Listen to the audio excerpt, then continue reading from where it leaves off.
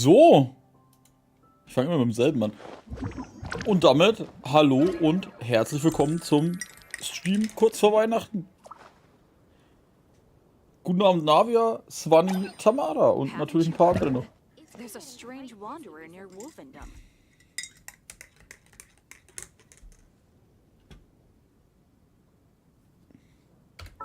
So, ich habe schon mal reingeschaut, man muss ja die Dinge abholen. Oh, das schaut cool aus. Darius, guten Abend. Mega magisches Schwert des ultimativen Oberherrn. Ha?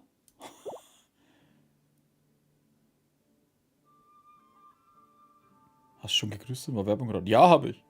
Dann nochmal Grüße an alle, um es mal... das schaut cool aus. Dekoration.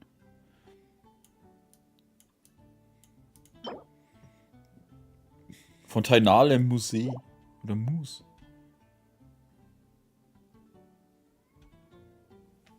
Ich höre vor der Tür gerade. Was ist denn das? Achso, das ist ein... Okay. Stimmt, wir können mal Probelauf und alles starten. Habe ich alles noch nicht gemacht. Ich habe bloß kurz mal reingeschaut und... Ich habe 20 Züge, habe ich bei ihr einfach mal gemacht. Vielleicht hätte ich aus Glück, aber mehr auch nicht. Von ihm ziemlich viele besondere Drops. Ist auch sehr gut. Ah, ja. So, heute auch in spezieller Klamotte. Ich habe genau nein, eigentlich habe ich zwei Weihnachtssachen. Einmal ein T-Shirt mit Cthulhu Weihnachten. Halt, da oben ist die Kamera. Und einmal Fallout Weihnachten. Die besten Sachen, was an... Oh, Tannenbaum. Ja, nee. Ich glaube, es gibt kein Weihnachtslied, was mir nicht zum Hals raushängt über die Jahre. Von Last Christmas über... Mir fallen schon die Namen schon gar nicht mehr ein, Alter. Uäh.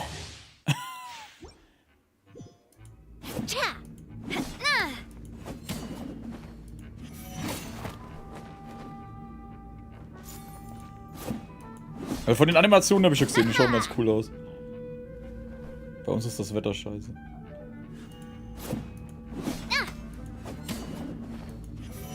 Also mittlerweile können sie doch das mit den Waffen eigentlich vergessen, oder? Mit Schwertern, Bögen und so ein Zeug. Sie können doch einfach allgemeine Waffenart einführen. Ich meine, mittlerweile gibt es doch fast keinen Charakter mehr, der von den Neuen kommt, der wohl irgendwie fast dieselben Waffen hat. Ich meine, sie hat jetzt eine Axt. Dann haben wir Faustkämpfer, haben wir jetzt welche.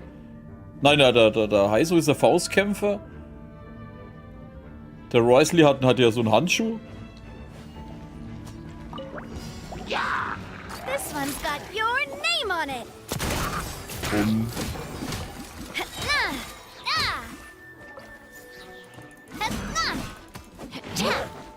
Feeling lucky? Komm, wie lang kann man aufladen? Oh, so lang kann man aufladen. Hat ja einen guten Abend. Ah ja, und Max auch guten Abend, falls ich vergessen habe.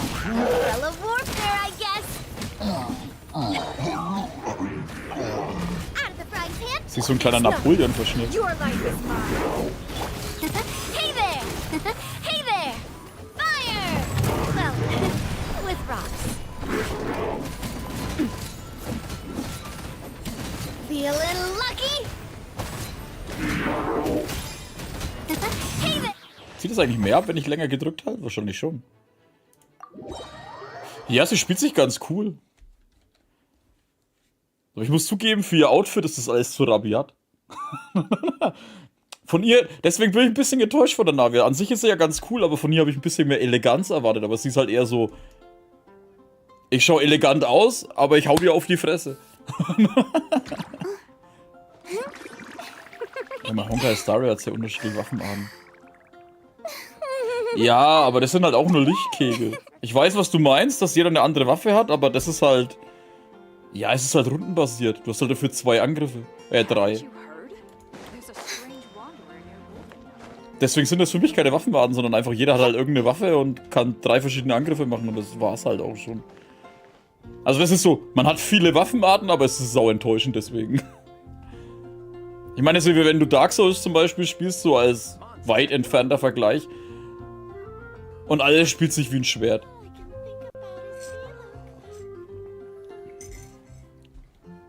Elegant, aber auch stark. Ja, sie ist eher... Sie ist wenig elegant. Sie sieht elegant aus, aber sie ist nicht elegant. So würde ich das bezeichnen. Once there was a glorious kingdom. Ich meine, hier fehlt bloß noch so eine Zigarette oder irgend sowas.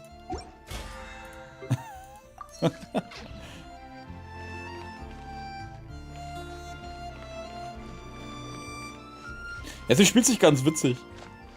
Die Angriffe sind eher eine... Ja genau, das meine ich ja. Das ist so, ich sehe elegant aus, aber ich gehe jetzt in eine Prügelei rein, Alter. Weißt du, also weniger, ich trinke jetzt in aller Ruhe einen Kaffee exquisit, sondern ich hau jetzt jemanden aufs Maul. Hat seinen Charme, aber man hat halt was anderes erwartet. Aber das habe ich ja vorher schon gesagt. Die Erwartungshaltung war halt anders. Was aber auch in Ordnung ist. Es muss ja nicht so sein, wie es ich sag. Oder denk.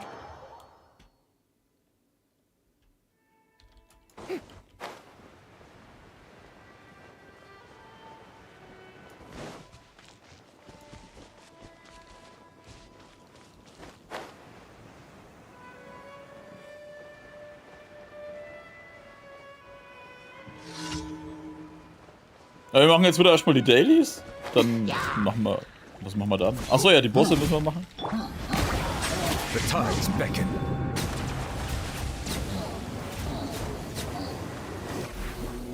Achso, ja, wir könnten unsere Kumpels rufen.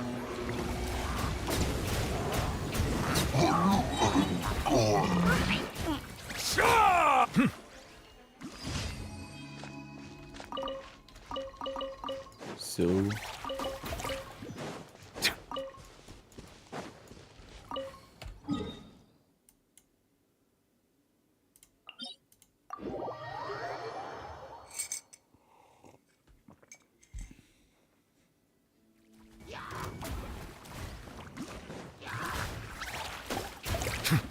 Achso, ja, die lassen mich ja nicht in Ruhe, die müssen weg. Ich bin mir noch... Wer zieht eigentlich für Ding? Für Cloud Retainer. Also für die menschliche Form. Nicht fürs Chicken. Sie hat irgendwas. Aber solange ich noch nie weiß, was er macht. Ich bin noch... Ich skippe. Ja, du hast fast keine andere Wahl. Ich meine, du hast alles für Gnavia rausgehauen. Bow your head. Kann ich denn...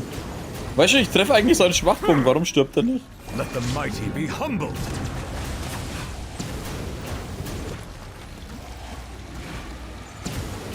Ja genau, man weiß nicht viel über sie, außer dass er halt stylisch ausschaut.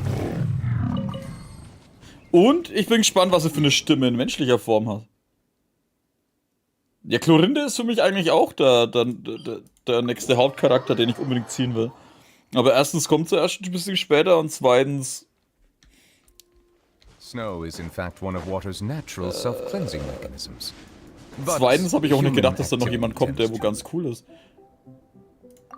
Wobei Alcino ist noch ganz cool, aber man weiß ja auch noch nichts über sie. Hä?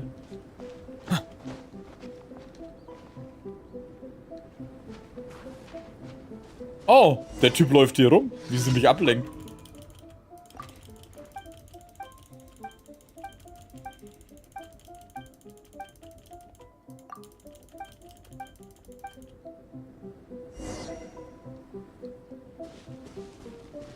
Vorrat des Drachengrabs. Oh, ihr habt mir Schinken gegeben. Schinken. Wobei ich eigentlich kein Schinken-Fan bin, außer auf einer Pizza. Er will jetzt Rerun mit meinem Spar ziehen, ansonsten warte ich auf Ark. The Knave. Ah ja.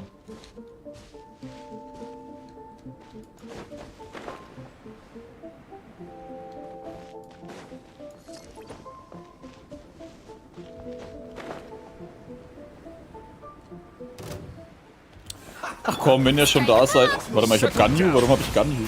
Achso, ja stimmt, ich hab Ding gemacht. The tides beckon.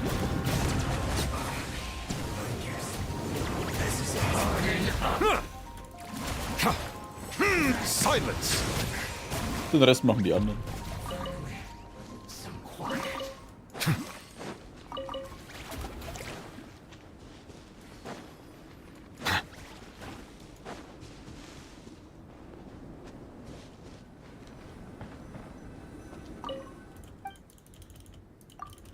Genshin bekommen einen 4.4 Skin. Ich muss Chen ja auch endlich mal.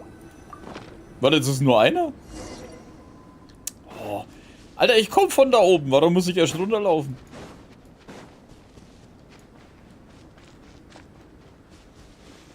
Der auf die Skins bin ich gespannt. Ja, ich habe das auch schon mal gemacht, aber ich habe schon wieder vergessen, weil ich glaube, ich habe das schon ewig nicht mehr machen müssen.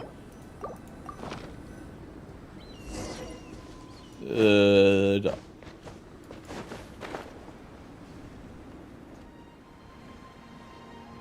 Wenn mein Laptop nicht so eine Zicke wäre, wäre es gut.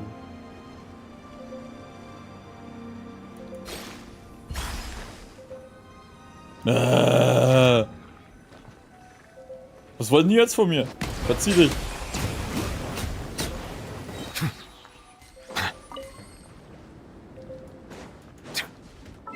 Es könnte mal ein Padebonus-Skin für die Herren geben. Nee, muss ich ablehnen. Wir müssen bei den Frauen bleiben, es geht nicht anders. Ja, Damen, also, sagen wir mal ehrlich, wen wundert es nicht, dass das nicht schon gibt? Oder dass es halt das nicht bisher noch nicht gibt? Weil in anderen Spielen ist ja das so top-notch immer, also das Wichtigste, was du machen musst, ist irgendwelche sexy Outfits, wo wenig dran ist, oder Bademode. Ich brauche es jetzt nicht wirklich. Aber das ist eigentlich in Gacha-Games echt selten. Weil wenn du sowas wie Azure Lane oder sowas anschaust, oder okay, von Goddess of Victory Nikke müssen wir gar nicht sprechen, das ist ja mal so durch, das Spiel. Habe ich nicht gespielt übrigens. Ich meine, du siehst eigentlich nur den Arsch und den Vorbau und dann schießt du auf irgendwas. Ich habe vergessen, was ich machen wollte. Achso, ich muss einen Charakter holen. Brauche ich nicht, aber lustig wär's. Ja, lustig wär's immer, ja. Da. Da, damit sie auch mal wieder raus darf.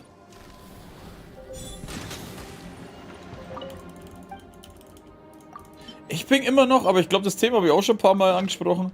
Ich bin immer noch eigentlich, das Enttäuschendste an Genshin bisher ist das, dass es so wenig Skins bringt. Das ist doch nicht normal. Ich meine, das ist gut für Geldbeutel für jeden, okay, das verstehen wir. Aber, also es gibt, glaube ich, in keinem Spiel so viele Charaktere, wo ich mir sagen würde, Alter, da würde ich mir ein paar Skins wünschen.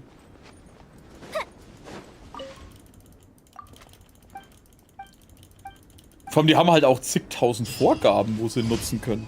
Ich meine, mir ist bewusst, dass die irgendwie scheinbar immer gerne in die Stories einbauen, die Skins, damit die auch irgendeinen Sinn haben.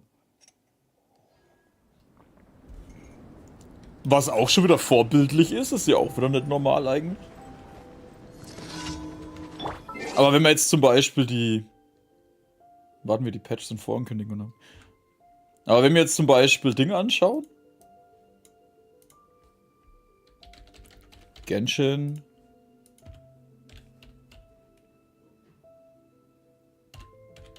Genshin in Konzert?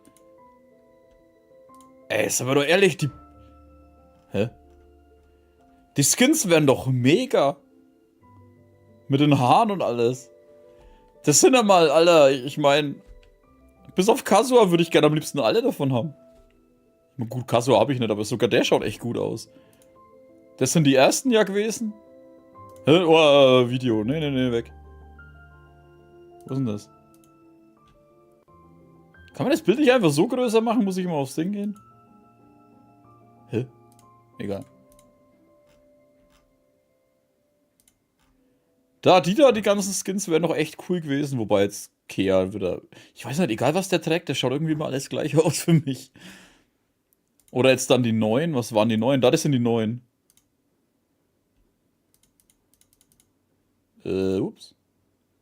Die sind ja eher elegant, ja, bla bla bla. Mit Diona und... Die sind jetzt weniger imposant, aber sogar die wären eigentlich ganz cool. Das sind nur alle Sachen, wo man sagen würde, ey, so als Skin wären die schon geil. Wo muss ich eigentlich hin?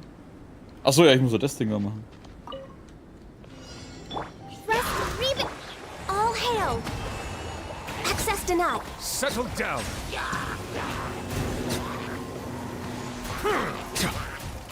eins.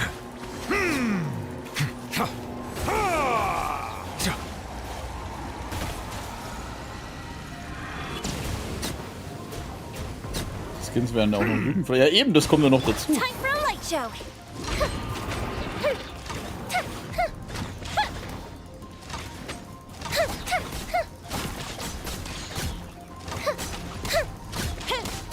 Bow your head. Oh, das schlägt durch die Verteidigung.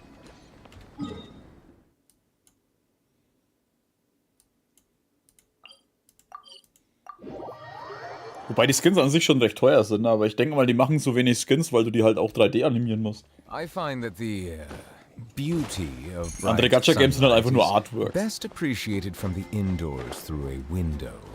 Sag mal ruhig. Dann Villette hat echt so lange verdammte Texte jedes Mal. Thank you for An sich sind sie nicht verkehrt, aber wenn du sie 20 Mal gehört hast, schon. add So, 2 Erkundungen senden, das müssen wir auch mal alles ein. Fuck. Astro. You have already clicked. Ja, ist mir schon klar, ich hab mich verklickt. Kerstin, jetzt mach mal hin. Hier. Hier. Hier. Hier.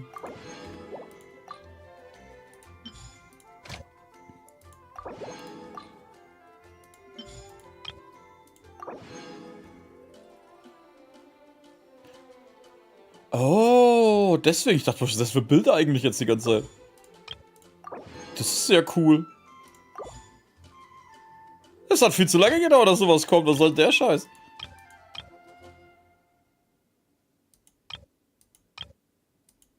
Alle einsammeln gibt's jetzt auch. Das ist aber mit dem neuen Update jetzt gekommen, oder? Up and away.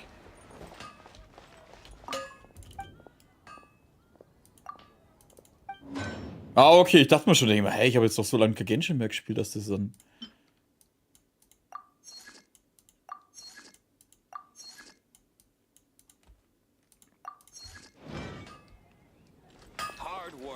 Ja, das ist ja geil. Weißt du, dafür haben sie bis 4.3 gebraucht, um sowas einzubauen. Ist es nicht so, als ob sowas irgendwie kompliziert wäre oder weit weg ist?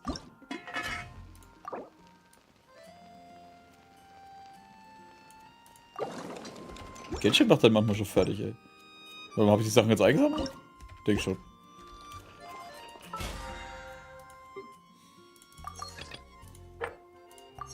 So, das sind wir auch.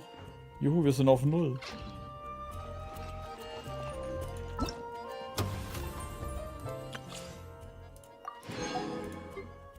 Ah, das müssen wir auch mal mitkriegen, Primus. Ich spiele das eigentlich schon 20 Minuten, Alter. Ich habe eigentlich noch nichts gemacht.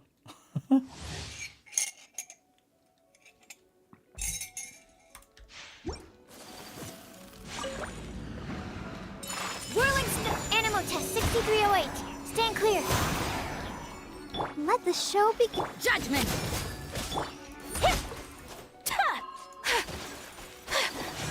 Take flight. Embrace the ice.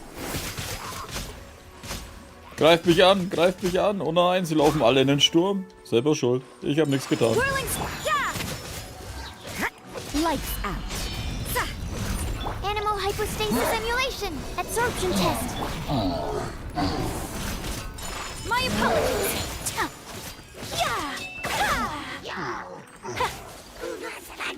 Kamisato out. Submit. Stand clear. You can't Ist da noch mehr? shiver. Whirling snow.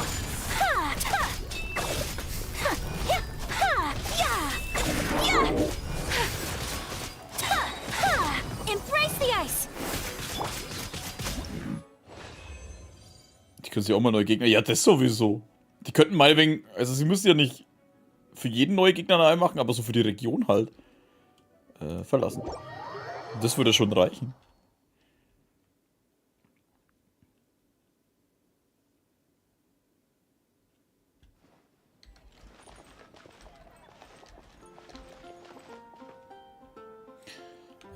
So, das abholen.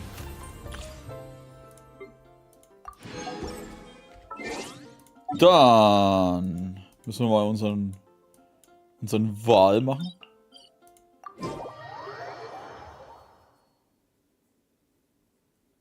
Fertigfarben der Hydrokolie. Hört sich an wie Brokkoli. Bäh.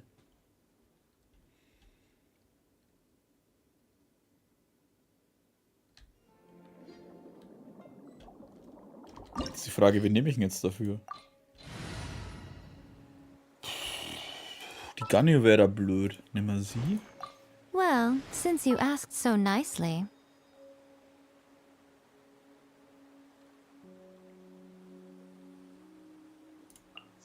Oh, is it time for me to join you? Komm, machen wir mal ein anderes Team. Wir nehmen die eh so selten alle.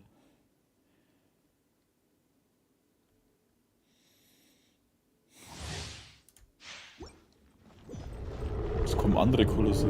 Die könnten die ruhig weglassen, Alter. Nix ist bescheuerter wie diese scheiß Hydrokolosse und Dendro und keine Ahnung. Vor allem mit jedem fucking Gebiet mehr wird, Alter.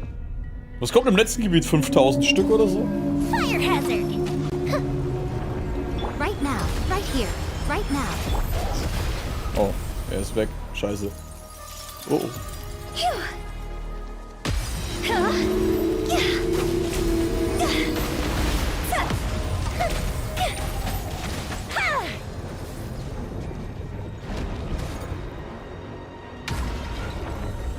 Right here, right now, right here. Fuse is lit!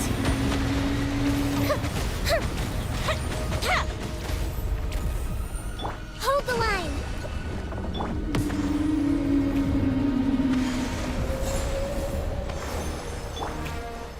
Right now, emerge, right now.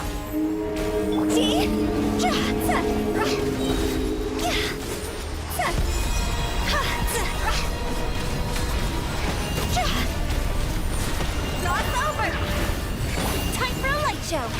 A festival. Oh, da habe ich jetzt nicht aufgepasst. Ups. Oh, scheiße. Emerge.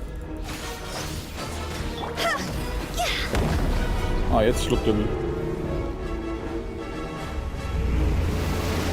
Hey, kann gut an.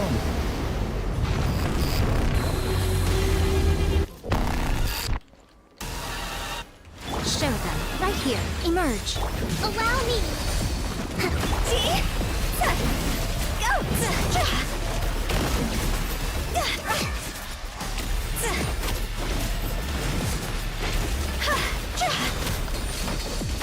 Come on out.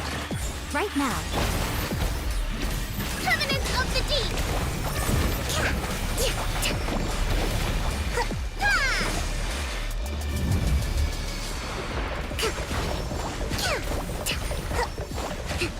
Emerge.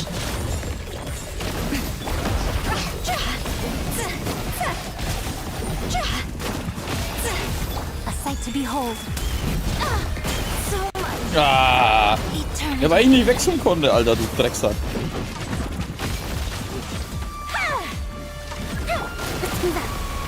Aber der zieht echt viel ab.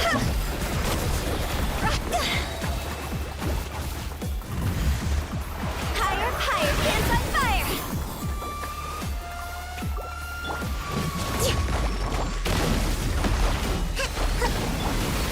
Burned. Alter, sogar sie hält halt nicht viel aus. Ja, das kommt davon, wenn man sich anstellt. Wenn man mal neue nimmt, muss sie mal mehr aufleveln. Beziehungsweise bessere Sachen holen. Das ist schon lange nichts mehr an den Artefakten geändert.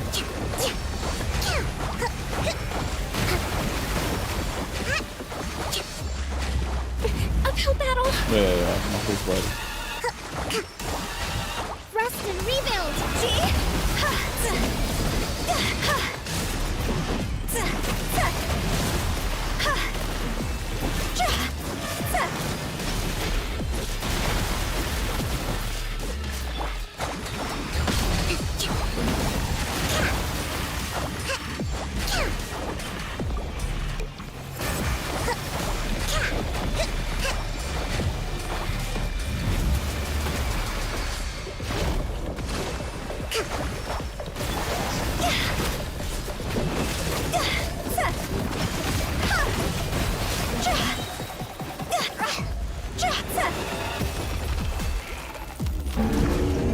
Right here, right now, emerge.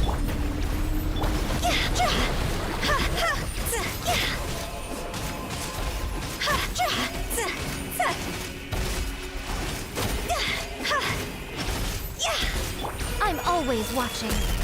Time to go. Show them, right now. See?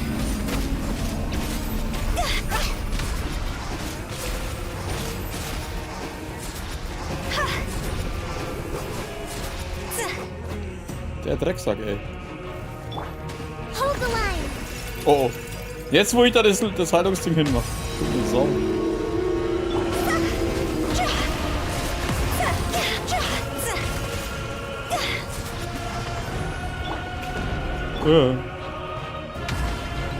Ist hier eigentlich schon wieder halten?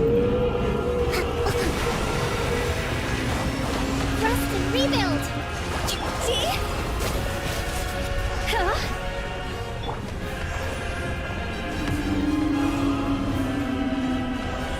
Right here.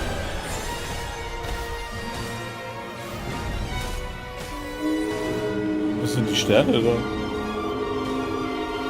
Die sind mir noch nie aufgefallen. Emerge. This isn't good. Allow me.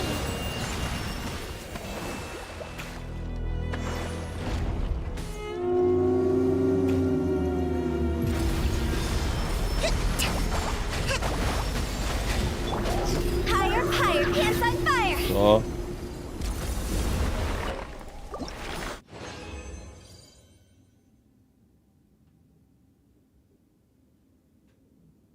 Mann, ist die, was ich brauche? Nee, ich glaube, ich brauche die anderen Dinge. Alter, ich krieg jedes Mal nur die anderen Scheißdinge.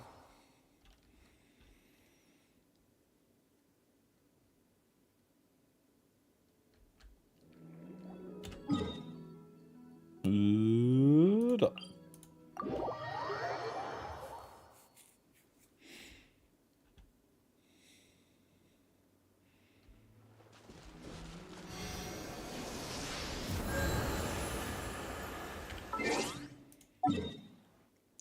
Wie machen wir jetzt platt? Ich glaube, wir machen jetzt einfach zweimal Dwalin und dann ist die Sache wenigstens gegessen für heute.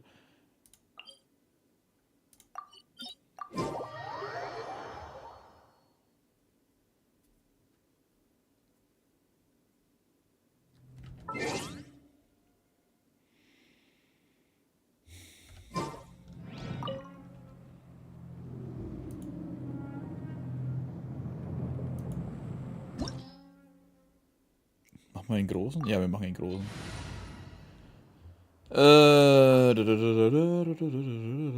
Einmal so. Perhaps we could take a walk by a riverbank or so. somewhere similarly fluvial. What are my orders? I knew you'd miss me.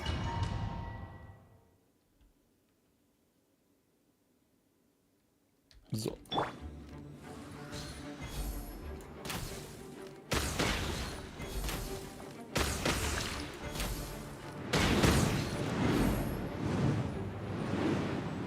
Und down. Oh, der fliegt zu schnell, die dumme Sau.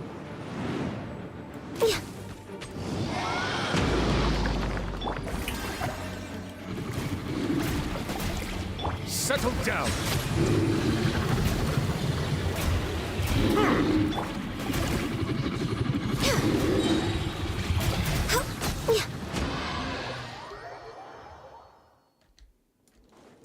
Da.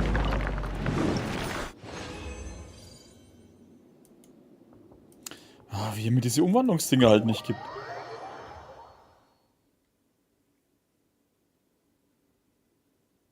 Ich krieg für die Furine einfach diese Umwandlungsteile kaum. Ja, komm, mach mal einen anderen Spacko.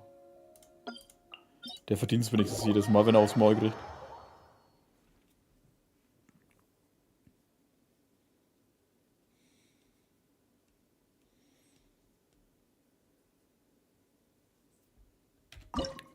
Die Werkstatt. Kokumi nehmen wir auf jeden Fall mit. Ah ja, warte mal. Nahida soll ich mitnehmen. Time to broaden the horizons again.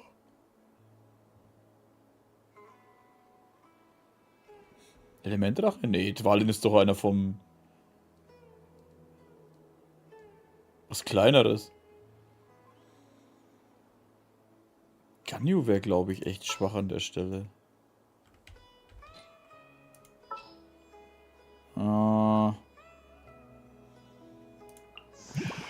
everyone. Send them So, all. nochmal sie. Kann er Tentakel besiegen? Nee. Den brauche ich ja für nix.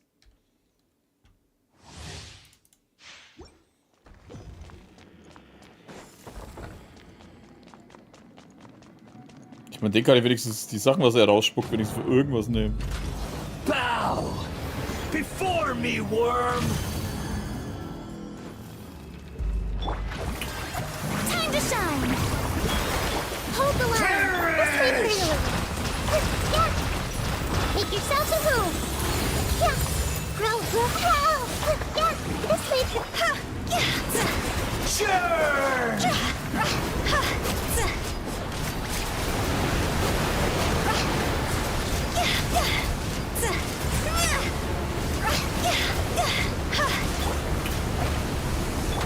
My endless cycle begins.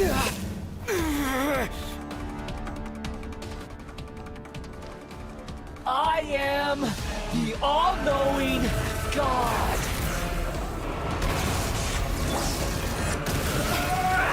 How dare you! Shower me with praise! Hey! Kneel. Voila. Das wäre jetzt fast schief gegangen.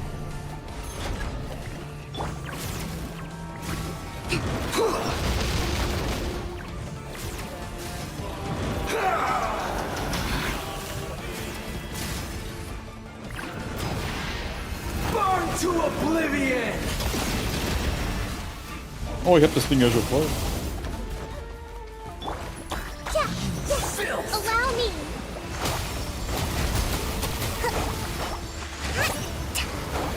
Hä? Reality. A brash maneuver! Pain. Oh oh.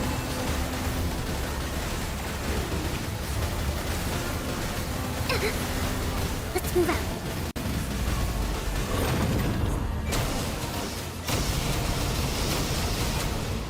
Oh, ich bin ja auch schon wieder voll.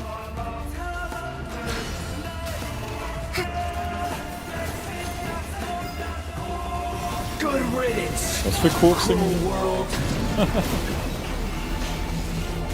Oh shit.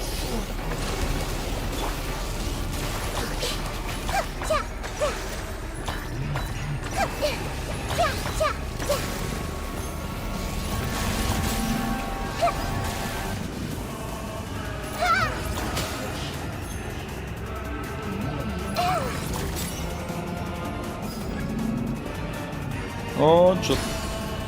Not possible.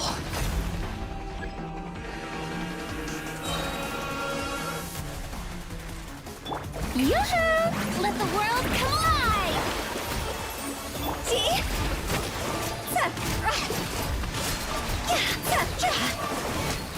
Time to go! I was Bumm. destined for more. Oh, Papa, guten Abend. Ich kann es übersehen zwischen den ganzen Gesprächen. Ja. Oh, wenigstens eins habe ich gekriegt. Was mir, glaube ich, nicht viel bringt, aber hey, eins ist besser wie keins.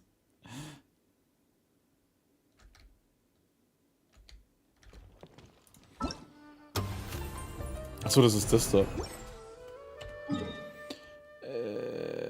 Kurz dahin, wieder aufladen und dann... Achso, ja, wir müssen eh zu einem Ding. Zu einem Alchemietisch.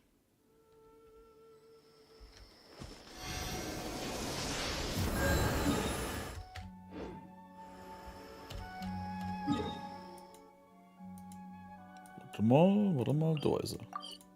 Schauen wir mal, ob wir für die Freunde irgendwas rauskriegen. Wobei ich nicht mal weiß, ob ich genug Zeug habe, um die aufzuleveln.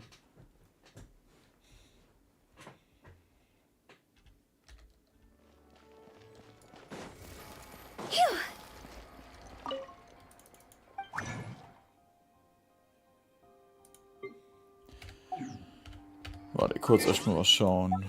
Verdiener, Talente. Das sind wir schon auf 10, das sind wir schon auf 5. Okay, 1 fehlt mir noch. Die Dinger brauchen wir, dann kann ich das auch hochleveln. Ding, ding, ding, ding, ding.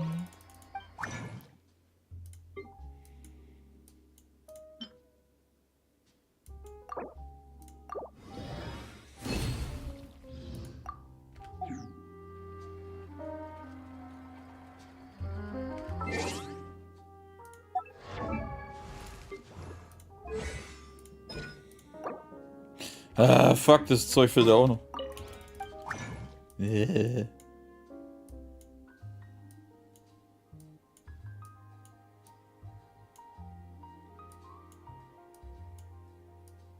Oh. Sehe ich gerade, dass ich keine Dinger mehr habe? Anscheinend nicht. Ich muss Villeneuve sammeln. Wobei, warte mal, ich kann doch aus dem blöden Shop was mitnehmen. Wo war es? Hier.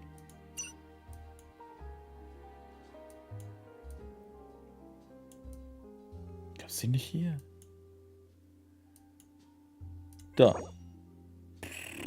Ich habe 1300.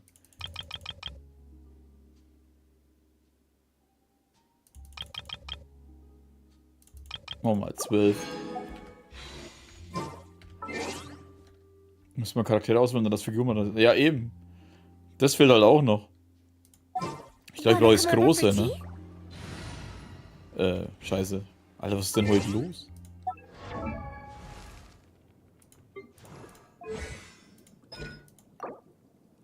Ja, das Große brauche ich. 6, 7, 8, 9. Okay, passt. Ich habe für 4 habe ich eingekauft. 3 brauche ich.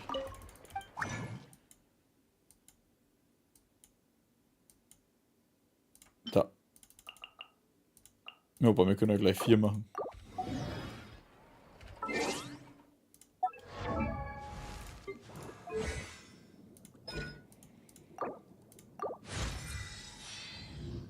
So. Dann ist sie jetzt damit auf 9. Müssen wir mal die Truppe wieder umstellen. Thank you for permitting, no, inviting me to join you. Time to broaden the horizon. So. Machen wir mal so weiter. Was haben wir da jetzt alles? Wochenaufträge, Säuberung haben wir gemacht. Sehr schön. Gleich mal auf 2. Wobei ich glaube ich nicht weiß, ob ich das mal voll mache. Jetzt haben wir eigentlich alles gemacht. Wir müssen bloß noch das von der Schmiede abholen. Das hätten wir zwar jetzt hier auch machen können, aber hier weiß ich wenigstens, wo es ist.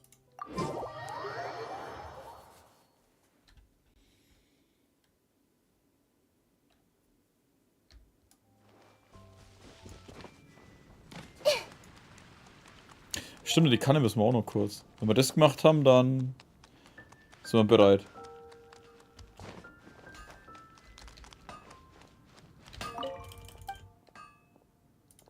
Ich frage nicht warum. Boah, das passiert ständig. Ja, fuck.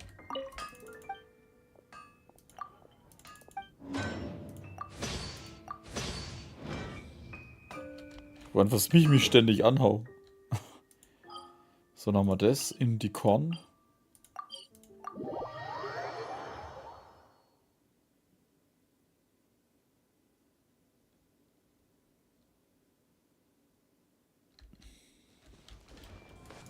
Müsst ihr mal wieder Charaktere tauschen oder This so. road.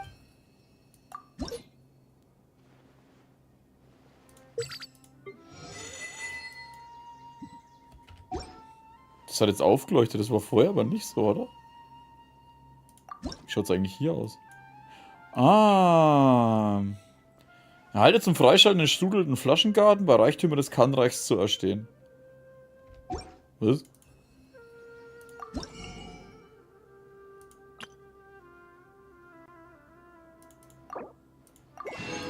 Okay. Lauter neuer Scheiß. Cool. Wenn ich ihn finde.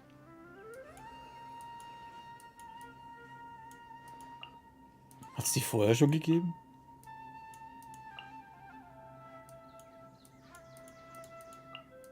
Ich glaube, die sind neu.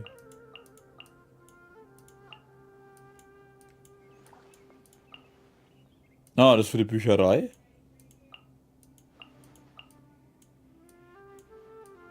War da noch irgendwas neu? Nee, Dekoration. Da können wir das wieder mitnehmen.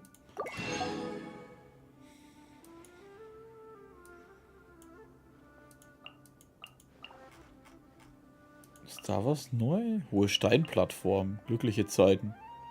Das sieht nicht nach glücklichen Zeiten aus.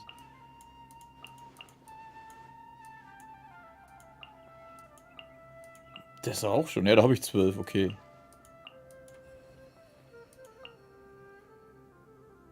Ah ne, da habe ich auch schon 6. Verdammt. Ich dachte, das wäre neu.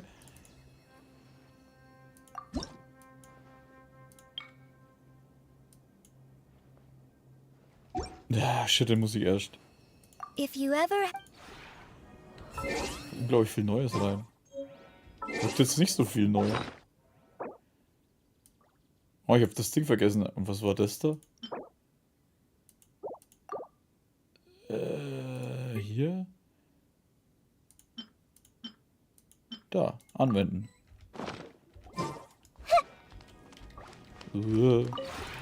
This route...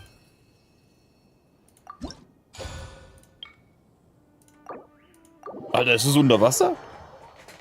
Das ist ja mal cool. Alter! Das ist ein fucking Meeresboden.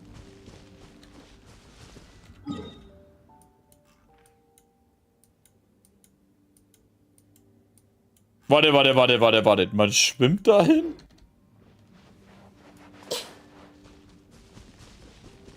Ernsthaft?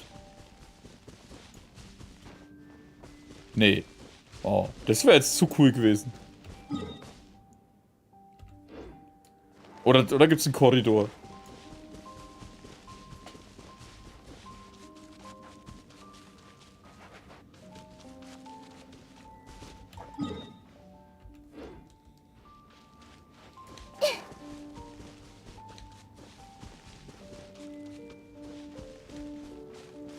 Ah, so kommt man dahin. Das ist ja schade.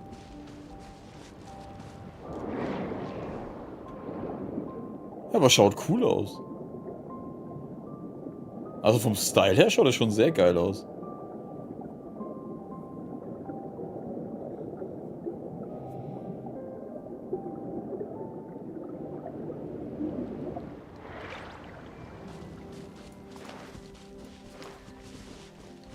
Aber auch der Boden schaut stark aus. Kann ich da eigentlich bauen? Ja, das war klar, dass ich da hoch nichts bauen kann. Schweinerei. Aber mir fehlt immer noch das scheiß Gras-Tool, Alter. Das ist... Warum kann man sowas nicht machen? Oh, die Musik ist geil.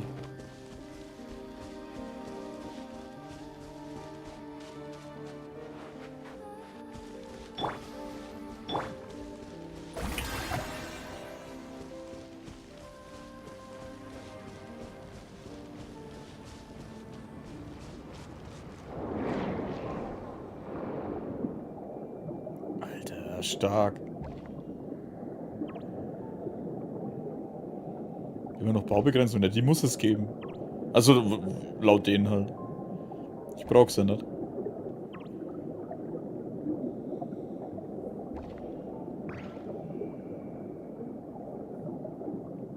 Ich vermute halt einfach echt, dass sie keine Lösung dafür haben, dass du halt, wenn du mit dem Handy jemanden auf dem PC besuchst, dass du da halt dann nicht einfach dein ganzes Handy zerbombst.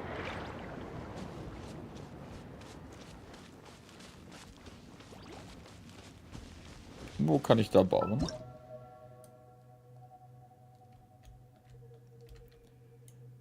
Hier und da ist dann gleich das Ding.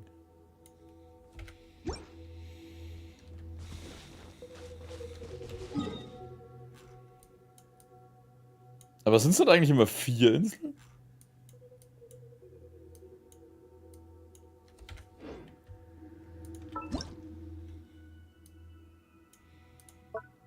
Gelände.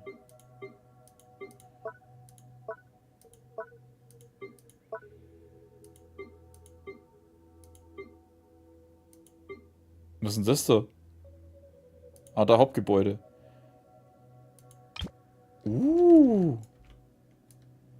Ja, das schaut doch mal nach einem Palast aus, ey.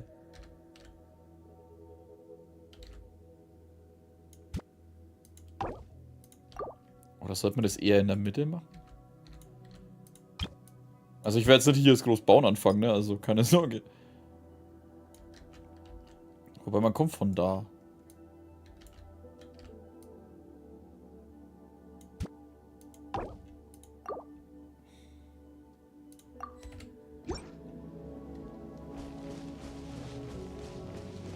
Genshin so pumpt mir mittlerweile fast jedes Handy. Stimmt.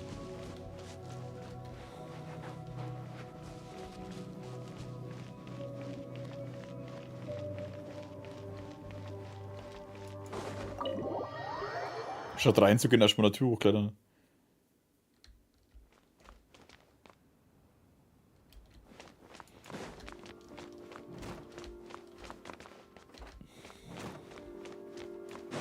Ja gut, der Raum da drin wird einfach nur gespiegelt sein.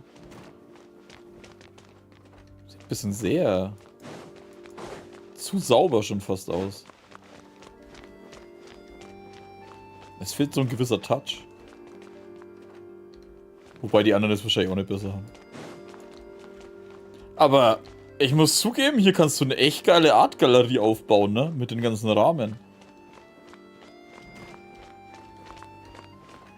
Weil du da halt perfekt so irgendwie Platz für 1 oder 2 Dinger hast.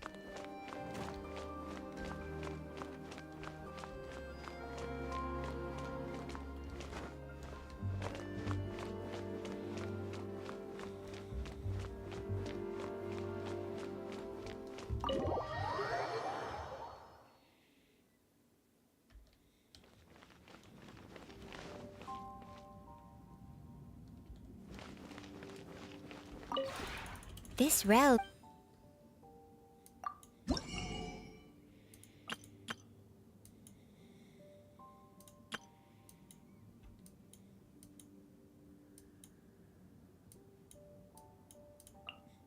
Was ist das da? Freizeitvorrichtung Bummelkugel. Was ist das denn Bummelkugel, Alter?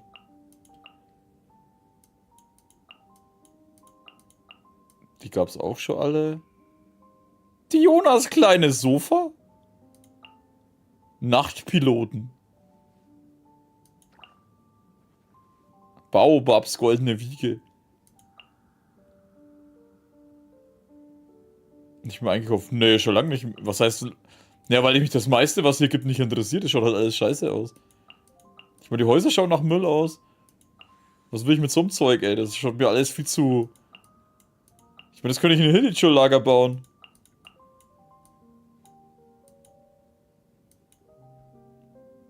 Bis auf ein paar einzelne Sachen. Ich meine, selbst das schaut scheiße aus. Die Kiste schaut mir zu rustikal aus. Das ist das Einzige, was in Ordnung ist. Mal wegen auch das da. Der Tisch ist noch... Ne, Tische gibt's genug. Die schaut auch nach Mist aus. Was ist das da? Achso, das sind so Plattformen. Nee. Die ganzen Dinger von Sumero schauen halt nach Müll aus. Was ist das da? Pilaster der Stadt der Weisheit. Das kann man mitnehmen. Das schaut ganz cool aus.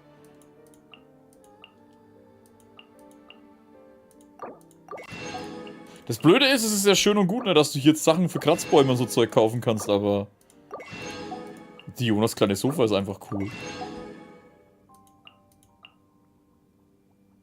Prinz weinender Fisch.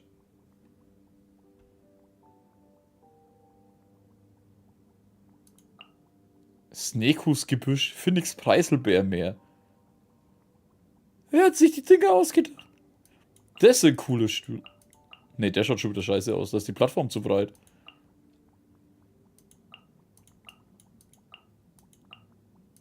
Warte mal, das ist auch noch so Mero jetzt hat. Oh, die Blumen schauen toll aus. Pünktlichkeit der Maison Cardinalis. Klang der Maison Cardinalis. Ach zur Hölle, ey. Universal-Kochgerät. Was ist denn das? Wie heißen die Dinger nochmal? Fuck, mir fällt der Name nicht mehr ein. Von diesen Allzweckgeräten da, dieses Küchengerät.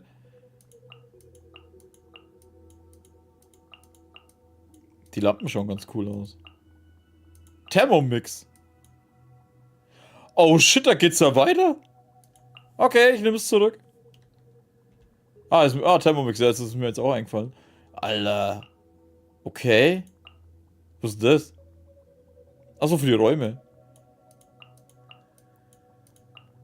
Okay, jetzt verstehe ich, was du meinst. Mir da ist echt viel dazu gekommen. Ich habe das vorhin gar nicht gesehen, weil ich dachte, es hört da auf.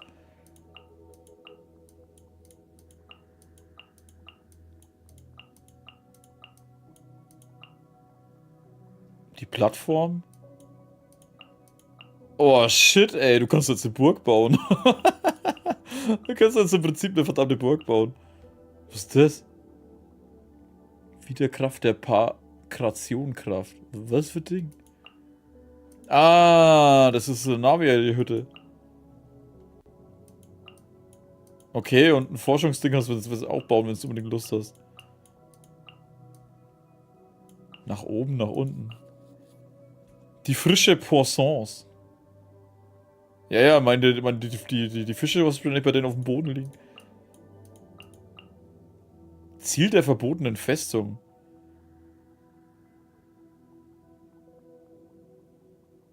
Was, wo Navia-Hütte, wo? Hä? Nein, die Sachen halt aus ihrem Kaff da.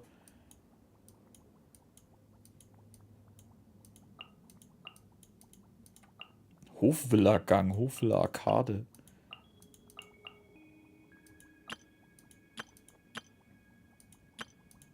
Da war ja nichts Neues. Das Schiff fehlt halt noch. Aber gut, das Schiff ist speziell, das werden sie nicht holen. Habe ich da auch irgendwas noch verpasst, was ich vorher nicht gesehen habe? Nee. Coole Sache. Coole Sache. If you ever Aber ich müsste wieder Leute aufstellen, ne? Warte mal, das machen wir jetzt noch schnell. Kameraden. Da holen wir doch mal meine Kameraden.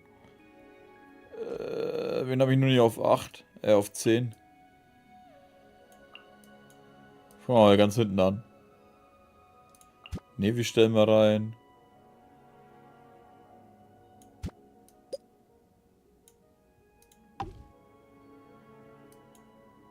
Furi stellen wir rein. Die stellen wir gleich neben Nevi, damit er sich um sie kümmern kann. Die Linette auf der anderen Seite. Ja, da stellen wir noch die Kirara da. Die war, glaube ich, auch erst auf 5. Katzenpower.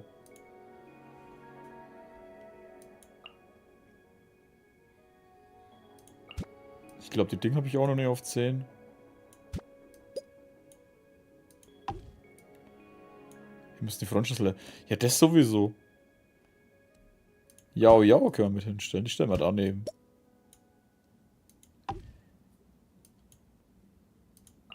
Cadence habe ich, glaube ich, auch noch. Die stellen wir da so mittig. Dekoration für draußen. Wege. Achso. Ach, weil ich da mal was gebaut habe. Wie's Limit? Nee. Wo waren die Teleporter nochmal?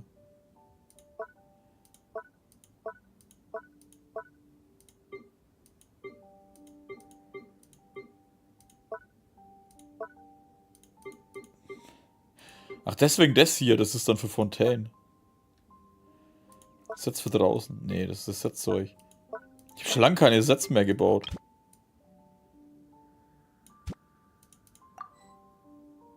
So.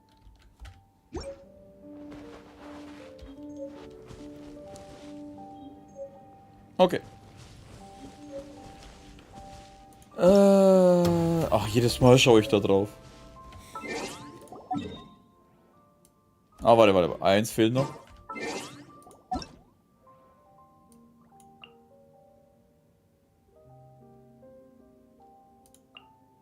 Da.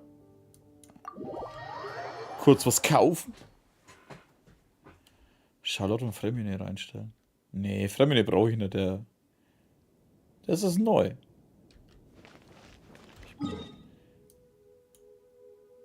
Hä?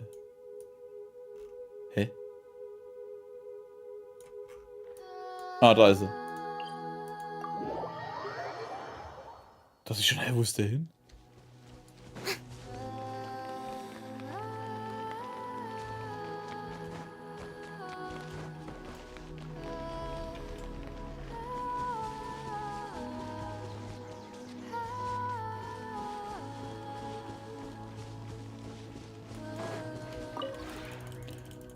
So, ich drück mal raus da.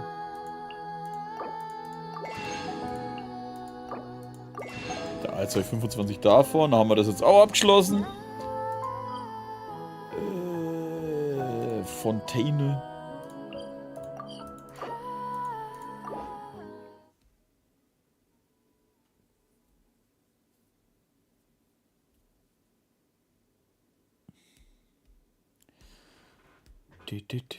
So, was machst du jetzt? Nee, ja, das, was die Überschrift sagt.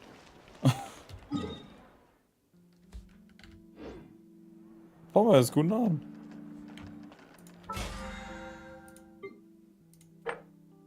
Zack, zack. Und auf 3.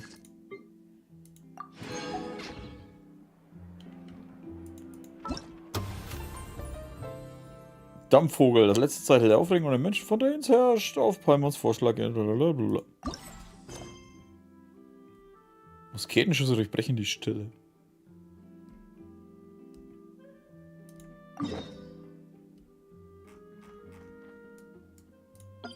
Okay, das ist da vorne.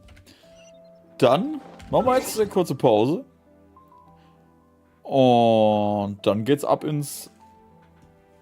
das Event. Bis gleich.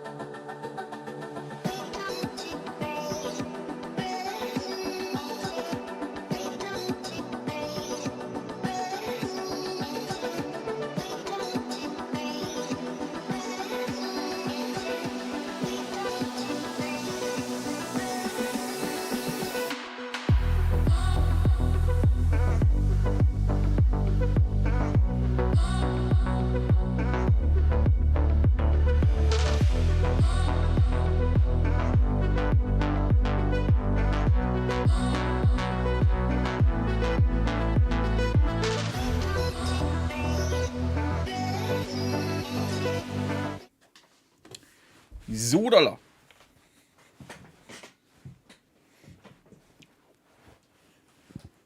Oh.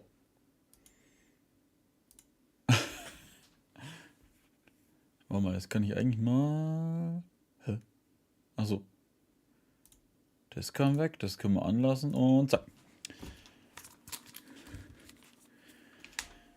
So, dann... Aufnahme Start und los geht's.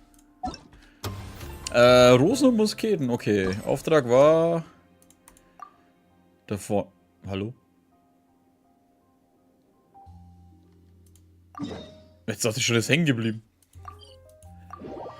Schauen wir noch mal, was abgeht. Hier. Oh. Was zur Hölle?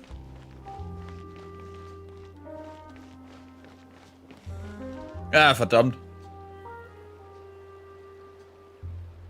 Seriously? But, Mr. Morris, I don't understand, sir. How can you only be telling me this now?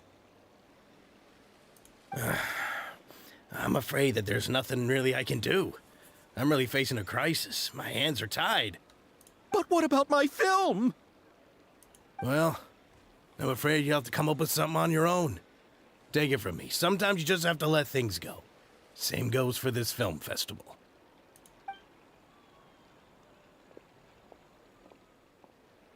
Oh. Was? Hey, isn't that Xavier? So he's back in Fontaine now. Ich kann mich an den Namen erinnern, aber ich nicht mehr, was wir gemacht haben mit dem. Oh, why, if it isn't the dear traveler and Paimon. I really didn't expect to bump into you here at this time. Ich habe keine Ahnung mehr, was wir mit dem gemacht haben. Lange nicht gesehen. Well, I was doing just fine until I received some terrible news just now. The investor I was working with for my upcoming film has fallen upon some hard times and is no longer able to provide the promised amount of funds. Horrorquest, hau mich blau in den Nasuma. Was? Can't you just find a different investor? Unfortunately, that's not how it works. We had signed an agreement specific to the Fontanalia Film Festival, stipulating that I cannot work with any other investors until the festival is finished. The Fontanalia Film Festival? What's that? Es geht Pizza. Ja, was geht's is wohl? this your first time participating in Fontaine's Fontanalia Film Festival? Fontanalia. Then allow me to fill you in. The Fontanalia Festival was established to commemorate the legendary Loch Knights, who went on a quest to search for the Oceanids, and eventually welcomed the Hydro Arconageria. The holiday is deeply connected to the founding of Fontaine, as well as its unique laws and trials. It's one of the most important festivals for this nation. But what's with that weird expression on your face? It's like you're trying really hard to remember something. I was just trying to recall the exact description from the books, in order to avoid any unnecessary arguments over semantics. I usually try to recite things straight from the source. Well, either way, Paimon thinks she gets it now. It's just like the Windbloom Festival in Mondstadt, and the Lantern Rite in Lille. Yes, those are festivals of a similar variety. Who doesn't like a good festival? And just like those of other nations, Fontaine will hold a plethora of events around this time each year. To commemorate the Loch Nights, people will imitate them by putting on special costumes, raising golden cups, and going door to door asking for pure water. But a few years ago, Lady Farina started to find the whole idea a little drab, and so decided to change the part about pure water to sweets. That really doesn't surprise Paimon at all. The whole thing seems more akin to a carnival now, and it's quite popular among the kids. Every year you can hear a bunch of them saying, "Trial or treat." Oh, that sounds pretty fun. But how does that connect back to the film festival you mentioned? Oh, hoppala. Entschuldigung. Hört sich an wie Halloween, was die da haben. Ah, yes, it appears I've strayed off topic. I just got too excited after seeing you. Let me get back to the point. The Fontinalia Film Festival is an event proposed by the Fontaine Film Association this year. Now that film technology has matured as a medium, it's the perfect time to introduce more people to the art form. During this time, people may submit films to be evaluated, and the entry with the highest score will be given the Farina Award by the association. The what award? The Farina Award. You know, after the Hydro Archon. They coined it while Lady Farina was still in power, but even though things have changed, no one has made any motion to update the name. Ich will auch einen Farina Award. Perhaps everyone still thinks of it as a pretty appropriate name. Even though she isn't the Hydro Archon any longer, Lady Farina is still Fontaine's superstar. Anyone with eyes can see the way she shines on the stage. Alright, guess the name does work pretty well when you put it that way. Oh, but who would have guessed there'd be an issue with the funding? How will I ever explain this to Miss Chiori? Not to say all the other actors who traveled all the way here from Inazuma. Chiori? Sounds familiar. Where have we heard that name before? Chiori Boutique? Mit Bekleidungsladen im Hof von Fontaine. Nein, nicht der eine, oder? Yes, that's her. I asked her to oversee the event's art direction, including the design of the actors' costumes and appearances. Oh, Paimon remembers now. Navia said that her clothes were designed by Chiori, and Kirara's outfit too. How to describe her? Well, she tends to be pretty direct and can be very forceful when it comes to dealing with people. The fashion world in Fontaine has dubbed her the Thundering Seamstress. Oh, da hinten ist die neue, deren Namen ich vergessen habe. Her remarkable später designs erfahren. have led many Fontainians to become very interested in Inazuma. Anyway, Chiori is acquainted with all the actors I've invited from Inazuma. Without her help, I don't think I would have been able to get such an international cast for the film. She really is a kind soul. Who are the actors from Inazuma? Do we know them? Why don't the two of you accompany me to the Aquabus station to welcome them? Judging from the Jetzt bin time, ich the gespannt. Ich meine, ich weiß Aquabus es schon, should be aber- arriving shortly. Chiori will be waiting to meet me there as well. Musketenschüsse durchbrechen die Stille. Rosen und Musketen, erster Akt. Chevreux. Was? Das machen sie jetzt gerne, ne? Okay, das schaut ja schon mal sehr cool aus.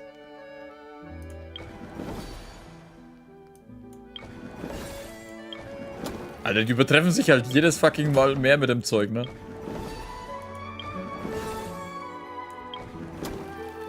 Ey, das ist so geil. Was ist das für 70er-Style? Eher. Ne, 80er? Ne, 80er ist doch eher Ding, oder?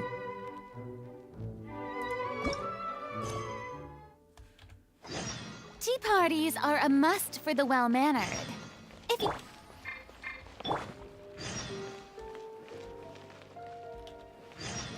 Hey, ich kann mit dir nicht reden, was soll das?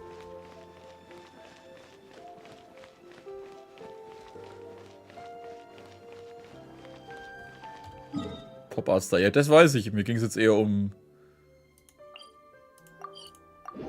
das Jahr.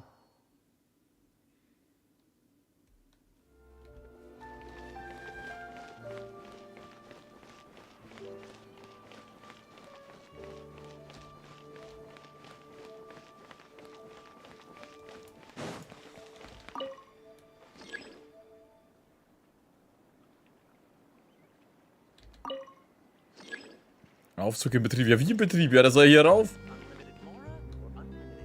Ja, ihr könnt mich hier fliegen runter.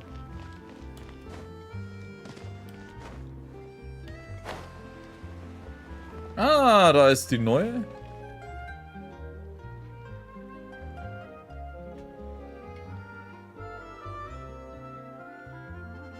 Die schaut aus, vom Style her schaut die echt gut aus.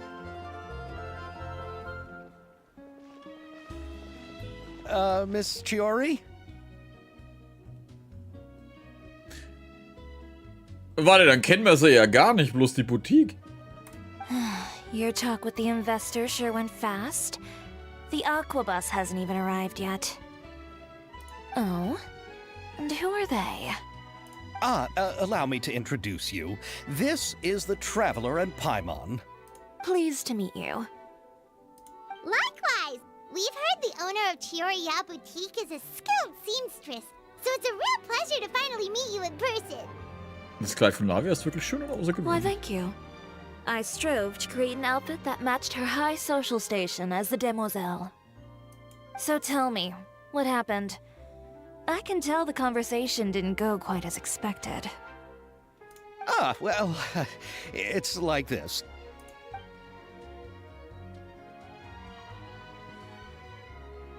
Ugh.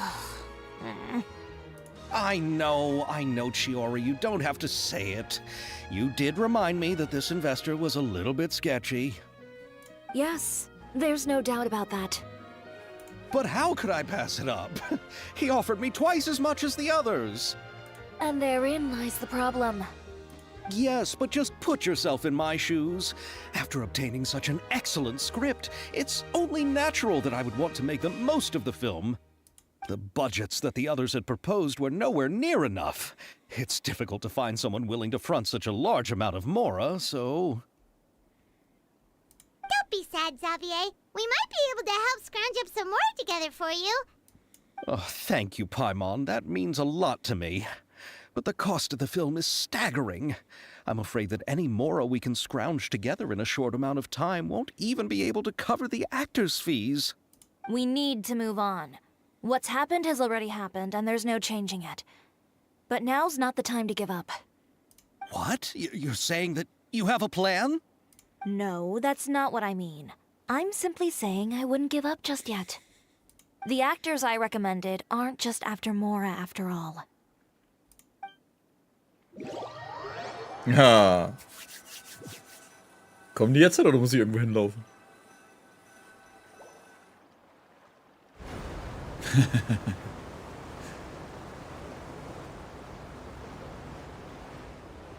Really? Then where do you live? Das war klar, Alter, dass die mir erstmal von den... We Malazines live in Yeah. Mercy Village.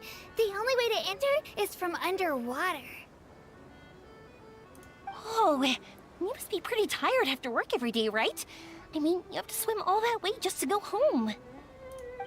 We are so thoughtful. But some Malazines choose to live in the court of Fontaine because it's so much more convenient. This is our stop.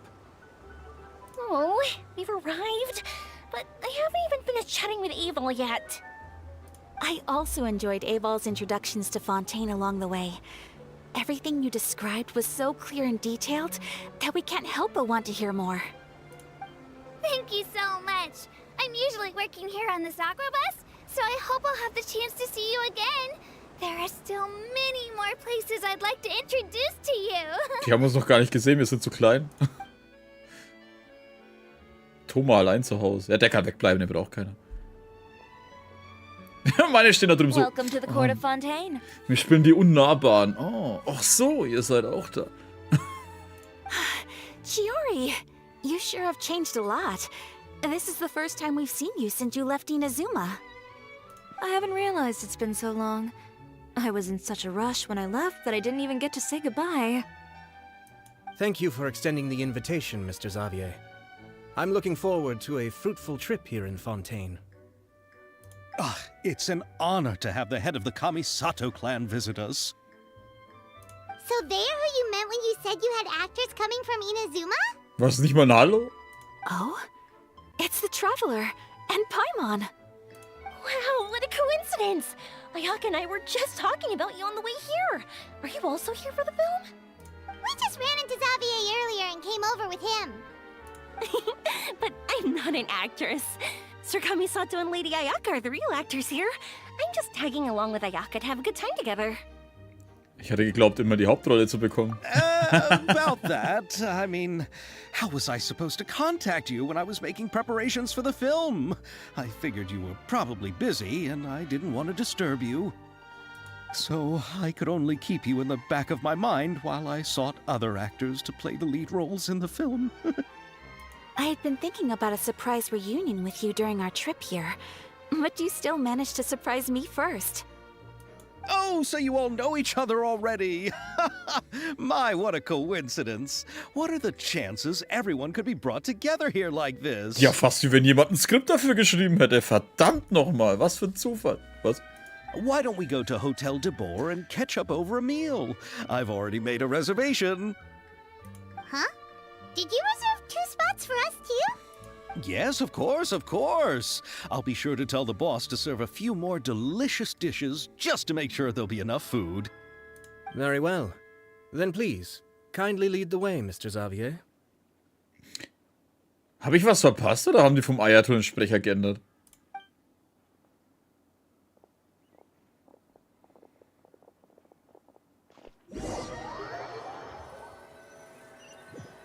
Oder habe ich es bloß vergessen? Oder habe ich ihn einfach so lange nicht mehr gehört, dass ich nicht mehr weiß, wie er sich anhört? Wow, the buildings in Fontaine are so tall. Just look at how big they are. Ja, und schau, wie sinnlos diese ganze scheiß Mauer ist. Da steht ja fast nichts drauf. And there's the fountain that Abel mentioned earlier. It really is a magnificent sight. And look at that huge spinning sphere. Where does it get its power? Wait a sec. Could it be one of those clockwork mecha we've heard so much about?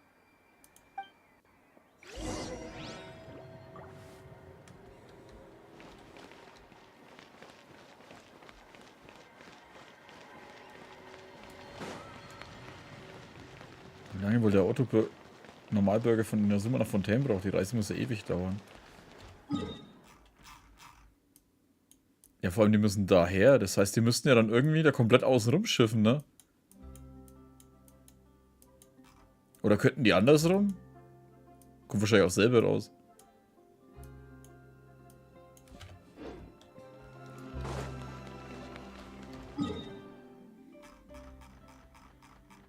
Na, sehr gut.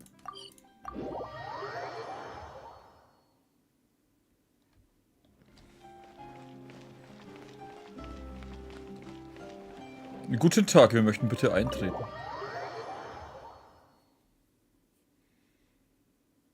Na, die können ja mit dem Schiff eigentlich hinfahren. So this is what food from Fontaine is like. It sure is different from what we have in Inazuma. How should I describe it? It seems like you have to go through a lot more steps to make them. And the flavor has many layers too. Fehlen da nicht noch 2 Leute? Yes. When I first went to Inazuma, I actually thought the food there tasted a little too bland. It took some time for me to get used to it. Let's get back to the purpose of this trip for a moment, shall we? How have preparations for the film been coming along, Mr. Xavier? Well, I've already assembled most of the film crew. A lighting specialist, a prop manager, and a costume designer. I've also bought the copyrights from the novel's author. Oh, it's called The Two Musketeers, right? I read the script you sent me on the way here. The story is pretty good. Originally, I was planning to start filming as soon as Sir Kamisato and Lady Ayaka arrived in Fontaine, but I'm afraid I've run into a bit of a problem. Oh? What is it? It has to do with the film's investor, Mr. Morris. He suddenly informed me this morning that he's encountered some financial trouble and will be unable to release to me the amount of funding agreed upon. It's said that Fontaine's legal system is well developed. If he has violated the contract, then can't you simply take him to court over the matter? Well, I'm still more concerned about filming. Even if I were to take him to court, I'm afraid it would take months before the case could even be heard. Then, is there a way we could raise funds ourselves to solve the problem?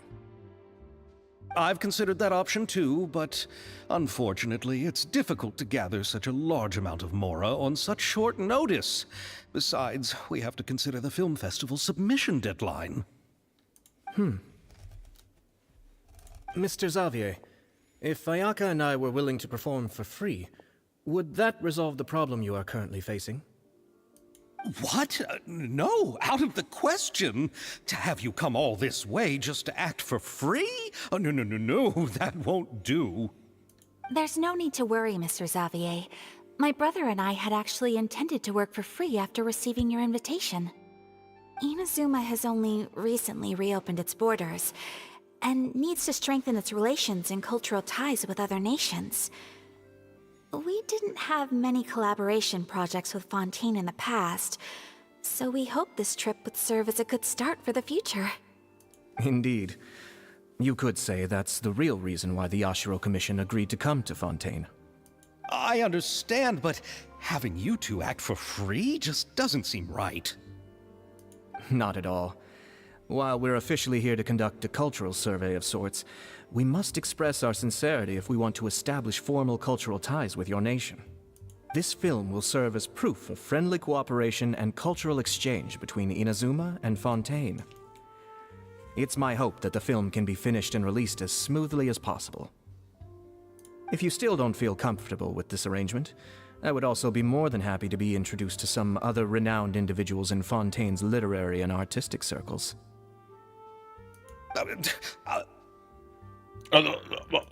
All right, I'll do as you say. Thank you so much. I'll make sure to cobble together enough mora now, even if it means selling my house, my camera, and every single family heirloom. Also nein, macht es nicht. Come on now, no need to go that far. I'll also help you out as a brand sponsor. Wir werden dir auch zur Seite stehen als Freundschaftssponsoren. Wie soll man das verstehen? Me too. Even though I didn't bring much more to spend on this trip, it's still better than nothing. You are too kind, all of you. I really don't know how to... Fängt er jetzt das Flennen an? Können wir ihn über die Brüstung schubsen? Ew. Alright, enough about that. Now that we have Xavier's savings, my support, and 2 leads who are willing to act for free, I think we will be able to make this happen. So, instead of Mora, you'll help with filming and production. Oh, but how can we help with that? We don't know much about making a film. Alright, pull yourself together, Xavier. Tell us if there are still any open positions left among the crew. All right. Let me think. We still need a camera operator, a clapper loader, and someone to manage logistics. I originally wanted to personally serve as director, but I've been too busy working as the producer. So the positions of director and director's assistant will also need to be filled. Paimon knows what the director and the logistics support person do, but what's a clapper loader? The clapper loader is responsible for using the clapper board to record and organize the information of each shot when the camera operator begins shooting. The work requires both patience and careful attention to detail. A clapper board? Oh, you mean the thing they hold that goes clap whenever they start filming? Yes, that's right. Are you interested in that job? For sure! Paimon's always wanted to try that. Alright, then you'll be our clapper loader. I can find someone from the store to help with logistics. What do you think, Xavier? Fine by me. As for our camera operator, I was thinking of letting the Traveler take the role. Oh, he's great when it comes to using a camera. Paimon can't even count how many things we've taken photos of during our journey. Yes, that's also what I was thinking. I noticed the Traveler had an eye for photography and composition when we worked together previously. I'm sure that's due to the traveler's journey across Devat and all the places they've seen. After so many adventures, using a camera must be second nature by now. What do you say, Traveler? Are you interested in the job? Licht, Kamera, Action. Thank you. It really means a lot to me. Come on, friend. Let me give you a big warm hug. Wir sollten uns lieber erst an die Arbeit machen. So all that's left for us to find is a director and an assistant. Oh, me. I want to be the director's assistant. All we need to do is help the director, right? I can handle that. All right, then all we need is a director.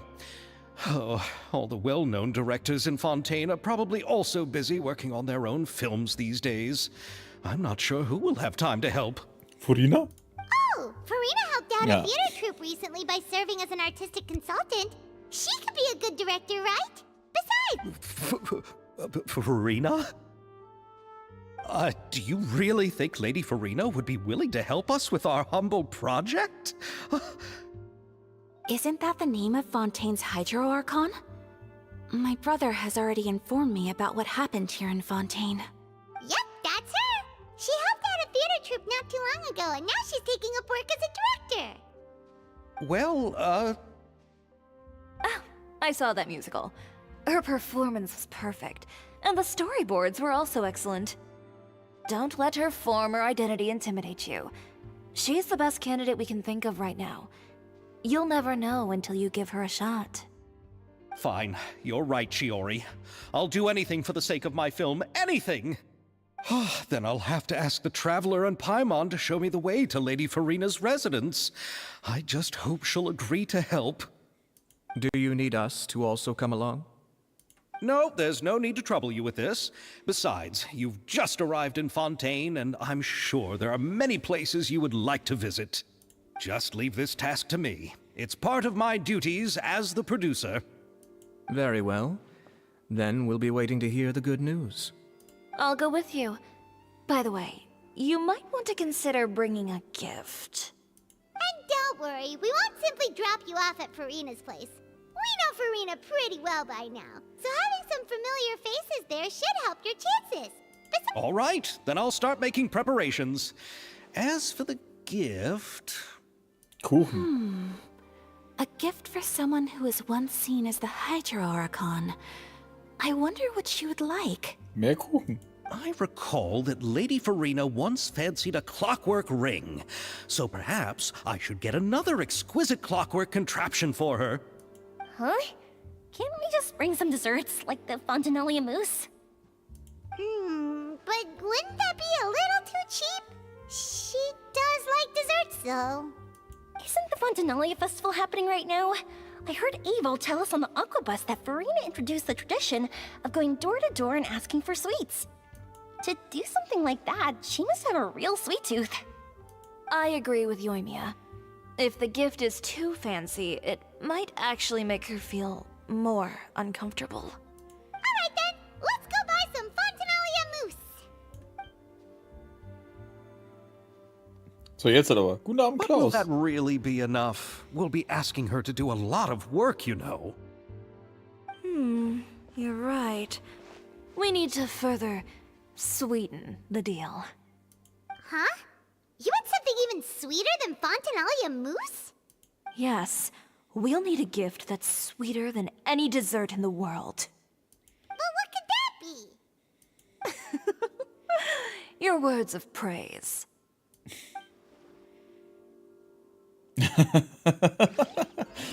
Ah, schön. Fontanalia Mousse. Wir haben sie doch hier schon. Was müssen wir hinlaufen? Inventar. Ah, aber jetzt weiß ich, was du vorhin mit Shipping Wars gemeint hast. Wegen der Yoimiya und der Ayaka. Da war ich jetzt ein wenig auf dem Schlauch gestanden.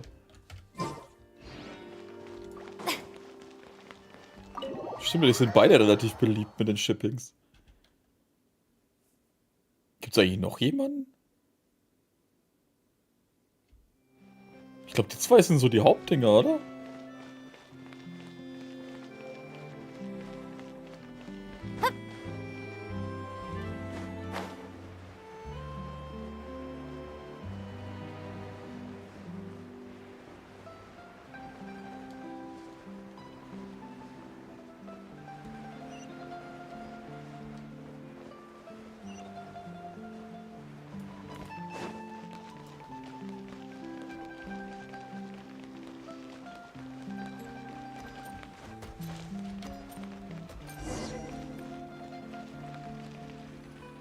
Neuvillette X Navia?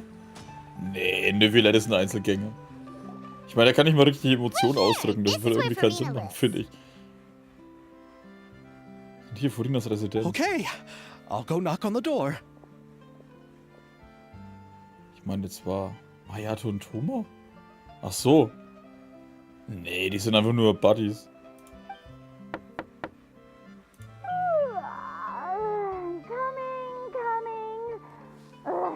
Seriously, who's knocking before afternoon tea?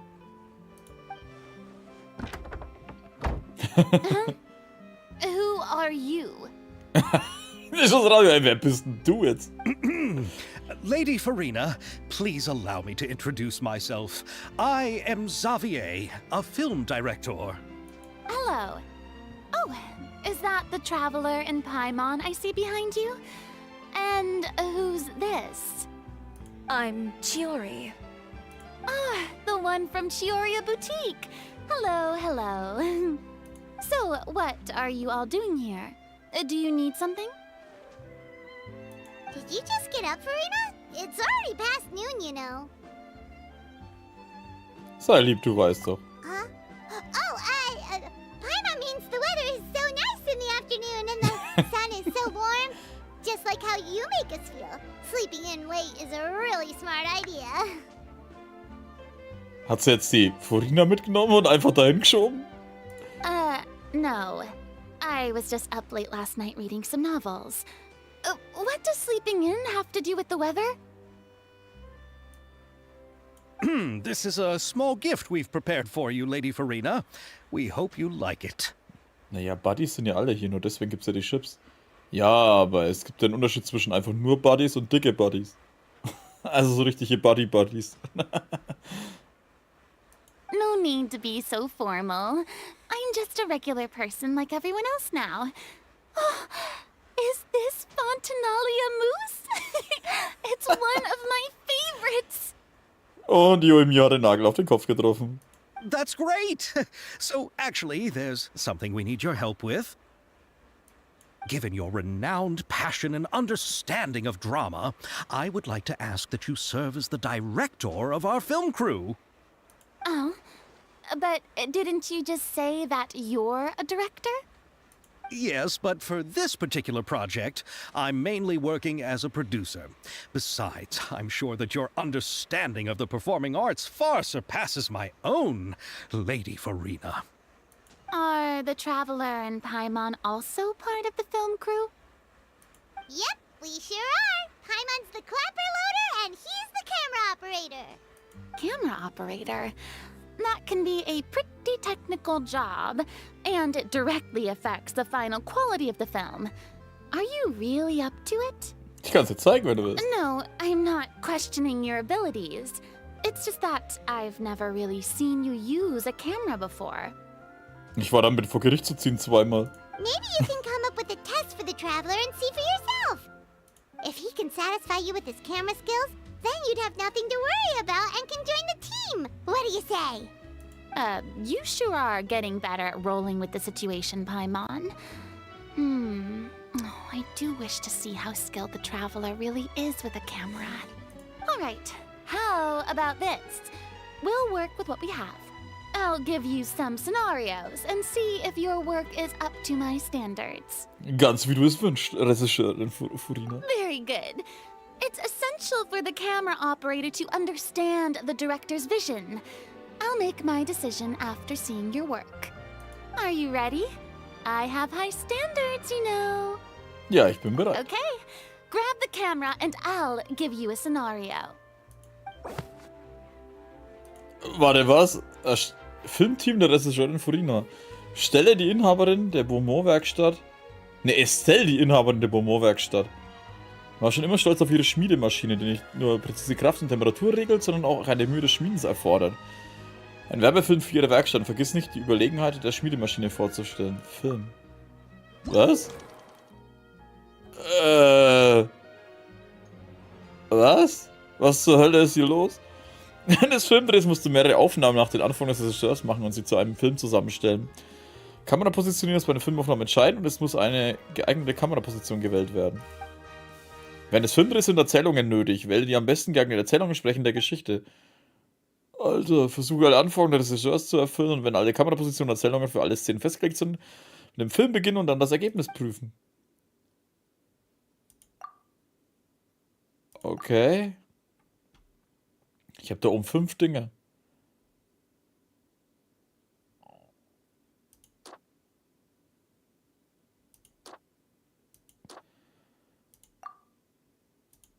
Ne, warte mal, da wäre das am besten, oder? Oh, von drin, das ist deine Werkstatt und deine Waffe schon wieder. So. Was ist das zweite?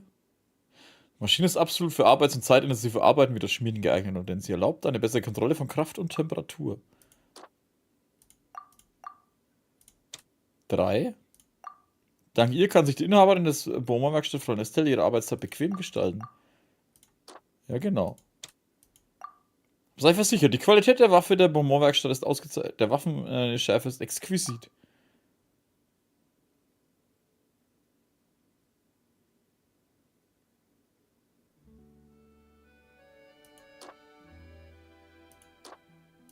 Achso, die bleiben rot.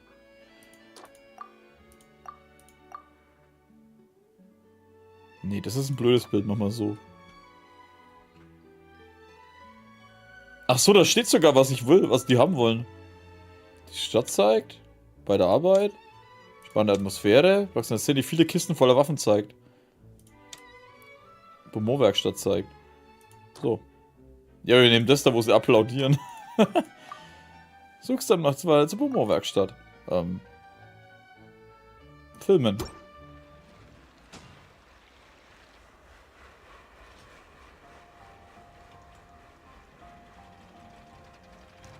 So, man steht absolut Arbeitszeit, intensive Arbeit, bla bla bla. Ist ja die Arbeitszeit bequem gestalten? Das haben wir ja alles vorgelesen. Schade, dass das nicht vorgelesen wird, zum Beispiel für Farina oder so. Waffen-Beaumont-Werkstatt ist ausgezeichnet, der Schärfe ist exquisit. Da fehlen halt ein paar Waffen auf dem Bild oder so. Zur Beaumont-Werkstatt.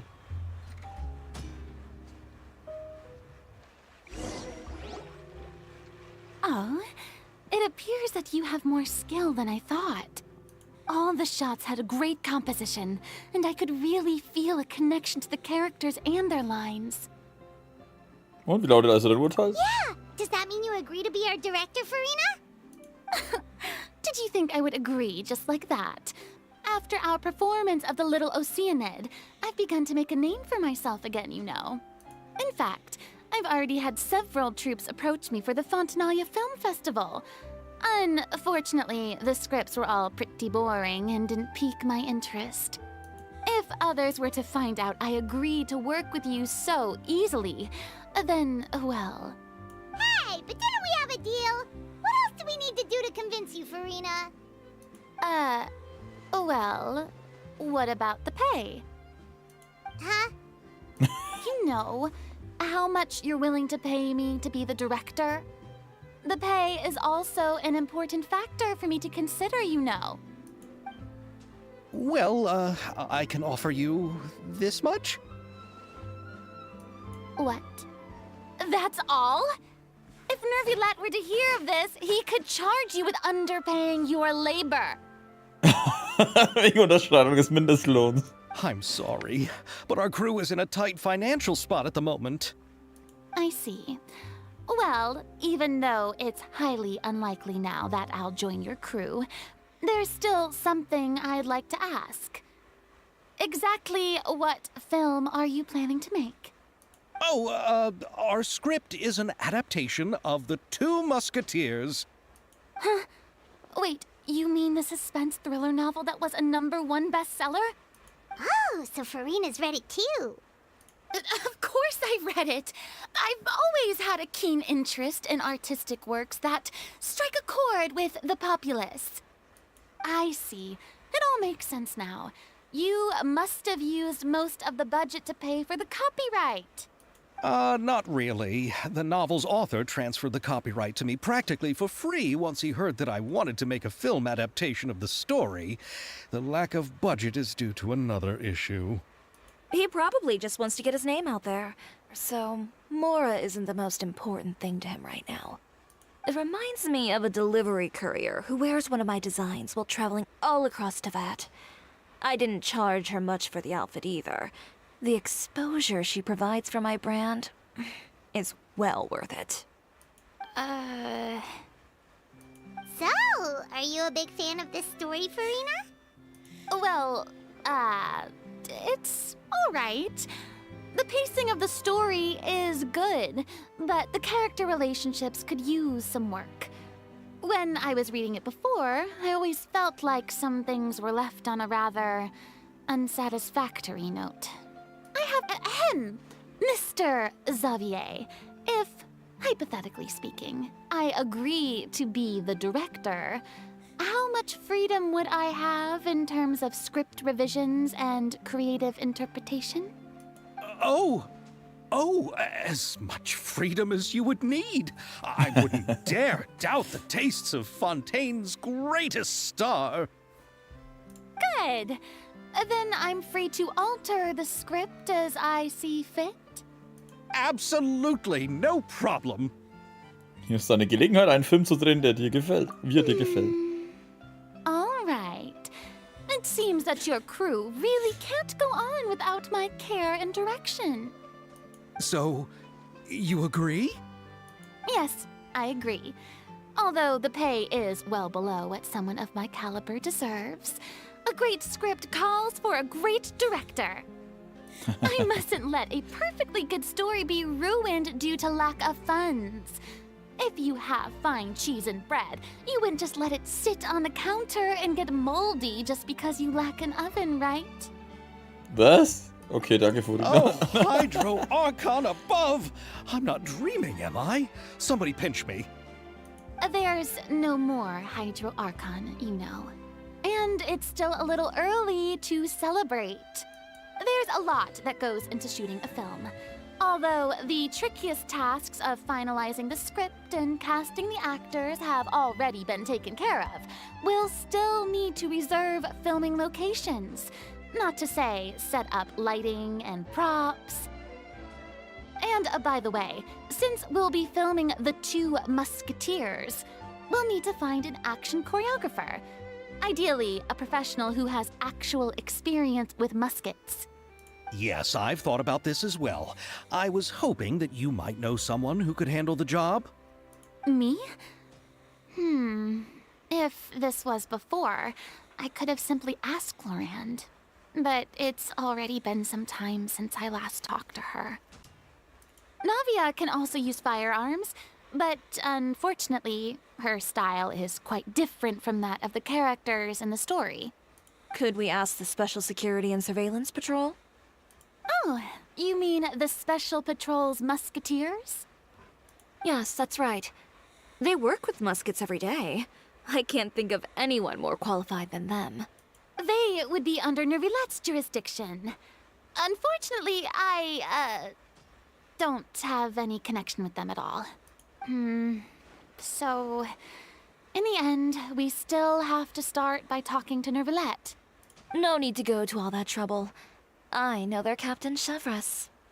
Oh, you do? Wait, Chiari, how do you know the captain of the Special Patrol's Musketeers? No particular reason.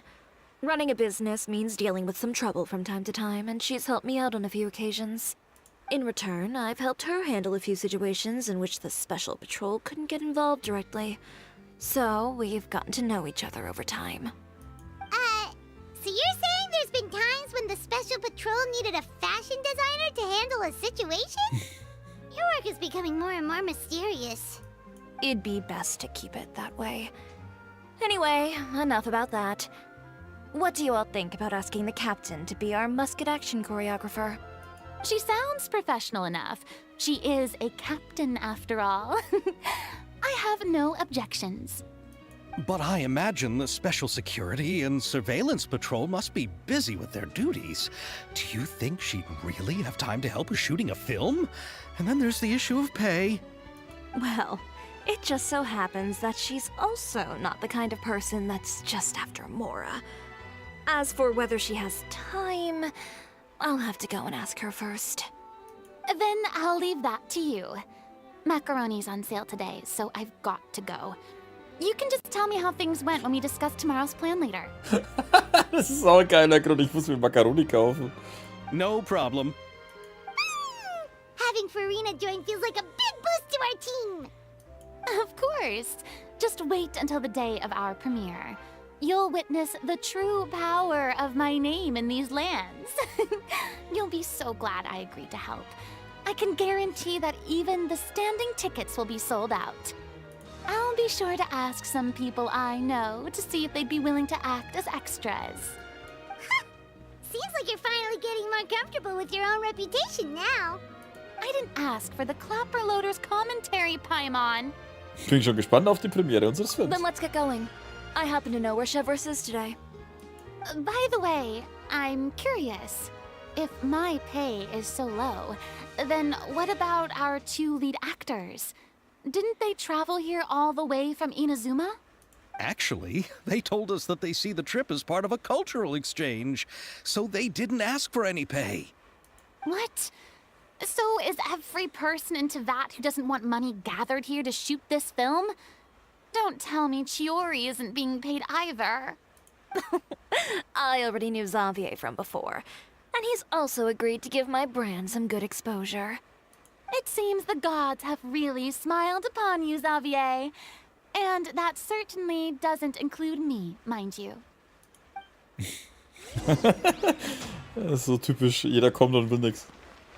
Wo müssen wir hin? Da vorne. Ja, ich mag die Furina, wenn sie auf jeden Fall jetzt nicht mehr so geknickt ist. Aber ich mochte ihre überdrehte Art vorher.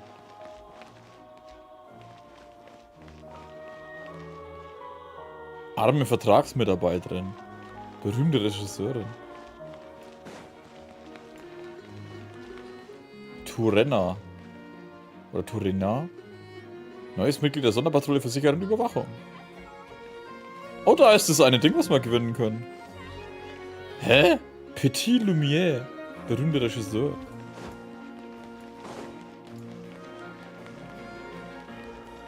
Die steht immer noch da vorne, ja, die hat echt nichts zu tun, scheinbar. Oder sie hat frei. All right, this is the place. But where's the captain? There's hardly anyone around here. She's over there. The one with an eye patch reading in front of the newsstand. Oh, her! Paimon could tell there was something different about her. She seems kinda intimidating. Please wait here for a moment. I'll go fetch her. She's working now, so you might not want to get in her way. Working? But isn't she just standing there and reading a novel? Just trust me. Oh, alright, let's see what happens then. Überwacht sie da? Chiori sure is a mysterious person. She claims just to be a fashion designer, but she knows all these powerful people. The court of Fontaine isn't particularly tolerant of visitors from overseas, so it isn't easy for a foreigner to promote their brand here. Even more so in the competitive world of fashion. Even a local like me just trying to make a film has to face all kinds of challenges. So I can only imagine what Chiori has been through to get where she is today. I'm sure that having more connections has definitely worked in her favor. Reading on the job? Detective novel. One main character? No. Multiple. Branching storylines. I see. How's the plot coming along? One of the main characters is about to make a choice that will affect the rest of his life. I'd wager he's going to make the wrong choice. Any way to speed things up? There's something I need your help with. You know that doesn't depend on me. It all comes down to what the character chooses. Which is exactly why I'm here to help.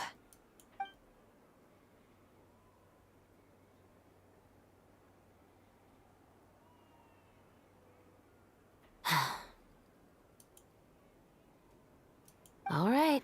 It appears he made the wrong choice in the end. Halt! Huh? What's going on? Hand over whatever you're holding. Oh, it's just a book. I didn't buy anything else. Then I'm sure you wouldn't mind letting me have a look. Excuse me, officer. I don't mind you standing around here, not purchasing anything, but I'd prefer if you didn't disturb my customers. It's bad for business, you know? Don't give me that act. You won't be able to get off so easily either. I am Chevraz, captain of Fontaine's Special Security and Surveillance Patrol. I will say this one last time. Hand over whatever you're holding at once. Oh, scheiße, ich kenne die Stimme irgendwoher. And before you do anything unwise, let me remind you that I'll have you on the ground before you can even think about making a run for it. All right. I'll give it to you. But please let me say something first. If there's any contraband in that book, then the shopkeeper here is the one who slipped it in. I don't have anything to do with this. Willst du mich verarschen, Alter? Du gibst gerade zu, dass du weißt, dass da was drin ist. Why, you trying to leave me on the hook, huh? You were the one who said you wanted it. Save it for the interrogation room. Take them away, Letelier.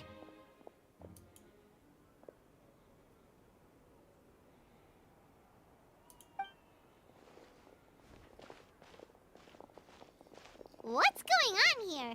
One second you're reading a book and the next you're escorting people away. And who are... Oh!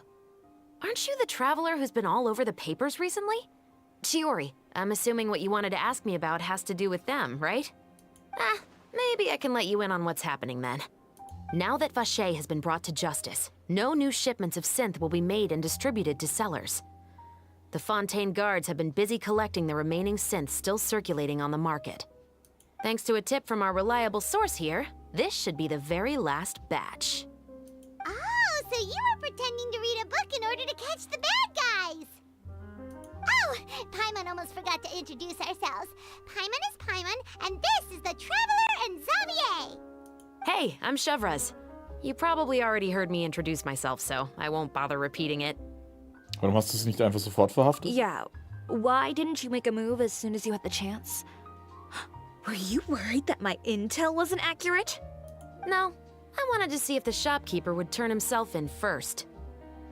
All he had to do was come up to me and say that he didn't know where the synth had come from. If he did that, then I wouldn't have had to press charges on him. He had the whole day to turn the synth over to Chevraz. But instead, the moment I came up and blocked Chevraz's line of sight, he took the opportunity to sell it off. Ah, das hat sich mal mit ihr zu helfen. Sie ist auch irgendwas wie eine Detektivin oder so, hä? He made the wrong choice, even though the right choice was right there in front of him. But you knew they wouldn't make the right choice. Yeah, I knew. I was just hoping I'd be wrong for once. Enough about that, though. What did you want to ask me about? Oh, you see, it's like this.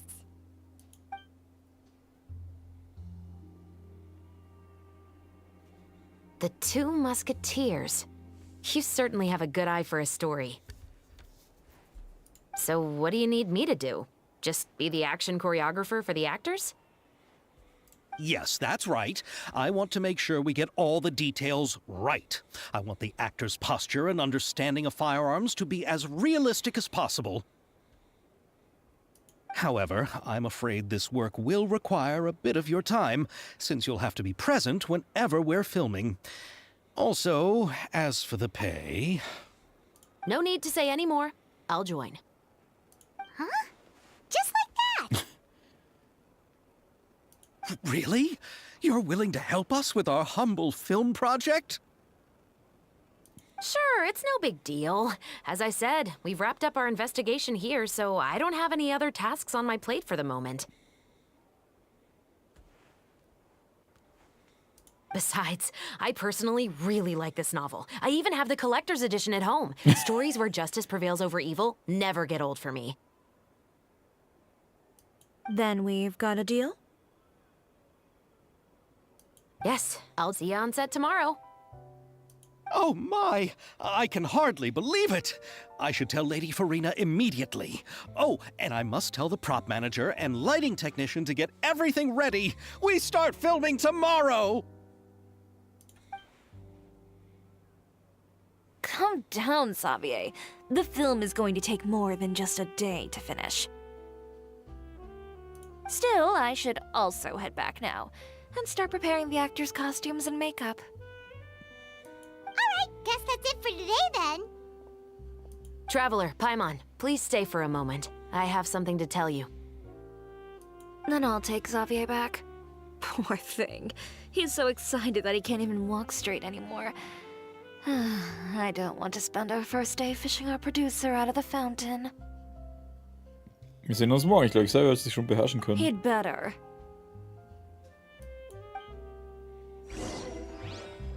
Generell spiele ich... Ja, aber ich spiele... Persona 5 spiele ich auf Japanisch.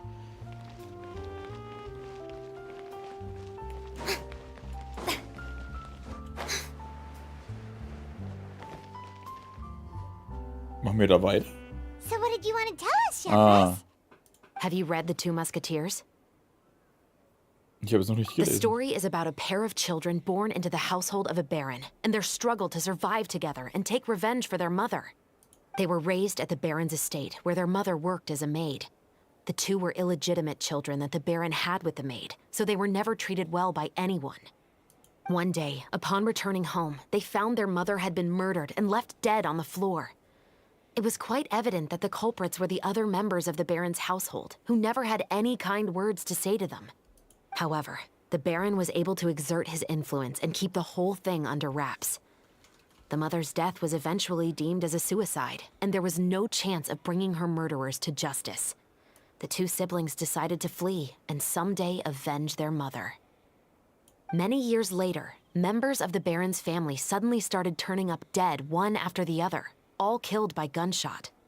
A rainbow rose was found on each of the victims' bodies, being the flower that the kid's mother liked best. The Baron believed that the mother's soul had come to take vengeance on him, so he lived in fear each day. Da habe ich sie her. The Legend of Heroes, Trace of Cold Steel. Die hat die Mystik gesprochen. But it was actually those two siblings who had fled all those years ago. They relied on each other to survive and trained day and night, eventually becoming adept musketeers. They used all of their abilities to collect evidence and clues before executing their plan and exacting revenge on the Baron. Their actions let the truth behind their mother's death be known to all. That's quite an exhilarating story. Yep, the Baron got what he deserved for his evil deeds, and justice was able to prevail. It was just the kind of story I enjoy.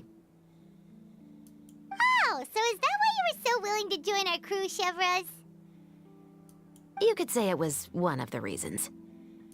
Oh, you mean there were other reasons too? I've read the reports about you.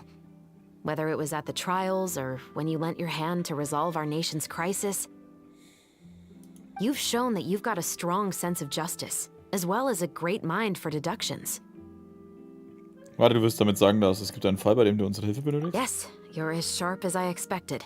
It seems you've experienced many similar situations before. There's been a recent murder case involving muskets. The perpetrator's methods appear to be very similar to what is described in the novel. Huh. Really?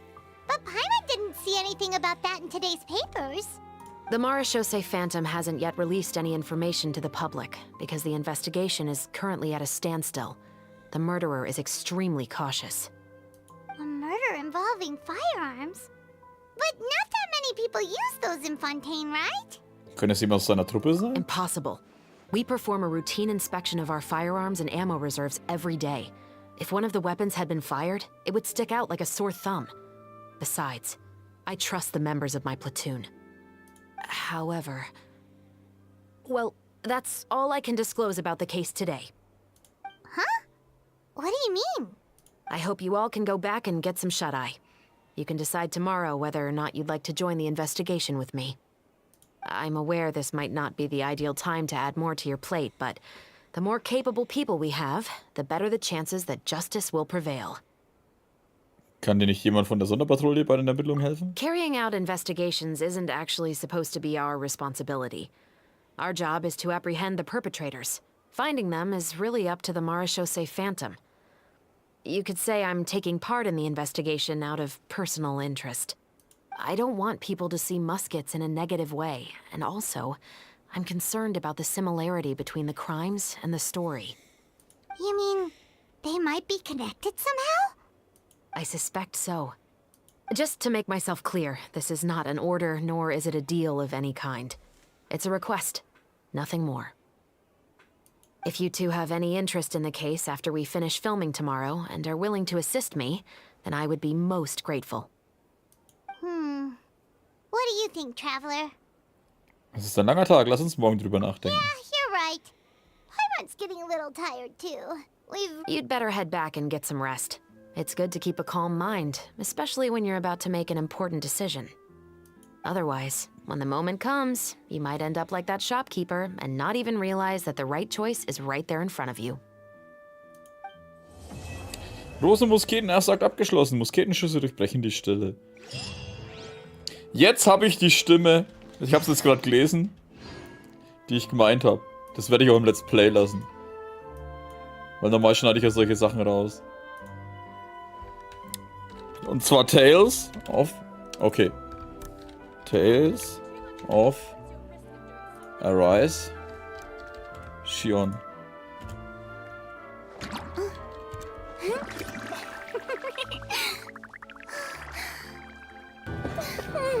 Warte. Wo ist denn?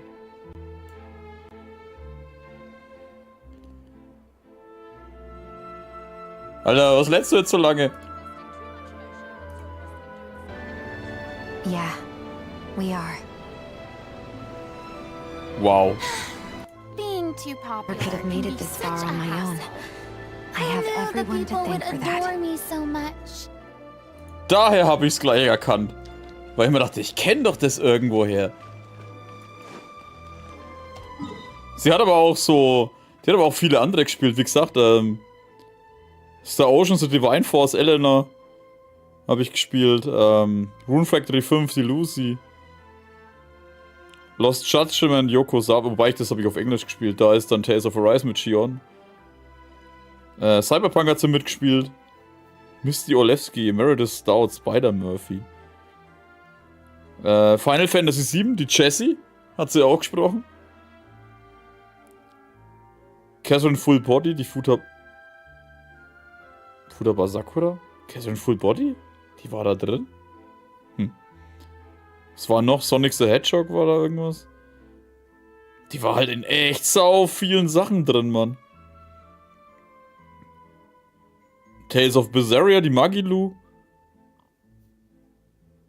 Shin Megami Tensei 4 war sie drin. Legend of Heroes Trace of Cold Steel. Und das war auch eins der Dinge, Vita Clotilde. Die war echt in sau vielen Sachen drin. In massig Filmen und keine Ahnung was. Was müssen wir machen, bis um 8 bis 10 erwarten? Das Schlimme ist... Nein, warte mal, was? 8 bis 10. Ich hätte jetzt fast 10 gemacht.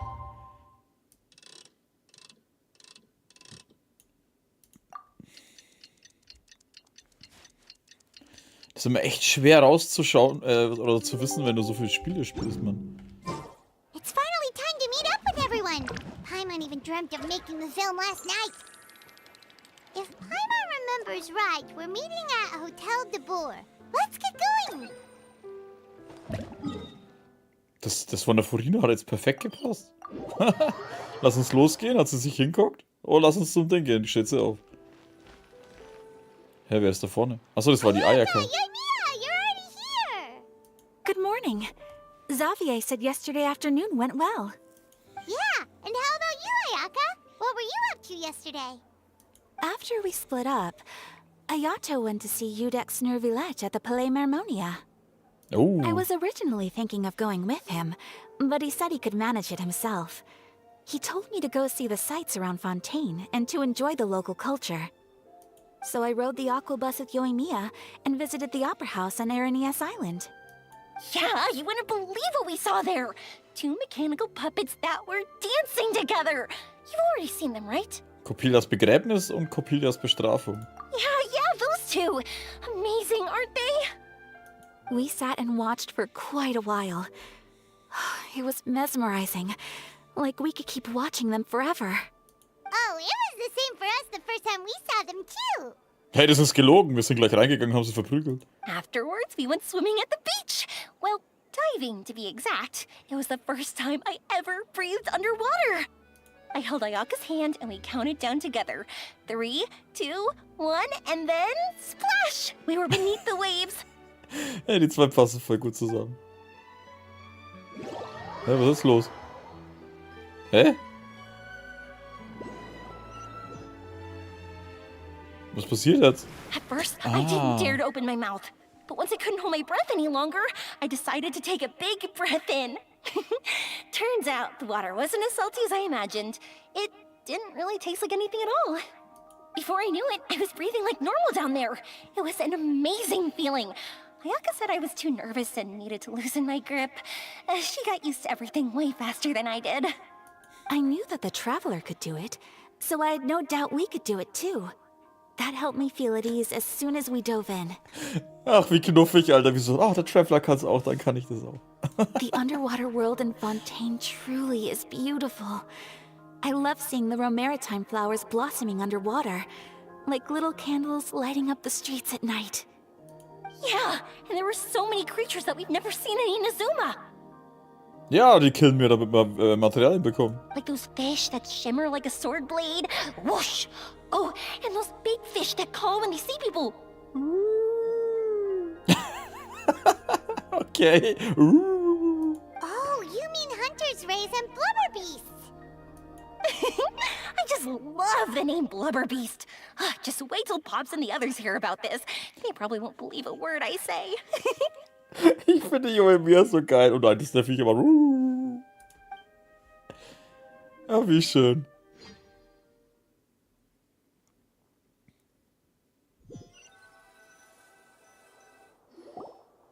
Yoimiya was down there for quite a while.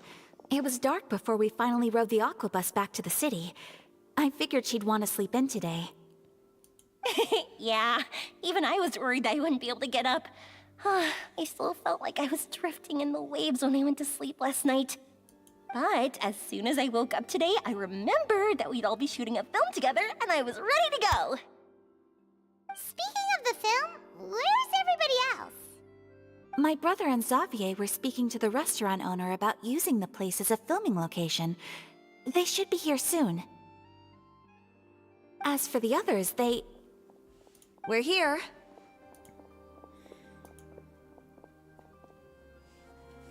Please excuse my tardiness. I just finished the Special Patrol's 6-mile morning jog. Wait, 6 miles? I'm so tired. I heard you all chatting, so I decided to come down. I sure could use some of that endless energy everyone else has. Good morning, everyone. Morning. Can someone fetch me a cup of coffee? More milk, hold the sugar. Sure. I'd be happy to do that for you. Ja, klar. No, you can't go anywhere. Please, have a seat over here so I can get started on your makeup. The last thing I want is coffee stains on my costumes. I can get the coffee. It's the perfect job for an assistant. 2 Würfel Zucker und ein bisschen Milch. So much energy. Seriously, what's her secret? Es ist Yoimiya, sie ist einfach so. Oh, Yoimiya's always like that. But you sure look exhausted, Farina. It's because you're not used to waking up so early, huh? Of course not. I spent the whole night reading the novel from cover to cover, marking sections that either need to be omitted or adapted. Wow. Paimon didn't expect you to be so thorough. Well, I was the biggest star in all of Fontaine after all. It takes more than just a pretty face to earn a reputation like that. I know how to get serious when the situation calls for it. I went all out when I was acting as an Archon, so why wouldn't I do the same for my own life? Here's your coffee, Director Farina.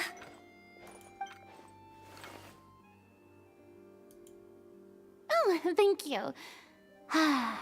The sound of being called director and the aroma of coffee feels almost as refreshing as hearing the birds chirping in the morning. Aber was soll das für eine riesige Tasse?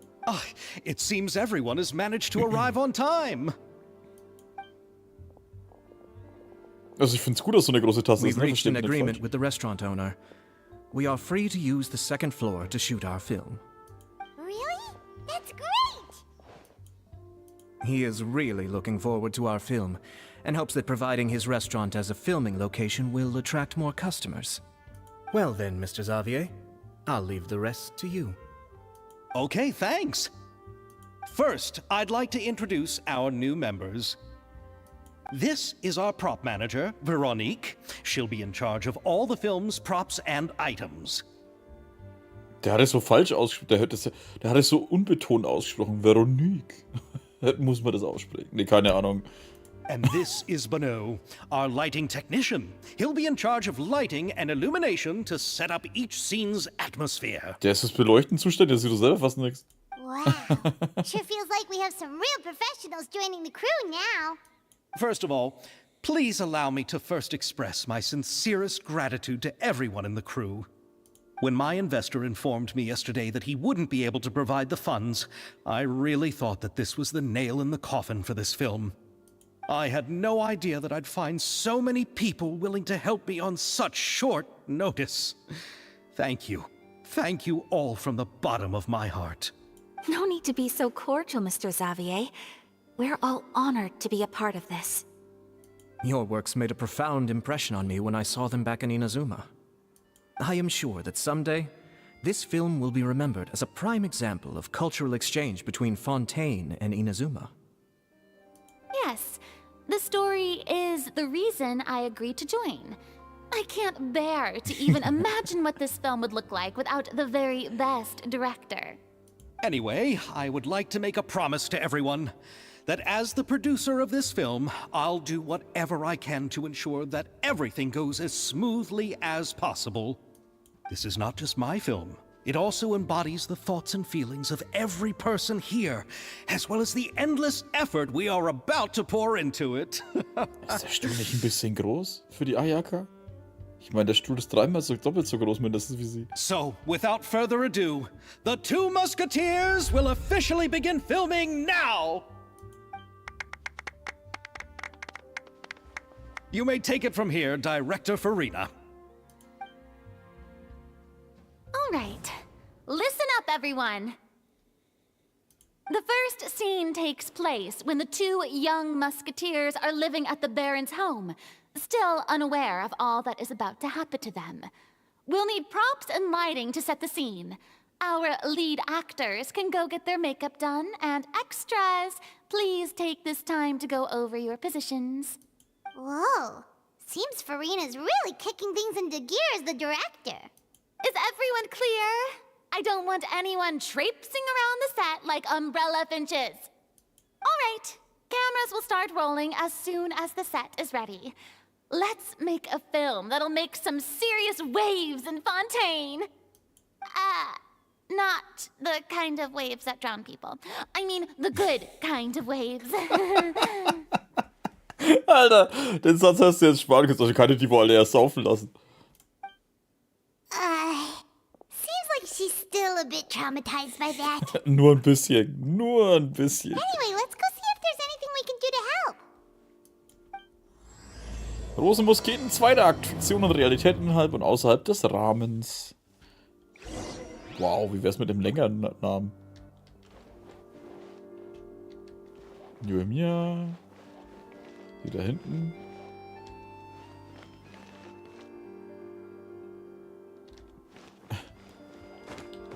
I don't need any help here. Why don't you try asking someone else? Ja, du willst bloß deinen Kaffee trinken. Das ist voll das Riesenteil. Ich stelle mich jetzt da rein.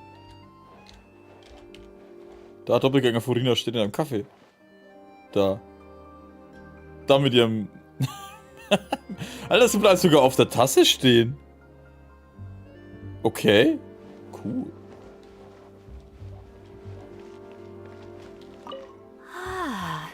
So this is what a musket looks like. Hä, ist das nicht eine Pistole? Ich dachte, Muskete sind nur die längeren. Sind die kurzen auch Musketen? Das muss man googeln. Warte mal, Musketen. Ja, Musketen, ja genau. Musketen meine ich. Haha, nee, Musketen.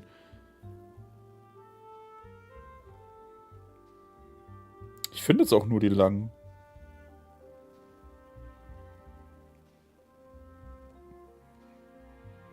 Fuck. Musketen. Kurz. Da kommt trotzdem die langen.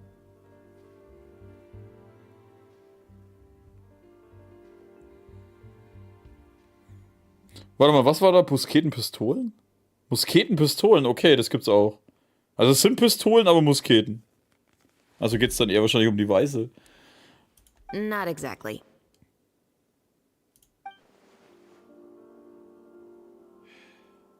Ich habe das weiterklicken müssen.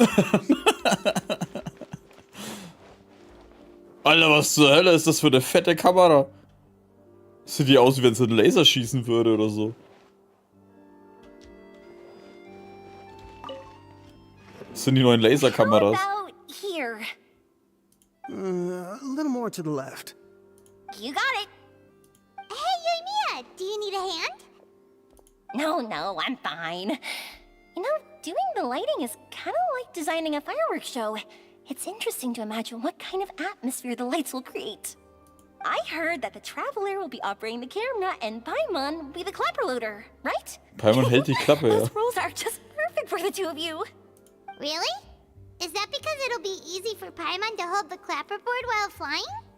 Well, sure, there's that, but that's not exactly what I meant.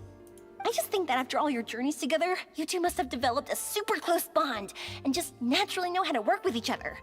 If I'm not mistaken, the director will want the cameras rolling as soon as the clapperboard goes clack. Genau, genommen läuft die Kamera schon vor der Klappe. Oh, I see. It's amazing to see the magic behind filmmaking. Mia, we need lights over there too. Oh, on it! I've got to get back to work. Chat with you later.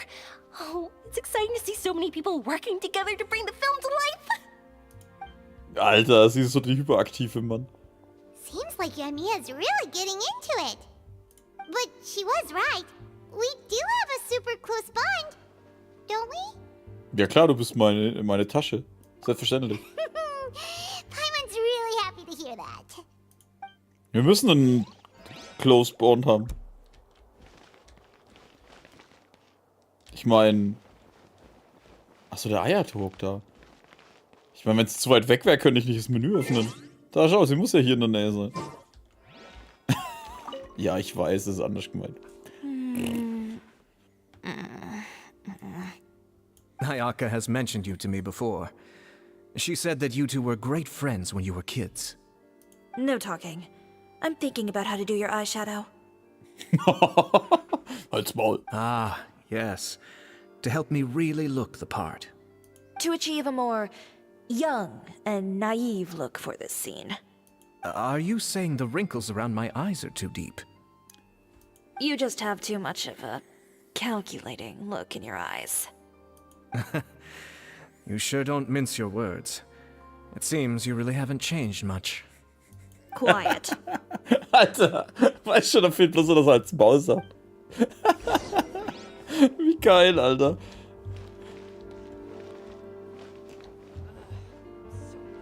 Das ist schon sehr cool. Hä? So, this is a real musket? No, it's just a prop weapon. Not bad. Have you seen a real musket before? Only in books and newspapers. I made this one based on the relative shape and proportions I saw in reference images. When we're filming, some special gunpowder will be applied around the muzzle, which will help create the flash and smoke effects of a real gun being fired. Which means it'll be up to the actors to portray the recoil. That's right. The sound effects for gunshots will also be added in post-production. Thank you, Veronique. I think I know where to start now. However, the musket's gears and firing pin could still use some work. Adding some wear on the metallic components will make them appear more realistic. Also, be sure to rub the muskets with some oil each time before we start shooting. That'll give the impression that the firearms have been well maintained. Good point. You seem to know a lot, Miss Chevres. I assume you use these types of firearms on a regular basis? Yes, I perform routine maintenance on my weapons every day. Just like we as people need to eat and sleep, muskets need to be cleaned and maintained. I also perform similar care for my sword every day, and familiarize myself with its shape and weight, to the point where it feels like a natural extension of my body. Yes. This way, our weapons will never betray us in the heat of battle. Yes, well said. It seems we have the same philosophy on this topic. Oh, sounds like they found a common interest to talk about. Though these props differ from the muskets I use, I can still give you some pointers. Good. I look forward to your instruction. First and foremost, never point the weapon at anyone, regardless of whether it's a real or prop weapon, or whether you're holding it or it's on the table. This holds for any time when you're not actively engaging an enemy. Okay, understood. When aiming the musket, extend your arm so that it's level with your shoulder, and use your eye to look down the weapon's sights. Like this? Zielt sie nicht jetzt gerade auf die eine, wo sie die Dinger macht? Not bad. Now, try saying your lines. This is the end of the road for you. Good. Now turn your body a little. That way, you'll give your enemy less of a target to work with. And relax your shoulders. Here, allow me to demonstrate. This is the end of the road for you. Oh. Huh. Excuse me, Miss Chiori. Director Farina, there's something I wish to discuss with you. Dürfen wir echte Leute erschießen? Nee, was? Oh? What is it? Like this? Yes, much better. What do you think? I do see your point. But are you sure you wish to do this? I believe it would be most fitting. Well, if you insist. All right, I understand. Miss Ayaka, Miss Chevres, could the two of you please come over here? Huh? What's going on? Are we gonna start filming now? Let's go see. What is it?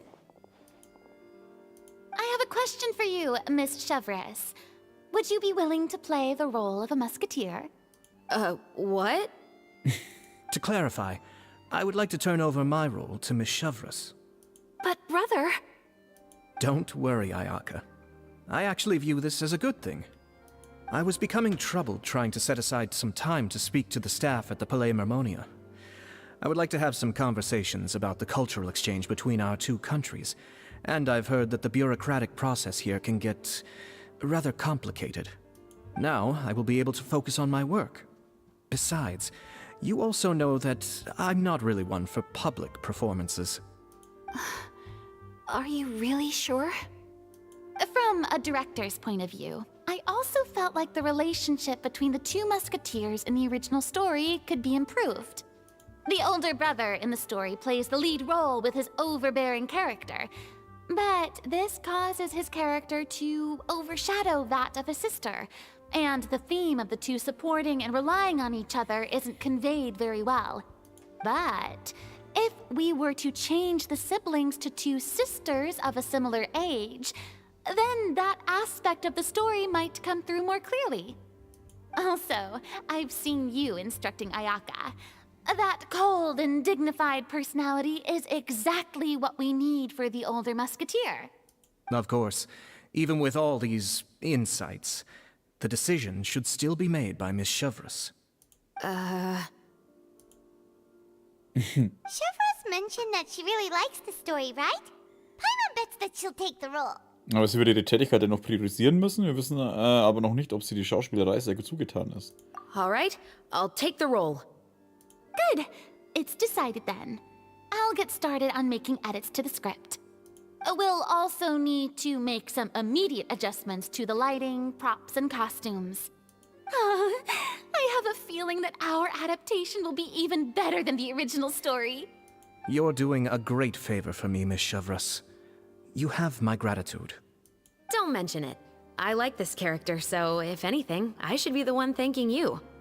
Well, since my brother is the one who brought up the idea, I suppose there's no need to worry.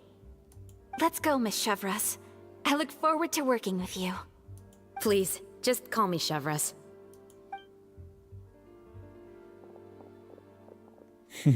Seems like you're really going out of your way to solve the problem I was having with your makeup. Surely you jest, Chiori. I assure you that I was mostly motivated by a desire to spend more time on formal business. Oh, come on. You really think I'd buy that? According to what I've heard from Ayaka, her brother is someone who can juggle 10 different matters at the same time. I'm sure you have other reasons for backing out.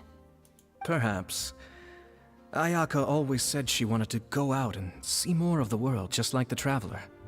But I feel that she needs not only to see other nations, but also to make some different kinds of friends.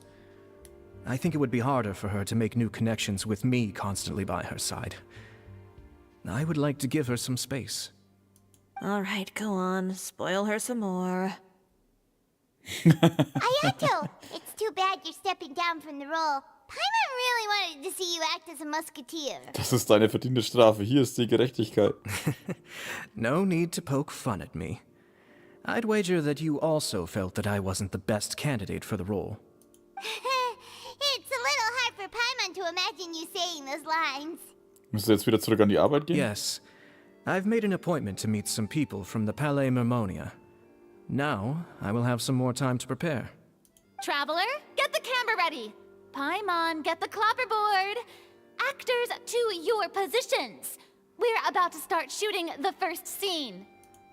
Go on now. And please take good care of Ayaka. Yep, don't worry. Kannst dich auf uns verlassen und viel Glück mit deinem Schaffen. Thank you. Das reimt. I look forward to seeing the film when it's finished. All right. Now that we're all here, let me help set the scene for everyone. The first scene takes place when our two main characters are still living at the Baron's estate. They've been ostracized and verbally abused by others in the household, but they still have no idea why. We want to capture how naive and innocent they are, despite their pain. Chevres will be playing the role of the older sister, Tulip, and Ayaka will be the younger sister, Iris. Be sure to get close-ups of the main characters at the right moment. Silence on the set! Lights, camera, action! Let's go! Die Pfeife einfach so wisch und weg. Tulip, Mother's been out for quite a while now. Perhaps she went to pick some flowers on the way home. You know how she loves flowers. Iris, Tulip, I'm home. Herein, die Mutter eine große Firma zu machen. Warte, was hat sie gesagt? Mother! You were out for so long, we were beginning to worry about you. I'm sorry. Nee, das war scheiße. But I'm back now, safe and sound. Here, I brought your favorite treat. Das war Apple dumm. turnovers. Mother, what are those bruises on your hand? Um Tulip eine Nahaufnahme zu machen? Hereinzoomen, um die Mutter eine Nahaufnahme zu machen. Scheiße, das hätte ich jetzt machen sollen. Kann man was falsch machen? Huh? What bruises? Oh, I must have bumped into something while I was working yesterday. But I didn't notice them this morning. Then perhaps they're from when I accidentally tripped when I was out just now. By the way, did you have fun playing at home? What's the matter, Iris? Auf Iris fokussieren. Well, we've realized that no one really wants to play with us. They even took Iris's doll and spat at us. And they even called us names. They said we were... Shh. It's all right. Don't worry. Girls, listen to me. Total auf alle drei Figuren zusammenfilmen, reinzoomen auf Nahen oder... It doesn't matter what anyone says. Don't listen to them. No one can define you with such words. You both have wonderful lives ahead of you. Just like your names. You will both blossom like beautiful flowers.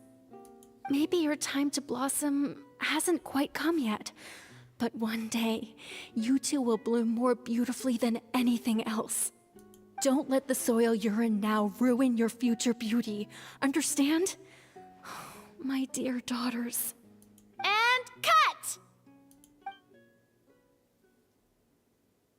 not bad. The actors' emotions were all on point. Let's keep that take.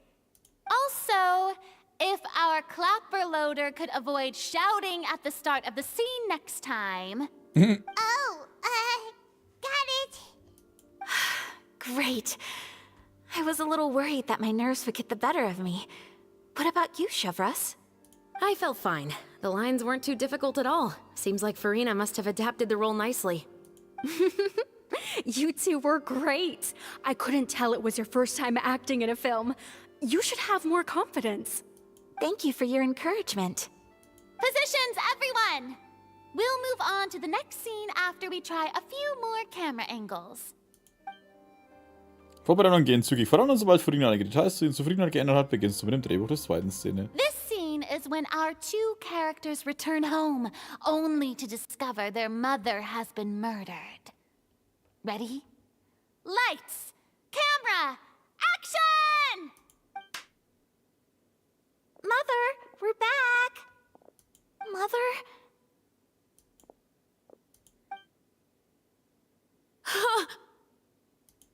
What's wrong, Tulip? Iris, stay away! Huh?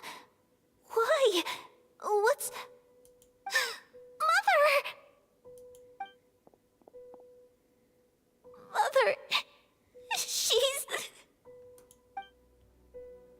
Huh? There's poison in this cup. Huh? I could have sworn I've seen this kind of cup before. Those aristocrats. They didn't even try to cover up their actions.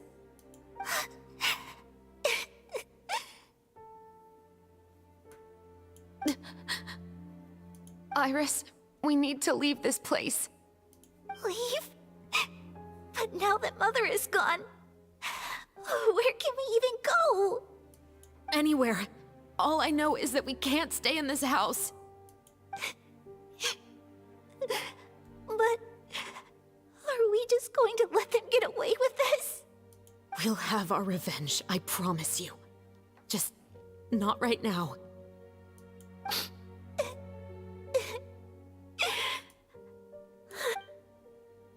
Come on, let's go. No, wait. We can't just leave Mother here like this. At least let me leave this rose with her. That's why we went out in the first place.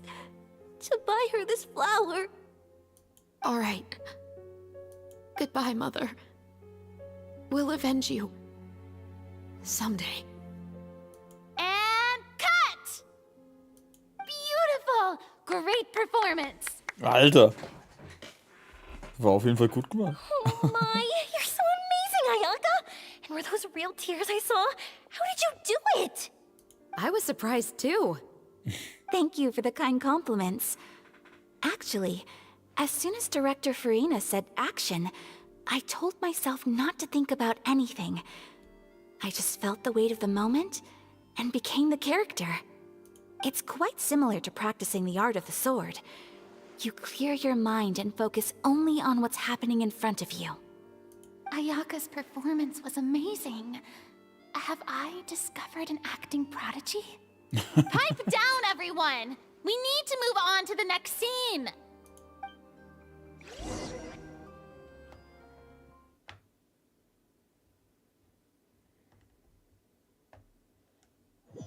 Aber eins merkt man, seit Fontaine benutzen die echt gerne Tränen überall, ne? Dreharbeiten am Set geht rasch vorüber.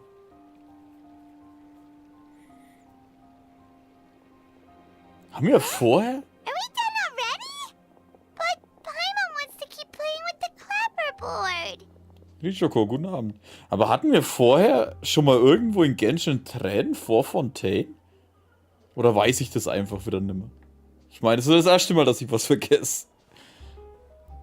How do you feel, Traveler? Is your arm sore from holding the camera all day? Ja, und wo? Ein bisschen. Aber es hat eine Menge Spaß gemacht. Good work, you two. You too, Shivers. You were quite the actress today. I've read this novel many times before. I have a good grasp of my character's mindset. Ich hätte auch gedacht, es ist nur in Fontaine. Ja, ich eben auch. Ich meine, es gab viele traurige Stellen, aber eigentlich keine, wo jemand geweint hat, soweit ich mich erinnern kann. Ich meine, in Fontaine hatten wir jetzt Furina und Navia zweimal. Hatten wir Furina sogar dreimal schon? Keine Ahnung mehr, aber ja. Naja, du weißt es nicht mehr, aber einfach ja sagen passt halt auch nicht. Die Gedankenwelt meiner Figur ist mir sehr gut. Anyway, do you remember my request from yesterday? Sumero-Finale. Stimmt, von der Nahida gab's das, ja, aber davor eigentlich glaube ich gar nicht. Also Liebe und Inazuma und Mondstadt hatten, glaube ich, kein einziges Mal nicht drin. Oh, right! We were having so much fun that Paimon nearly forgot! You have a case where the murders seem really similar to the cases in the novel, right? So, how are they similar exactly? In the story, the main characters grow up to become 2 musketeers, always using their guns to carry out their revenge. And on each of the victims, they place a rainbow rose as a signal that they've returned. Muss man jetzt sagen, auch in deinem Fall gab es eine Regenbogenrose. Yes, that's correct. We found rainbow roses just like in the novel. Seems like you're connecting the dots now. Wie in dem Buch. Wo kennen wir ja die Regenbogenrose? Ah, stimmt, vom Linne. Der hat uns eine gegeben. That sound pretty concerning. Oder jedenfalls irgendwie. Especially after seeing the script today. Oh, now Paimon can't stop wondering what kind of ulterior motive the murderer might have. What do you think, Traveler? You're smart. Paimon wants to hear your thoughts. Solange wir nur dabei assistieren, denke ich, dass wir den Fall mitarbeiten können. Good. On behalf of Fontaine's Special Security and Surveillance Patrol, thank you for your dedication to justice. There's no time to lose. We should start investigating right away. Follow me. Huh? Right now? Well, we just got done filming all day. Paimon's so tired. Hey, wolltest du nicht jetzt gerade noch mit deiner Klappe weitermachen? The most valuable intel always comes after nightfall. They are like small, remote islands in the middle of the sea. If you don't stay vigilant, you will pass right by them in the fog. That's how one of my favorite books always puts it, at least. So, where are we going right now? Let's start by checking out some workshops that sell mechanical components. If the culprit is making their own weapons, it's very likely that they'll visit those sort of places. Wie, das wird gerade blockiert.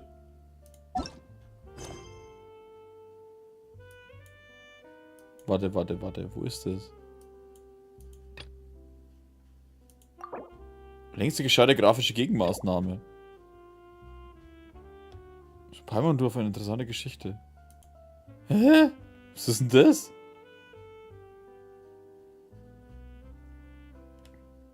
Laut Google und Hiroyo-Diskussion war Nahida die erste, die tatsächlich geweint hat. Ja, genau. Nahida, muss ich zugeben, habe ich vergessen, aber davor halt noch kein einziges Mal. Was zur Hölle ist das? Alter, ihr wollt mich verarschen, jetzt geht es schon wieder los. Ja, ist jetzt, vorher waren es wenigstens die Legendenaufträge, da war ich selber schuld. Jetzt sind es irgendwelche Aufträge, die ich habe, die das einfach blockieren. Da bekommst du den Kameraaufsatz. Was macht der? Special Effects?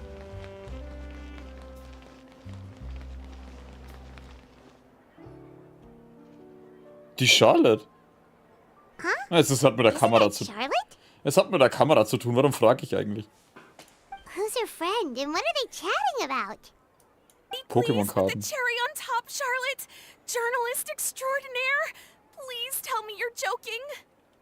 I read that a gang of criminals tricked the Gardamex by disguising themselves as blubber beasts. It's true, isn't it? It has to be. Was? Ein Pummelroppen Tarnkleidung zu tragen, während die Gardemecker überlistet wurden, um Verbrechen zu begehen. I've invested all my savings into graph adversarial technology and even taken out a sizable bank loan. I'm begging you like the beggiest beggar in all of begdom. Was zur Hölle passiert hier? Hat die ihren Kopf auf den Boden gehauen? Calm down a little, Miss Lepine, Pauline. Lepine Pauline, Alter, der Name. I admire your passion for your research, and I don't mean to dash your hopes for those, big-ticket orders. But I'm afraid I'm not joking. The Blubber Beast incident was a short story mailed to us by an anonymous amateur author, written in the style of a true story. Fall? Geschichte? It sounds like they're just discussing a story, but why does this Miss Lapine Pauline seem so distressed? Funnily enough, I actually remember being in a meeting where the editing team was debating the potential risk of misleading the public with this story. They even went to Maison Gardiennage for advice. Maison Gardiennage. But to our surprise, they fully supported us printing it. They figured that the false intel would be a great way to dupe potential criminals into wearing ridiculous costumes when breaking the law. In truth, Gardamex are extremely sophisticated in their capabilities. They can identify criminals just as reliably as the best human guards, so a crude disguise isn't gonna get you far. If anything, it'll just make you stand out all the more. Since we ran that story, the Maison Gardiennage has made a slew of arrests, including, one phantom blubber beast, a titanic red-crowned finch, and a Spectre Man. Was ist denn hier scheiß ernst? Ey, das ist halt wie im echten Leben. Es gibt einfach echt zu viele Leute, die nicht sehr schlau agieren. Nennen wir es einfach Idioten. Okay, tut mir leid. Es ist einfach idiotisch. Ich meine, da gab es so viele Sachen in den letzten Jahren. Wie der Scheiß mit iPhone kann man in der Mikrowelle aufladen. Und solche Sachen. Ich weiß gar nicht, was es noch war. Mir fällt es gerade nicht ein, aber ich habe neulich erst ein Video gesehen, wo ein paar so Sachen aufgezeigt hat. Ich meine, Alter, wenn dir jemand sagt, dein scheiß iPhone kann in eine Mikro aufgeladen werden, musst du doch schon denken, so, Batterie, Mikrowelle? Nee, nicht geil. Oder war es nicht auch irgendwie, dass das iPhone wasserdicht ist? Glaube ich, das war auch mal sowas. Dass das iPhone ja wasserdicht ist, irgendein Teil, glaube ich. Also ich glaube schon, dass es das war. Und dann haben sie es halt ins Wasser gehalten oder war es halt im Arsch. Ich meine, das kannst du auf jeder Produktseite nachschauen. Googles kurz, iPhone, keine Ahnung, 5 jetzt irgendeins und schau nach, ob da wasserdicht steht. Steht's nicht da, ist es eben nicht so. iPhone ist wirklich, ja, aber es gab auf jeden Fall mal eins, das wo nicht so war. Kann sein, dass vielleicht auch anderes war, aber wenn ich mir schon die dämlichen gesundheitsgefährdenden Challenges auf TikTok anschaue. Ja, hör mir auf, ey. Das ist das Gleiche, da habe ich heute ein Video gesehen, da hat jemand gemeint, er muss so einen verdammten Hai streicheln. Der hat ihn natürlich dann voll in den Finger gebissen und hat einen halben Finger weggerissen.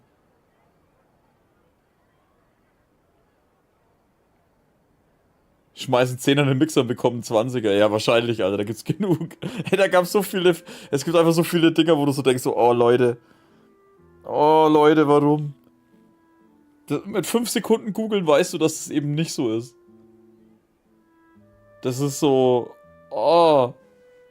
Leute werden immer dümmer. Na, das Problem ist, Leute vertrauen halt jedem Scheiß, den sie finden. Das waren die Trendsetter für die nächste Challenge, ja. So I knew this story had helped out law enforcement, but this is the first time I'm learning of an innocent citizen being deceived by it and investing so much mora for nothing.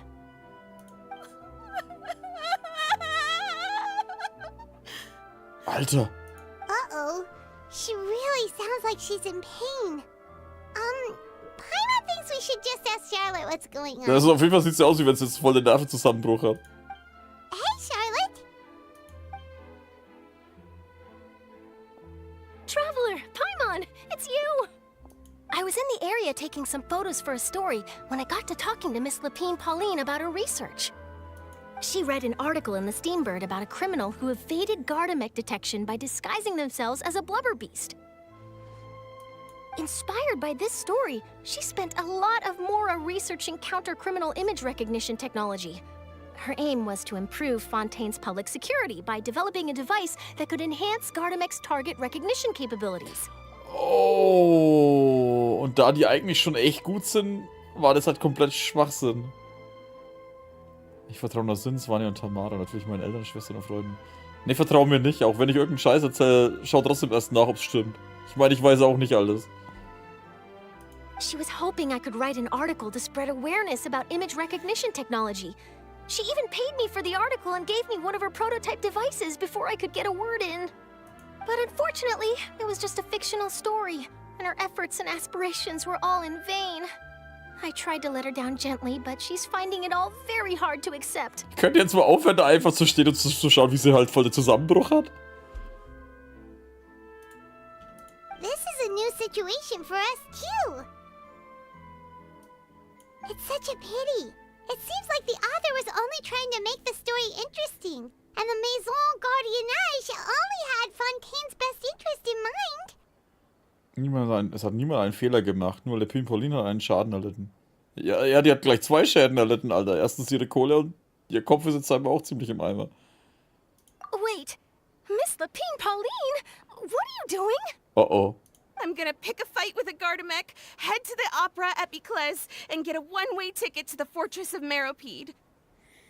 Dass er nichts Dummes macht. Oh, ich mach bestimmt genug Dummes. That way, I won't have to repay my debts. It's the only way I can afford to keep on living. Whoa, there's no need to go that far.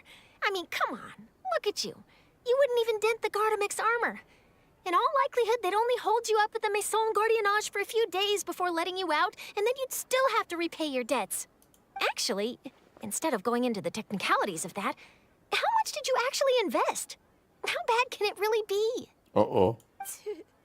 270,000 Mora. Alter, das könnte ich dir schenken und halt immer noch zu viel. Ja, ich weiß, Pumpman, du wirst jetzt wieder sagen, oh, das ist ja viel wenig. Aber ich habe über 30 Millionen. Ich meine, die 270 sind halt gar nichts.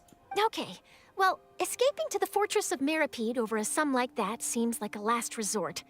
Surely there must be other options. Not anymore. I used to be an equipment supplier to the Fontaine Research Institute before that blew to pieces, and now I'm just a small-time engineer. I scraped together some savings over the past few years, but I put every last Mora into this project, and now I'm left with nothing. It's not just my savings that are gone. It's my whole future as a graph adversarial technology specialist and my dreams of becoming a billionaire one day.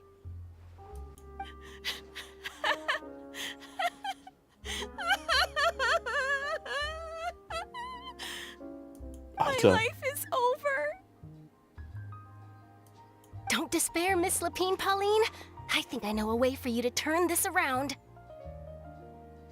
This prototype you've given me, the camera lens for image recognition sample collection. It's really quite something. You said you designed it specifically for high-fidelity image capture and analysis, yes? The rapid focal length adjustment is a very useful function in its own right. It's sure to make many journalists' jobs much easier. In fact, I'd say it has the potential to revolutionize Fontaine's news media. So your research efforts thus far are by no means in vain. The technology you've developed may have many applications that you've never even considered. Really? Absolutely. I've been working as a journalist for the Steambird for a long time now. No one understands the issues we journalists face on a day-to-day basis better than me. So keep calm, take heart, and start thinking about mass production. In the meantime, I'll show your invention to all my colleagues to drum up interest in your product. I can't believe it! If this is true, then I can look into setting up a whole camera lens development pipeline. My big ticket orders and billionaire aspirations are still in the cards. Oh, maybe I should consider taking out another loan.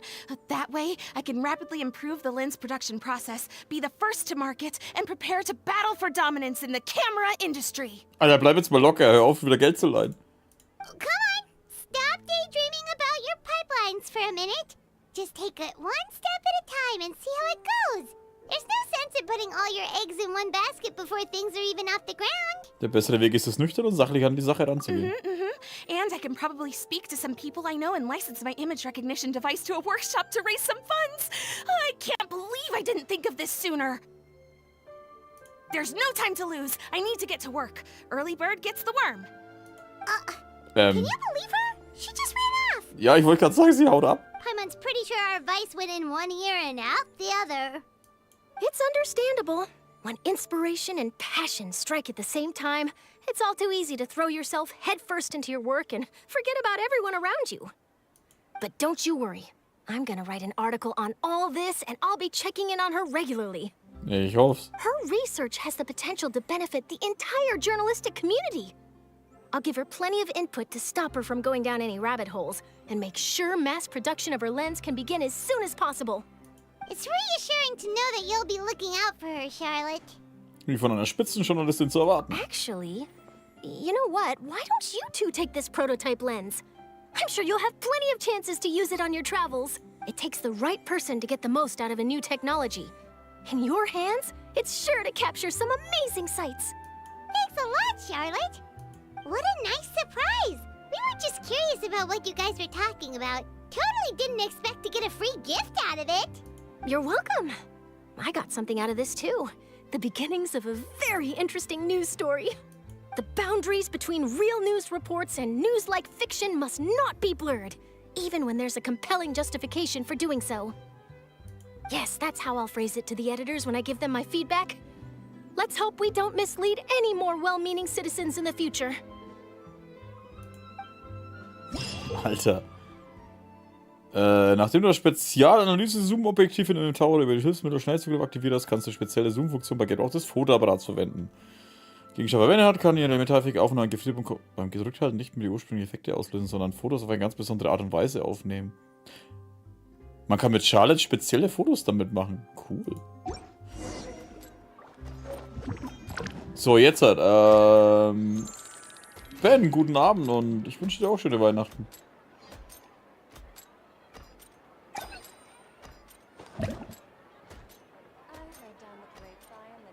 Soll ich hier auf, sind nichts gegen dich. Okay.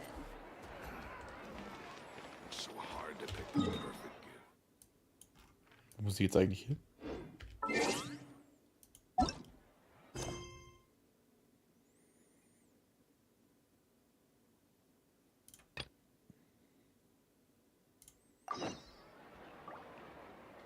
Ach, da, mit ihm. Erfreuliches Geschenk. Okay, da gibt es laut Spezialfestaktionen, Festaufträge. Oh, es gibt 5 Dinge, Alter. Aktionshändler, was gibt's da? Das Übliche. Quelle des Heiligen Taus. Material zum Aufstieg von Waffen. Okay. Festaktion. Ah, das sind ja die Dinge.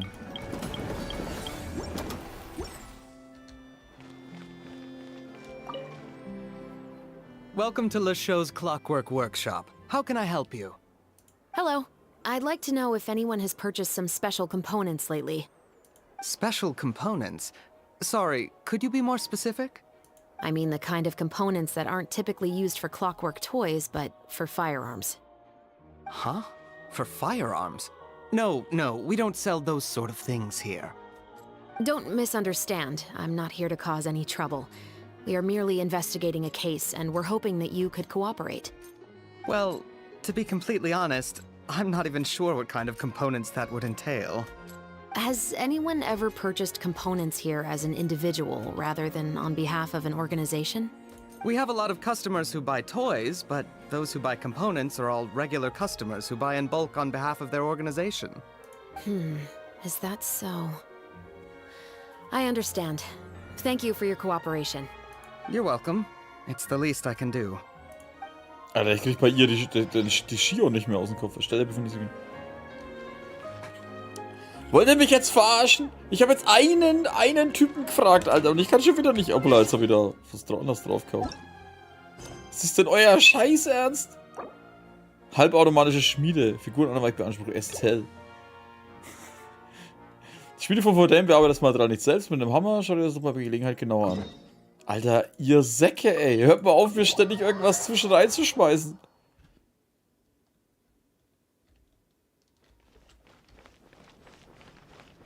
Bin ich froh, dass ich alle Quests gemacht habe. Alter, weißt du, ich mach die Quest, krieg das Objektiv, geh hin, red mit dem einmal, neue Quest, oh, geht ich auch wieder nicht. Jetzt dachte ich, was ist jetzt los? Wieso machst du so einen Hechtsprung in das Ding rein?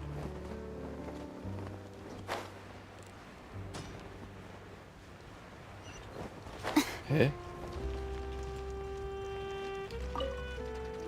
Ja, aber die hat auch noch ein Questing oben drüber. Namen für Verbesserungen, obwohl das Material dasselbe ist, stimmt die Schlagkraft immer noch nicht ganz. Liegt das an der unterschiedlichen Schmiedeverfahren? Wenden, auch das näher betrachtet. Die Maschine ist noch nicht intelligent genug für das Schmieden ohne Schmiede. Soll Feinstellung vorgenommen werden. Das Darauffolgende Abstrecken und Polieren ist auch reine Handarbeit. Darauf eine vollautomatische Schmiede machen. Das willst du geschmiedet haben? Leistung der Hämmerschmiede an. Dann passt gut auf. Sondern auch die Schmiede? Richtig geraten. Ich nehme beide Rollen ein, wenn das sieht man mir etwa nicht an. Ja, komm schon, bla bla. Interessiert kein Schwein. Wir klicken durch, ey. Sorry, das interessiert mich gerade echt nur mit ihrer scheiß Schmiede. Bla bla bla, Schmiede, bla bla bla. Ich wittere den Duft von Betriebsgeheimnissen. Bla bla bla, Schmiede, mehr bla bla bla, Schmiede, Schmiede, bla bla bla, bla bla bla, Schmiede. Ich schmiede automatisch, Schmiede, bla bla bla. Dann ist es abgemacht. Bla bla bla, Schmiede.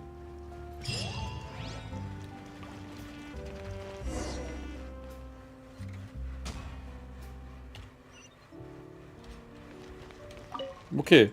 Bla bla bla, Schmiede. Oh, hey, Chevres. Run out of oil for your musket again?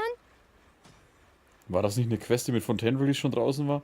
Ja, ich habe mit ihr auch geredet und dann kam die Szene mit dem Tartaglia und dann bin ich weggegangen, weil ich die Hauptquest weitergemacht habe. Hello, Estelle. I want to know if anyone has come to your shop recently to order some firearm components. Oh, is this another case? Let me think. I don't think so. Some people have requested that I make some prop guns for the Fontanalia Film Festival, but I refused all of those requests. Sehr gut erklärt, sind blablabla Schmiede, aber alles verstanden. Ich bin der beste Erklärer hier. Oh, why's that? Because there's no profit. I only make things here that can do some real heavy lifting. I don't have the energy to make some new molds just for the festival. Then has anybody come specifically looking for mechanical components? Well, I usually sell off my scrap to the Fleuve Cendre. I don't typically give them to one specific person. I understand. Thanks for your cooperation. Wenn das jetzt nochmal passiert, ne? Dann hören wir jetzt hier auf. Don't mention it. Dann hab ich keinen Always Bock happy mehr. to have the Musketeers' patronage. Seems like we haven't found any leads to go off yet. Okay, wir sind Yeah, schon fertig. unfortunately. All right, let's head to Fleuve Cendre next. Huh? Are you sure? People might not be so thrilled to see the captain of the special patrol there. You think so, huh? Then I guess you don't know Huh? Know what? that I grew up in Fleuve Cendre. Ich weiß nicht mal, was das ist. Okay. Okay, ich vertraue euch mal. Ach so, das ist der Untergrund. Mhm.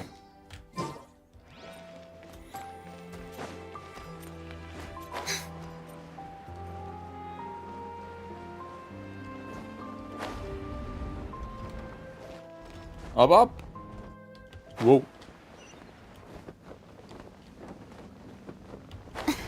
Jetzt solltest du alles haben.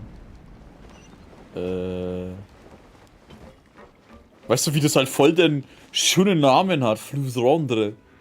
Fleuve Cendre. Und dann ist es halt die scheiß Kanalisation. Was heißt Fleuve Cendre übersetzt? Klowelt? Keine Ahnung. Aurel, the Root. Alter, ich habe euch bloß aus Versehen angesprochen, hört mir auf, eure Lebensgeschichte zu erzählen.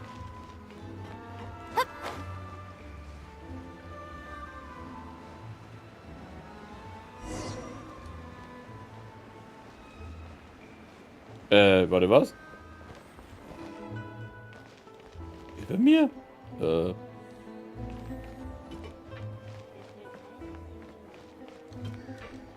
Es gibt keine heute bei Blabla-Erklärungen. Tetros. It's been a while, Tetro. Ah, verdammt fast. Tetro. Please, just get on with your request. I want to know if you've heard anybody talking about muskets lately. Hä, wie kommst du zu einem Becher hin, wenn du so sitzt? Das ist doch 2 Meter weg, Alter. Gut. Also 1,5 Meter. Information isn't free. Tetrapack. Tetrapack. I've heard that bandits have been extremely active in the countryside recently, and they've been affecting the delivery of goods to Poisson. I can allocate some more manpower to help out with that problem. What do you say? Okay, ich muss kurz die Story unterbrechen. Gibt's eigentlich in Fontaine jemals eine Szene, die man sieht, die nicht in einem Haus ist, wo nicht im Hintergrund ein Kind wild durch die Gegend rennt und irgendwie rumspringt? Da ist schon wieder eins. Das ist mir vorhin schon aufgefallen. Ich glaube, in 2 Szenen sind wieder Kinder irgendwo rumgesprungen. Ich meine, klar, Kinder sind überall, ne, aber trotzdem. Irgendwie fällt mir das langsam auf, dass ständig irgendwo ein Kind im Hintergrund steht und abgeht wie so auf Red Bull oder sowas. You're still as helpful as ever. One of our men got drunk at dinner about a month ago and lost his gun. 3 days later, it turned up in the corner here. What's weird about that? He just forgot where he put it, right? This is Fleuve Cendre, my friend. Anything of value left in the tavern won't ever make it to the next day. But that gun turned out to be an exception. It didn't get any new wear and tear on it, and didn't even appear to have been fired. We were quite mystified as to what could have happened. I suspect it came back because the weapon was already known to the guards. You mean, a criminal was afraid the Marechaussee Phantom would use the shot marks to track them down?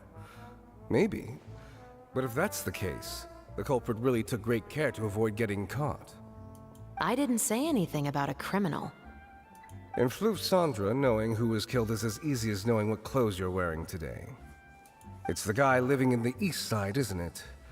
I've never liked him. Every time he's here, he just orders a drink and sits there with a nasty look in his eyes. So, who was the one who lost the gun in the first place? Don't bother. Even if you ask, he wouldn't admit to owning a gun to some strangers. Not to mention the captain of the Special Security and Surveillance Patrol. He's right. I know you grew up here, Chevres. Even though you're on good terms with the Spina, you've still been gone too long. Not many people know you here now, and a lot of people don't like the Special Patrol. I know. So take my advice and don't show your face too much around here. It's for your own safety. I'll come and go as I please, and I'm afraid I'll be appearing more often due to my work. All right. Don't say I didn't warn you. Wohnen steht außer Clay und Tim überhaupt irgendwelche Kids rumrennen? Alter, nennt Jona nicht ein Kind? Die, wenn dich hört, Alter, die macht dich fertig. Ich habe jeden Tag Real Life, welche Schule um die Ecke. Grundschule und Kindergarten gegenüber. Gott sei Dank ist bei uns nur Holz, Alter. Fuck, ich habe verraten, wo ich herkomme.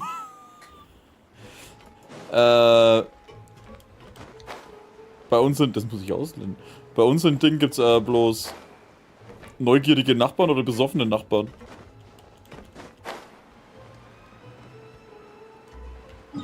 Viel zu viel neugierige Nachbarn. Oh, warte mal, das sind 3 Leute, wo ich fragen kann, ist das oben? Ne, das ist oben.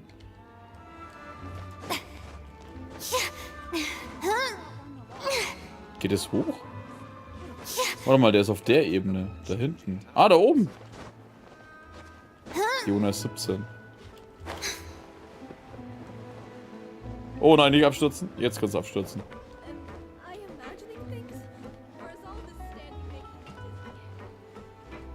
Wir müssen meine Schule näher wirklicherweise weit genug weg, ansonsten eben die Jugendarbeit. Die darf ich hier wieder abgeben. Hello, I'd like to ask some questions. I don't know anything. Super, so kannst du dich super rausreden. Ich weiß von nix. Don't worry, I'm not here to arrest anybody. You say that now. It's the truth. Here, take this as my guarantee. Wait, did Paimon just see what she thinks she saw? Is the captain of the Special Patrol bribing a citizen? Übrigens nennt man das Informationsakquise. Hä? Okay. Ich meine, es wird schon stimmen, ne? Aber das hört sich so komisch an, Alter. Viel zu geschwollen. Schweige und niemand wird es je erfahren. Seems you're different from the other guards. What do you want to know? Have you heard anything related to muskets in Fleuve Cendre lately? Anything at all? Muskets, huh? All I know is that about 2 weeks ago, we started hearing some loud noises at night. So loud that it's been waking me up. Were they gunshots? Possibly. It's hard to tell around here. Someone's house collapsing, a pipe exploding somewhere, it's all the same. But the noises I'm talking about definitely happened after I fell asleep. Nie gehört dieses Wort. Naja, ich denke mal, das ist halt ein Zusammenschnitt von Informationen und Akquirieren.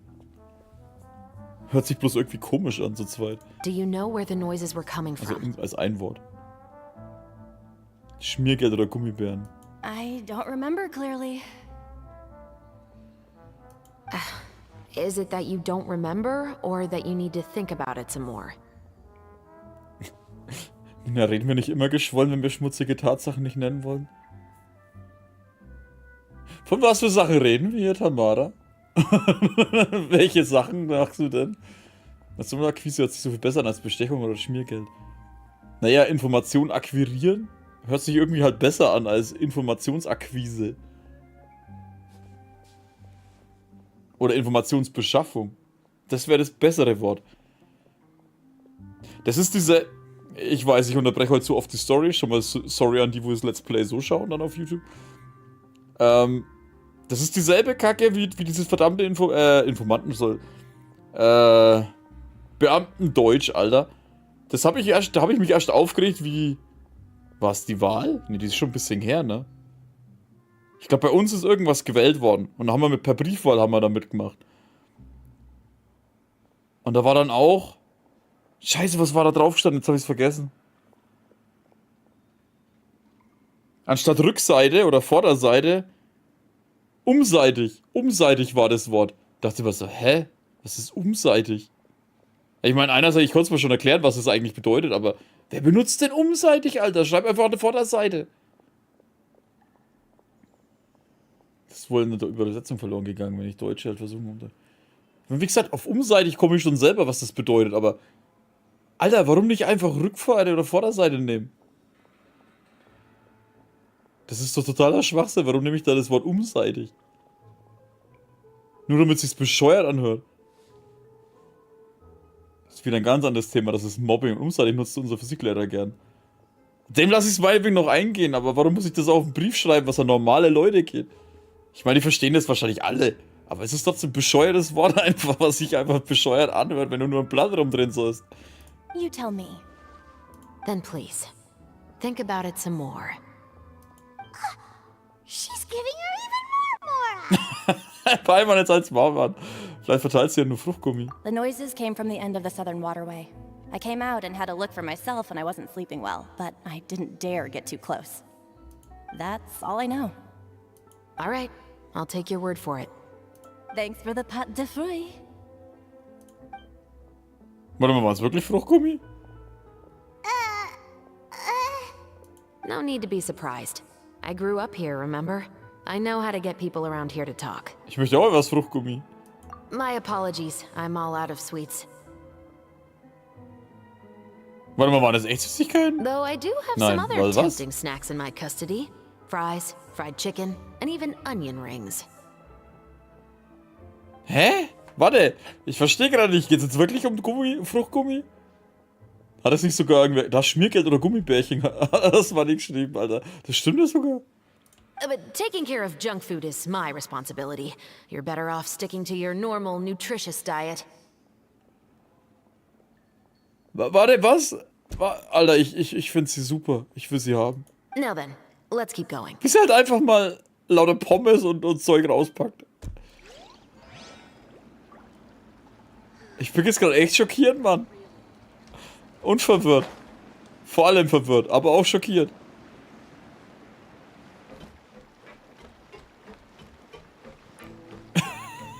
Wie sie halt echt Fruchtgummi verteilt hat.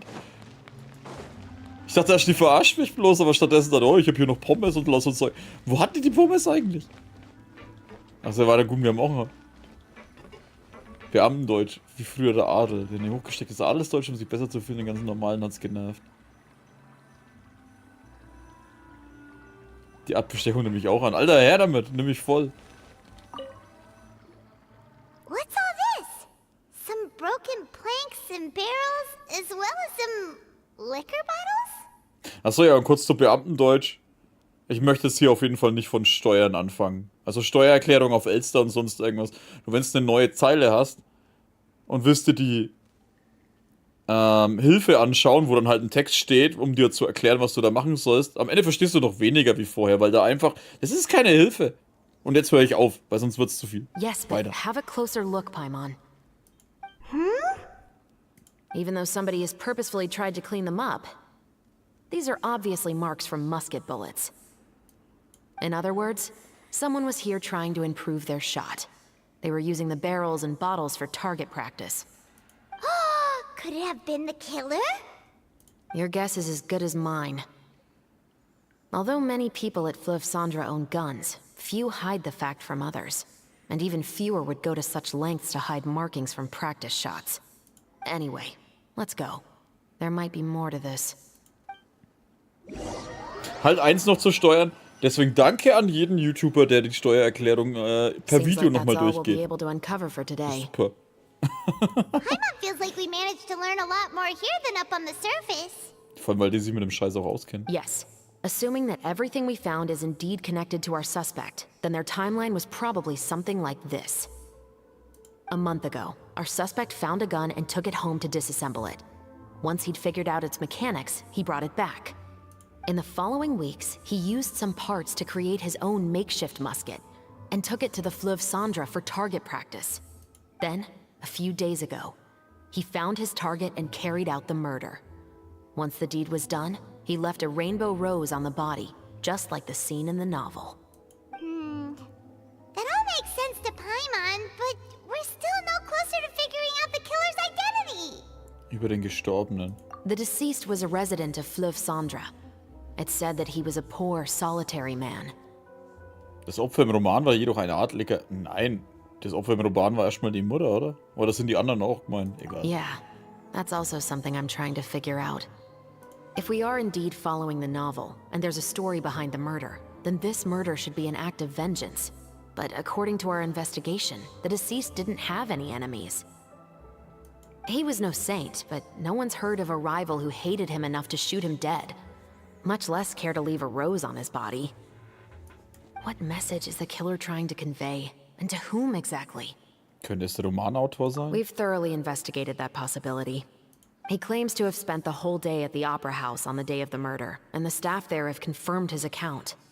Okay, so he has an alibi. Not only that, he lacks a credible motive as well.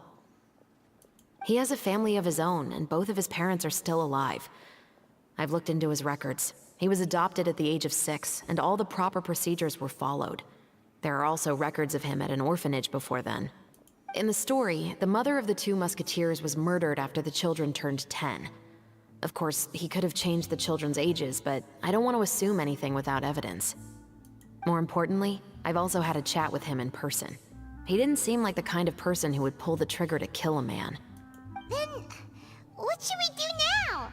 We have all this new information, but it doesn't help us move forward. Investigations take time. I didn't expect us to catch the culprit in just a single day. Hey, das kennen wir in Genshin aber anders. How about this? Let's spend the next few days filming with the crew. We can continue the investigation once we're done with the film. I'm sure that given time, new leads will present themselves. Wait, but weren't you saying intel is like small, remote islands in the middle of the sea just a moment ago? Wouldn't you just miss them if you were to stop looking? Ah, but the book had more than one reference to the islands, Paimon. Oh? What else did it say then? As long as you spend enough time sailing through the fog, you'll eventually come across an island. Fiktion und Realität innerhalb und außerhalb des Rahmens. Abgeschlossen. Wie lange schon mich mit Vereinsgesetzen auseinanderzusetzen? Ich bin an den niemand der Steuererklärung machen muss. Ich sag's mal so, mittlerweile habe ich jetzt 3 oder 4 Steuererklärungen gemacht, weil muss ich ja. Ich meine, ich habe ja... Ich verdiene hier Geld, ich muss ja das machen mit Kleinunternehmer und so ein Scheiß. Es ist mittlerweile, es ist ja eigentlich nicht so schwer. Das Problem ist, wenn diese kleinen Besonderheiten kommen. Das heißt, wenn du irgendeine Versicherung, die du hast du irgendwie eine Versicherung aufgelöst und Geld bekommen oder so Zeug. Oder halt jetzt Du musst ja dann auch, wenn du Kleinunternehmerregelungen und das ganze Zeug hast, musst du dann auch angeben, was hast verdient, was hast du ausgegeben und sonst irgendwas. Und das Jahr habe ich jetzt zum Beispiel dann auch Arbeitszimmer mit angegeben, weil ja das ganze Zimmer im Prinzip darauf ausgerichtet ist, dass ich mir mal Zeug mache. Klar, ich habe hier die Regale stehen mit dem Zeug, aber hier ist im Prinzip der PC, wo ich mal Aufnahmen mache, Streaming. Da drüben ist der Tisch für die Figurenauspackung und Unboxing.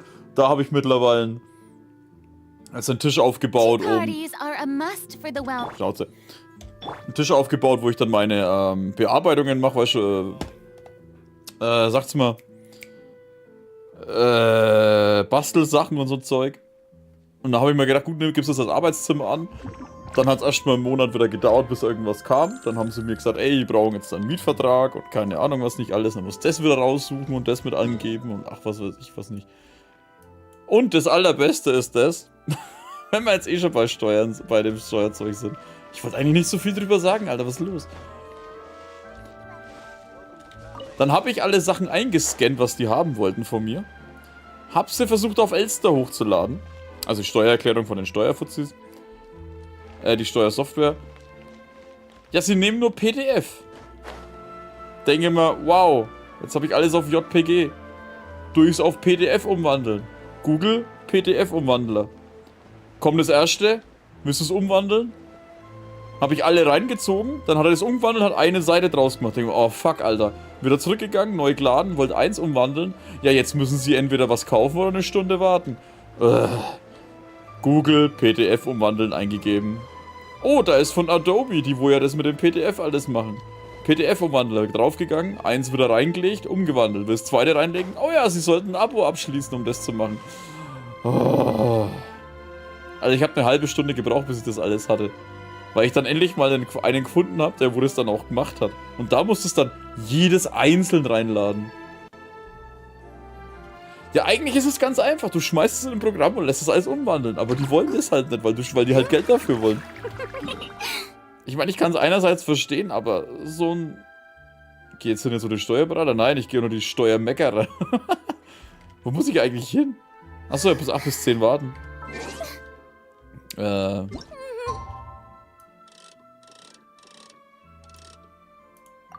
Deswegen bin ich froh, dass man für die Steuer, bis man die Steuer machen muss, immer bis zum September oder Oktober. It's filming time again. Our schedule is jam-packed for the next couple of days too. We've got so many different locations and sets to cover. Trick 17, das JPG. Anyway, let's head out and meet up with the others. JPG ein Word-Dokument und dann das Word-Dokument in PDF speichern. So habe ich es mit dem Arbeitskram von meinem Bruder gemacht. Das ist vielleicht auch eine Möglichkeit. Wobei es ja schon mal gut ist, dass ich das denen nicht als sag's mal, nicht als Fax noch schicken muss. Wobei, das kann man wenigstens über E-Mail machen. Warte mal, gehen wir mal erst hin, bevor ich hier saufen anfange. Also, normales Trinken.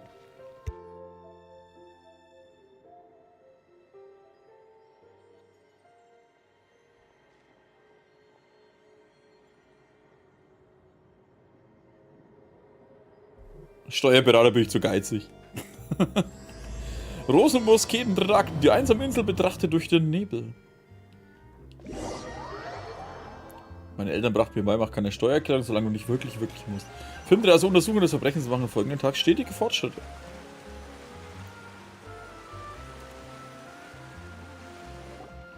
Good work, everyone! We're looking to wrap with our 2 main ladies today. I can already smell our success. What do you mean, looking to wrap? Es bedeutet, wir beenden das Drehen in der letzten Szene. Es bedeutet, die Dreharbeiten sind damit vollständig finalisiert. Hä? Das war's jetzt? Verarscht ihr mich jetzt? Ich dachte, wir machen dieses Minispiel mehrfach. Eigentlich machen wir gar nichts. Oh, aren't you the expert now?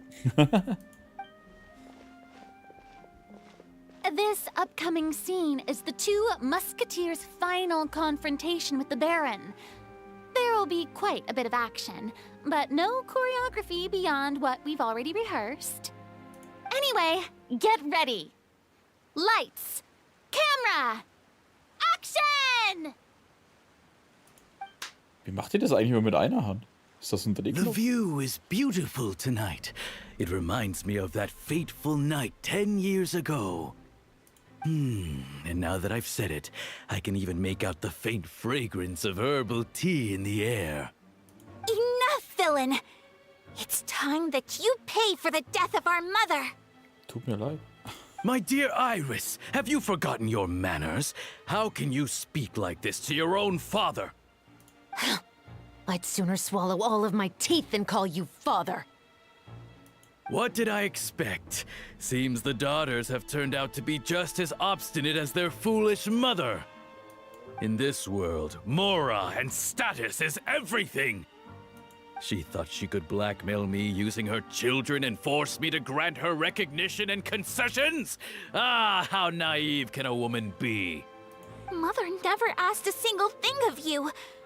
All she wished was for us to live a peaceful life, just like the others. It was you who personally brewed the poison of prejudice and sent Mother to her death. Compared to that deadly poison, the 2 bullets that will soon pierce through your heart will be like sweet mercy. And that's exactly why I said you're just as naive as her. Did you really think 2 muskets would be enough to defeat me? So let's see. What is stronger? Mora and power, or the 2 muskets in your hands? Dem ist bewusst, dass die den jetzt einfach erschießen können. Der steht vor denen. Get them! Warte, was? Tulip! There are too many of them! Nein, eigentlich sind sie schon so gut wie tot. We'll cover each other, Iris. Hä? Mother will be what? Was ist passiert? Warum waren da nochmal 2 Wirbel? You've lost. Ist das C6 Ayaka? To think I'd lose to my own 2 kids. We are no children of yours, and we'll never call that place our home. Then tell me, what did you do all this for? Abfuck. You lost your mother, and will soon kill your father as well. What will you gain in the end, other than sentences for your crimes? We will gain our long-awaited justice. Ooh. Headshot. It's over. Finally, it's over.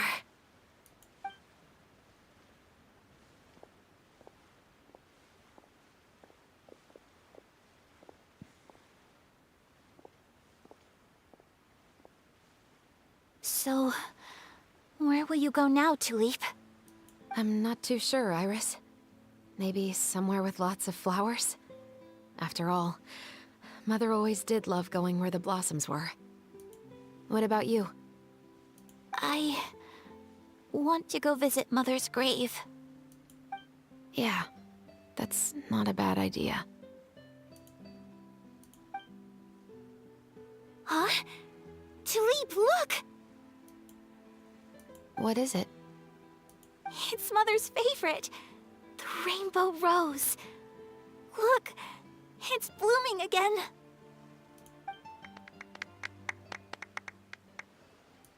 Excellent!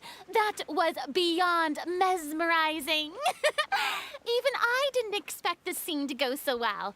And we got it in a single take. Ihr müsst ihn noch mal erschießen, er läuft weg. Ah. All right, everyone. We've got a wrap for Tulip and Iris. Congratulations, Ayaka and Chevreuse! Gute Arbeit, damit sind eure Dreharbeiten abgeschlossen. Thank you. I didn't expect our parts to wrap so quickly. I wish I could savor the experience for just a bit longer. Paimon totally understands. Paimon's not ready to say goodbye to the clapperboard either. Filming has really been a lot of fun. Paimon ist echt mit den einfachsten Sachen zu begeistern. Sie hat einfach nur den Filmklang gemacht, einmal pro Szene dieses Klick. Und das ist schon das, was sie begeistert. Ich möchte das öfter machen, ich will sie behalten. You were great too, Chevreuse. The way you said, long-awaited justice. It gave Paimon chills. That is indeed my favorite line in the whole book. I still remember trying to act it out in my room the first few times I read it. Whoa, Paimon would have never guessed you're that type. Who doesn't like stories where the guilty are punished and justice prevails over evil? Don't forget, I'm the captain of the Special Security and Surveillance Patrol. Kann ich so zustimmen. Deswegen bin ich ein echter Sacker für so Mann-was, Alter, wo es darum geht, dass irgendjemand... Er wurde gemobbt, er wurde fertig gemacht, er stirbt wegen irgendwas. Und dann wird er teilweise in der Zeit zurückgedreht oder sowas. Ist dann viel stärker und haut natürlich dann die Typen, die ihn vorher fertig gemacht haben, einfach voll auf die Nuss. Jeder, der wo sich mit ihm anlegt, kriegt ein paar aufs Dach, Alter, voll meistens so böse und sowas. Ey, ich liebe solche Mangas, Mann-was oder sonst irgendwas, wo halt solche arroganten Penner aufs Dach kriegen. Captain, I have something urgent to report. Please excuse me, everyone. I'll be back in just a moment. It's okay, don't worry about us.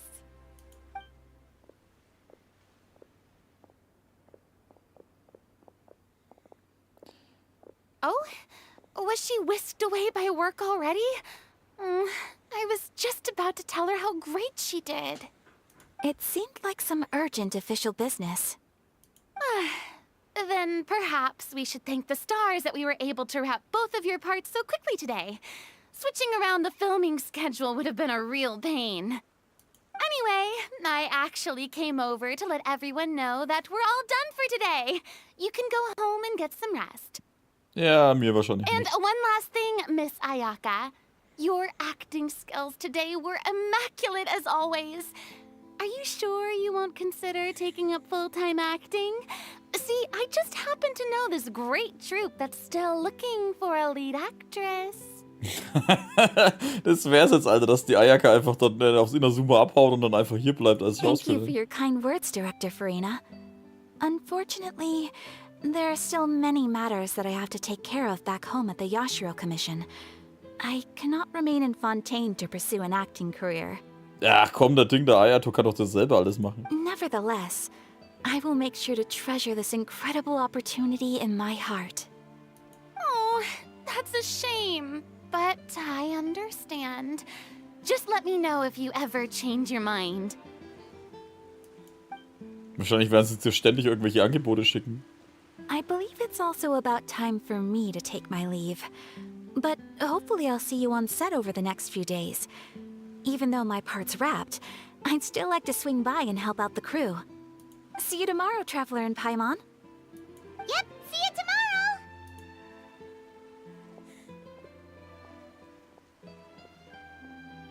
Also wenn ich die Ayaka immer so sehe in so Szenen und solchen Sachen, die wo mal sie aus ihrem Haus rausbringen und aus ihren anderen Sachen halt, was sie so üblicherweise machen muss, wünsche ich mir echt, dass wir sie ständig in anderen Ländern sehen.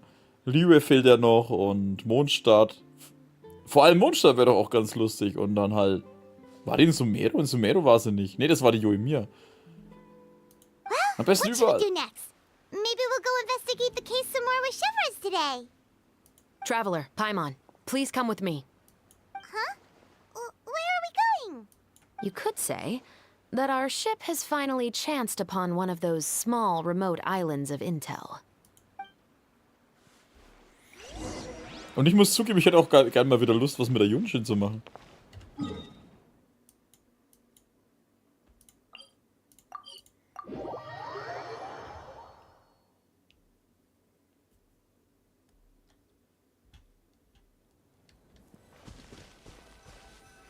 Denn hat die jetzt eigentlich bewusst meistens immer ihre Sachen neben irgendwelchen Teleportern setzen? Weil das ist relativ oft jetzt, ne? Oder ich denk's bloß. Paimon's exhausted. Paimon definitely didn't expect having to float this far after a full day of filming. So, Chevres, why did you take us here? Hast du neue Hinweise? Affirmative. It wasn't anything conclusive, but it should show us a clear way forward. Have you ever heard of someone by the name of Emily? Oh, you mean that famous perfumer? Was? She's a good friend of mine. She's lent me her aid several times in the past to resolve some difficult cases. After I discovered the rainbow rose at the scene of the murder, I sent it to her. After all, she's probably the foremost expert on flowers and scents in all of Fontaine. And then? There was nothing remarkable about the flower or the trace amounts of soil left on it. But according to Emily, the rainbow rose left by the killer was derived from a very rare cultivar. Huh. Paimon didn't know that there were different varieties of rainbow rose. Paimon just thought they grew everywhere in the wild. Flowers that are deliberately cultivated will always show some different features from those that bloom in the wild. We already knew that the rose left at the scene belonged to a special cultivar, but with Emily's expertise, we were able to pinpoint the place where it was first picked from. Oh, Paimon gets it now. So whoever first planted that rainbow rose was probably the killer. Precisely. And after we checked what we learned against some sales records from the past, we discovered that there's only one person in all of Fontaine who could grow and sell this specific cultivar. Really? And who is it? It's the novelist. Alter, echt? Wie hat er das gemacht? But didn't you say he had an alibi? To be clear, I haven't changed my mind about him. I still don't think he was the one who pulled the trigger. However, that doesn't mean the true culprit never visited him at his home or never purchased a rainbow rose from his garden. Stimmt auch wieder. Whatever the case, we will have to confirm a number of things with him. So you mean the next place we need to go is... Yes, we're going to pay him a visit at his home. Oh nein. Oh, doch. Oh, der Wunder gleich hier. Ich dachte mir schon, was soll man dann hier?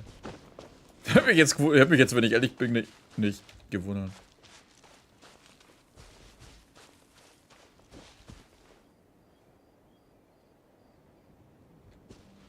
Ja, ich lasse auch immer mein Zeug einfach mitten in der Wildnis stehen, wo massenhaft Monster, Viecher und sonst irgendwelche Dinger vorbeikommen.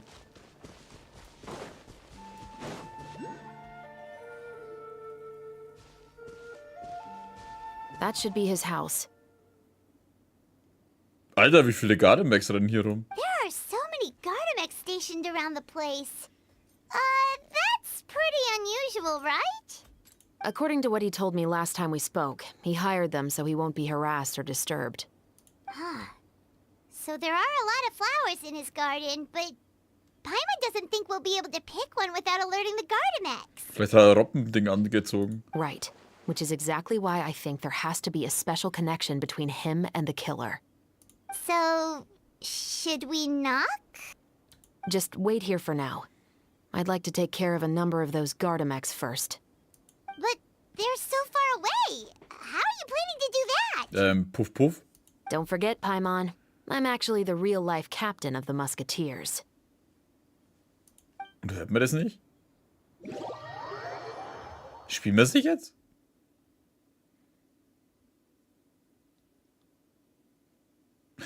Oh, Hitman. Was Zieltasten, um zu zielen? Schießt das und gucken, das Ziel abzufeuern.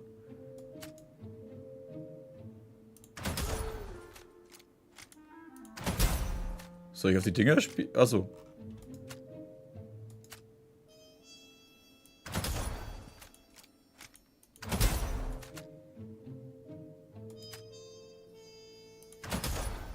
Okay, damit gibt's auch keinen Crit.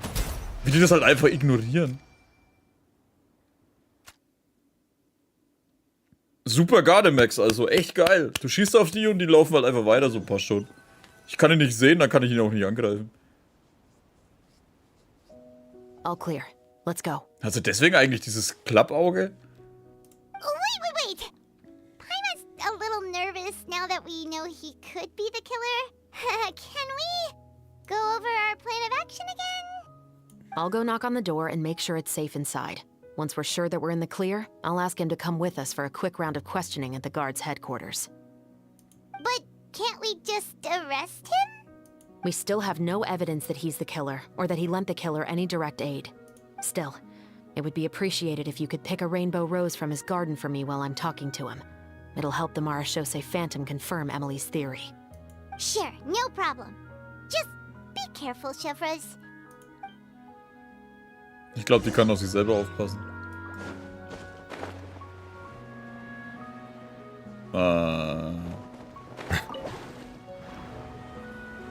Oh. Sollen wir so weit hingehen? Oh ja, sollten wir sogar.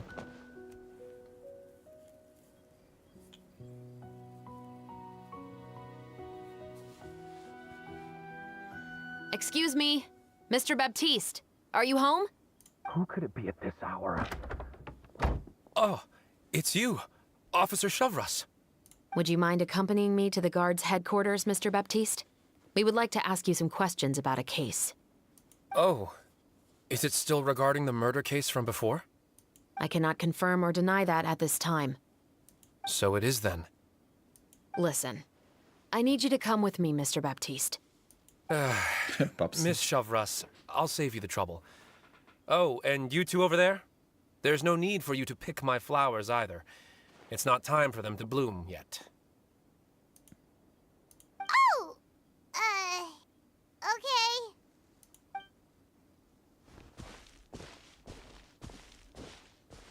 By saving me the trouble, you mean... I will confess. I was the killer. Huh? Nee, der verteidigt den Killer. He just admitted he's guilty. Ja, wir haben auch Ohren. Please relax, everyone. I'm not armed. The musket you're looking for has been buried in my backyard. Then it's my responsibility to inform you, Mr. Baptiste, that everything you say right now will be used as evidence for the inevitable trial. Yes, I am perfectly aware of that. I must say, I hate this feeling. Oh? Is it because I confessed? Or because you've been proven wrong? Both, I suppose. Der Mann am Flore Cendre? Warum hast du ihn getötet? For the same reason as the one I wrote out in my novel, of course. I did it to exact revenge. I know you haven't figured out the link between the two of us. Had you done so, I'd have been taken away to the headquarters a long time ago. But that won't stop me from always remembering his grotesque face. After all, he was the one who killed my mother.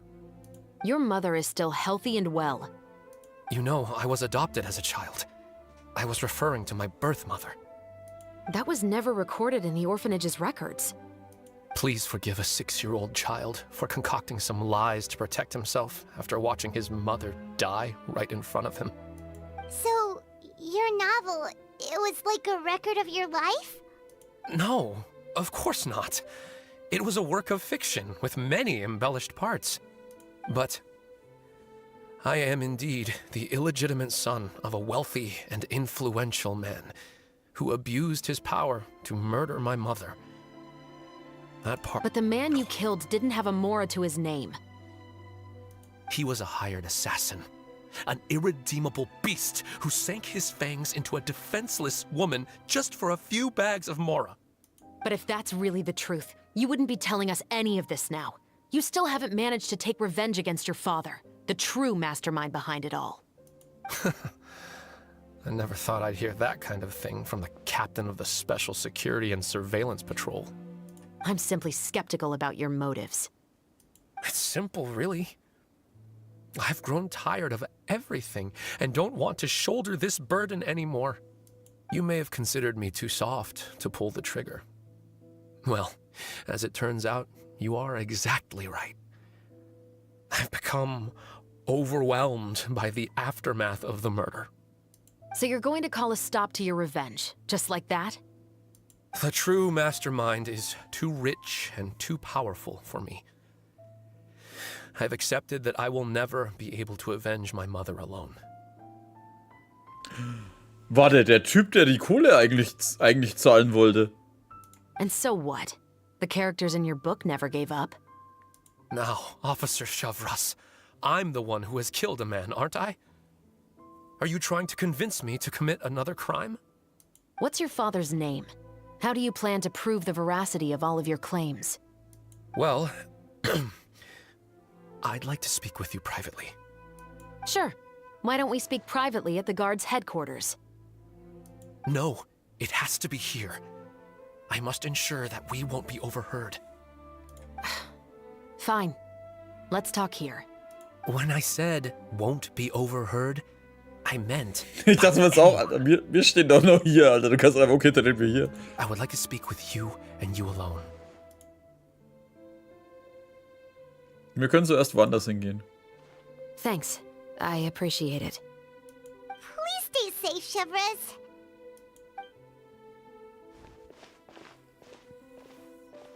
All right.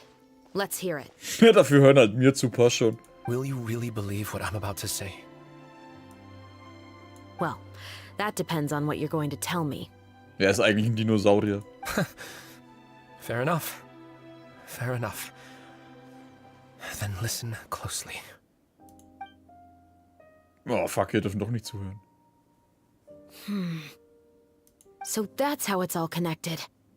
So, it seems you believe me after all. Do you want me to go public with this? No, of course not. At least, not right now. Then why did you bother telling me? You've read my work. What do you think? Even if you were to go public with all of this right now, he'd simply deny everything. It's been too long. Almost 20 years. Anything that could be used as evidence has long faded away.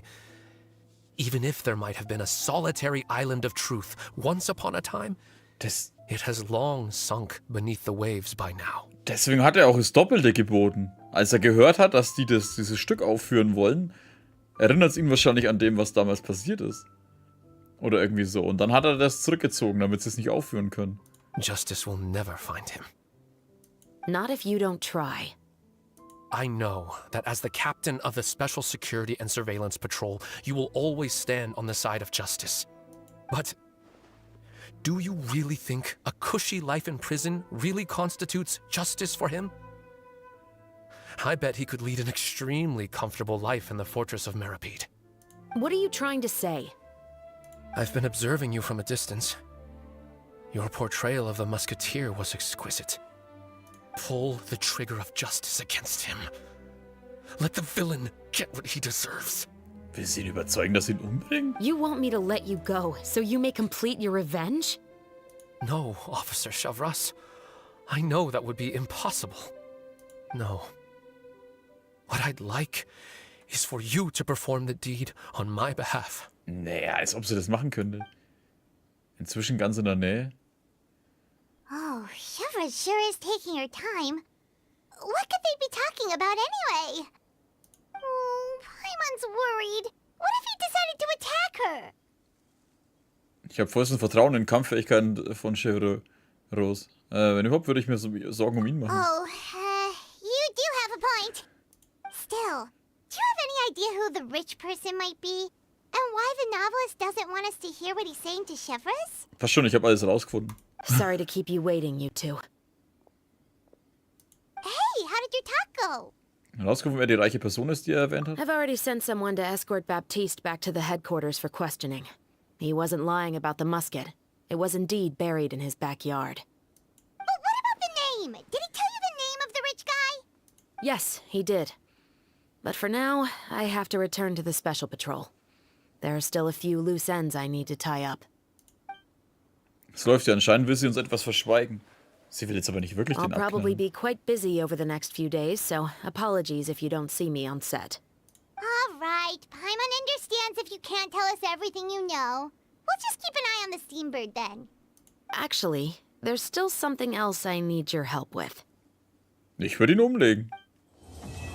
Dritter Akt abgeschlossen. Die einsame Insel betrachtet durch den Nebel. Ja, das war's dann schon leider. Schweinerei. Hä?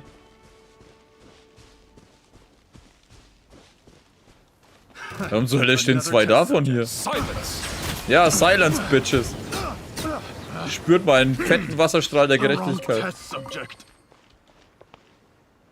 Weißt du, kaum ist der Typ verhaftet, bauen die hier vorne eine Zelle auf.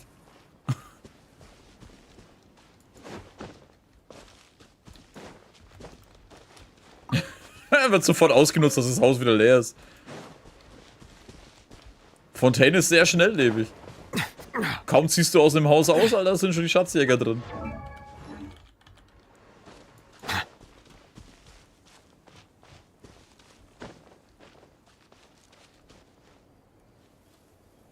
Die sind ja überall. Kein Wunder, dass der Garde Megas da hatte. Ich meine, hier ist diese ganze Gegend ist innerhalb von 5 Sekunden total verrot, ey.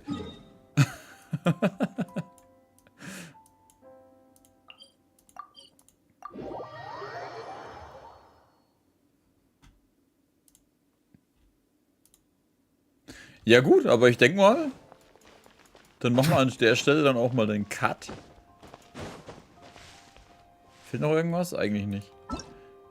Klar, wir könnten noch die Dinger da machen, aber die können wir auch nächstes Ding machen. Noch nicht freigeschaltet. 2 Dinger. 4 Stunden, 2 Tage. Das passt dann für nächstes Wochenende. Und dann haben wir noch die Festaktionen.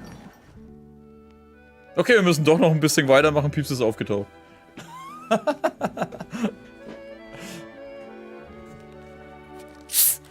Dann machen wir doch auf jeden Fall noch ein bisschen was.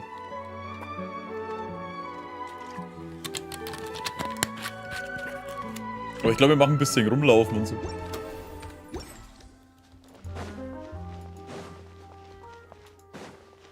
Ah ja, erstmal guten Abend, Pieps. Stimmt, das hätte ich fast vergessen. Wie viel Uhr ist eigentlich? 23:17 Uhr. Wir machen eh in Fontaine zu wenig. Ich meine, da oben bin ich auch noch ein bisschen rumgelaufen. War ich eigentlich hier schon mal? Du könntest ja einen der Nebenquests machen, die in der Liste stehen. Nein.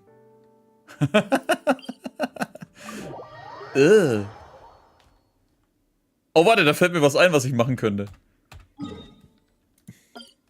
Beim Turm. Das, was ich das letzte Mal abgebrochen habe, weil ich erst gemerkt habe, wie das geht. Was mir selber wieder eingefallen ist. Als ich weggeflogen bin. Die Aranara-Quest, klar.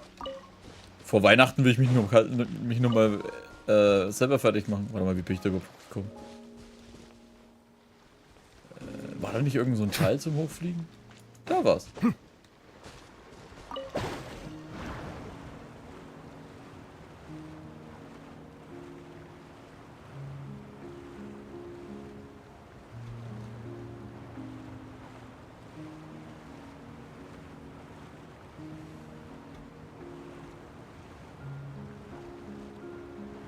Da müssen wir im Fliegen nicht vorbei. Also das hätten sie schon mittig machen können, dass er wenigstens hier landet oder so. Navi hat sich Navi geholt. Man hätte es aber fast nicht gemerkt. Nachdem sie einen Monat drüber geredet hat. Es wird schon fast fehlen. Nee, ich hab 20 Züge gemacht. Sie ist nicht gekommen, aber das hat dann schon gepasst. Ups. Ich hab das Ding kaputt gemacht. T. Jetzt kann ich's machen. Ich werde mir die Chlorinde holen.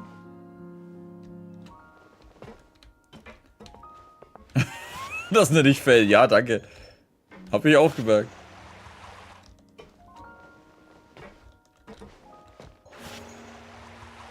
Das war ein richtig harter Fail.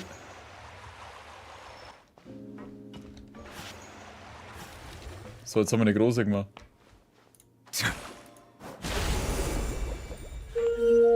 So, jetzt aber. Let the record show that I verbally consent to relinquishing these items into your possession.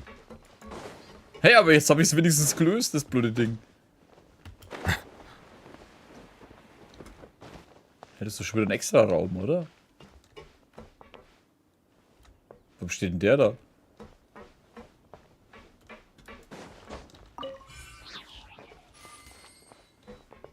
Da ich gerade da bin? Ja, ich bin hier.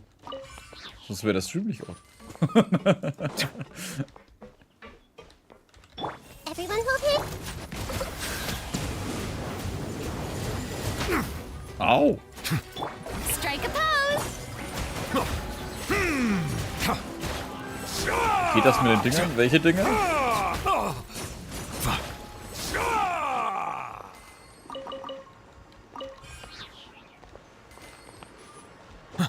Um mehr zu erkunden, müssen wir erst die Nebenquest machen. Ach so. Stimmt, irgendwer hat was von der Nebenquest gesagt das letzte Mal. Shower me with praise. I see everything. Bow your head. Ich weiß gar nicht, ob ich so weit hochkomme.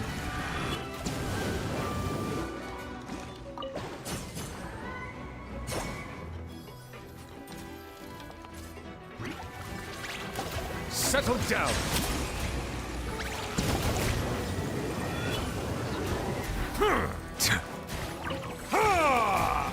Achso, wegen der Nebenquest.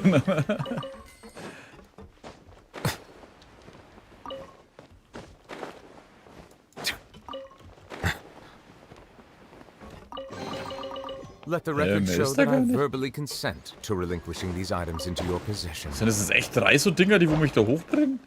Das ist doch ja scheiß ernst. Wow. Achso, die oben, die wo ausschauen wie Musikinstrumente. Ja, die musst du mit den Blasen aktivieren. Du musst halt schauen, dass du gleichzeitig aktivierst. Was jetzt schlecht geht, weil ich sie ausgelöst habe. Aber warte, ich glaube, das bringt mich wieder ganz hoch.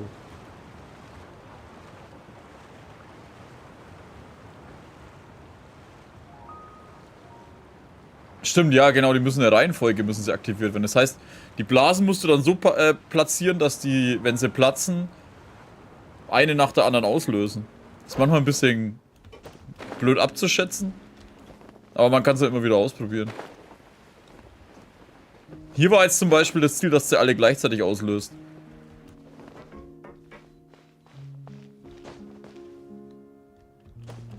Blasen können übrigens auch Blasen auslösen. Das heißt, du kannst sie dann unterschiedlich steuern damit. Wenn du eine Blase platzen lässt, geht halt auch noch eine andere Blase dann kaputt, wenn die trifft. So kannst du dann 1, 2, 3, 4 zum Beispiel aktivieren.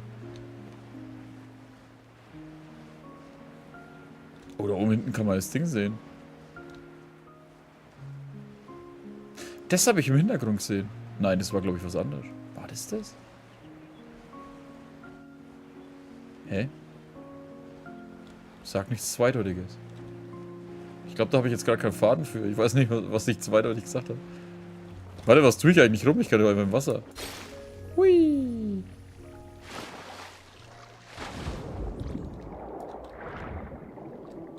Nein. Otter. Scheiße, ich kann's nicht. Ich bin Flipper. Nein, du musst weiter schwimmen. Arschloch.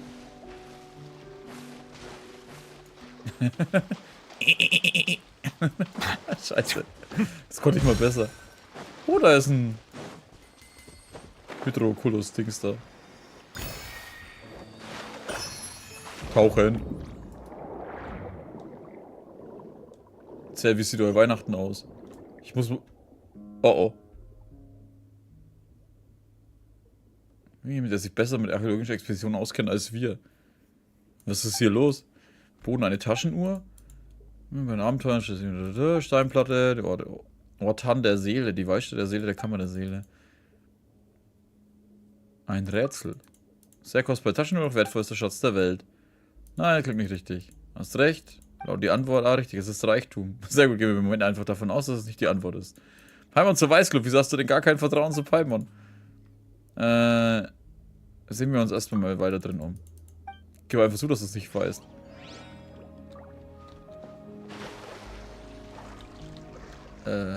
Warum bin ich hier? Wo kam ich eigentlich rein?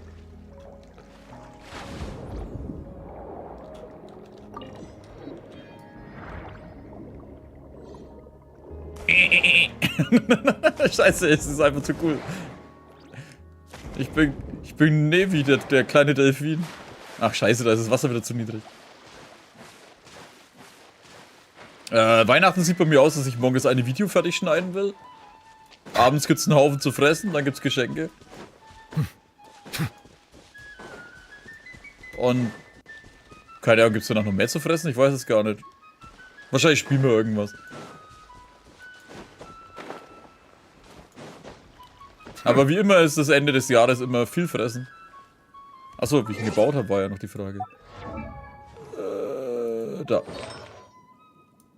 Die Artefakte und dann halt auf kritisch, wie immer. Hydroschaden. Und ich glaube auf Angriff ist, glaube ich, auch das Ding so. Natürlich ist wieder irgendwas mit Verteidigung drin, also perfekt ist er nicht. Ich glaube, ich habe keinen einzigen perfekten Charakter.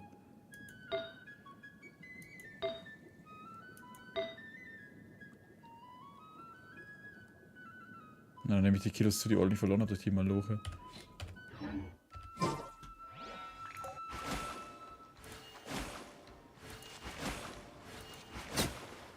Ah, ich habe das Hühnchen erwischt.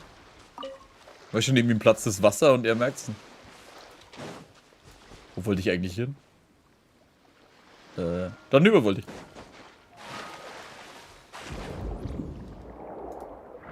Oh, dicke, fette Muschel.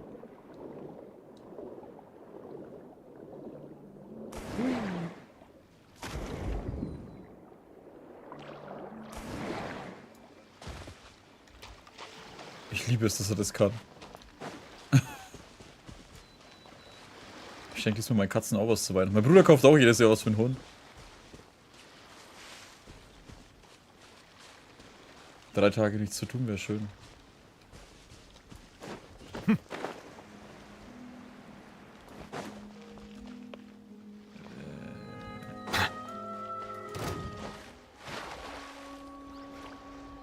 Fliege Lotus. Oh, warte mal, ich kann auch mit der Verrückung. Kann ich das jetzt aktivieren? Was war das jetzt? Nein, du sollst das Ding da angreifen. Nein, du sollst... Ich hasse diese automatische Zielerfassung. Bow your head.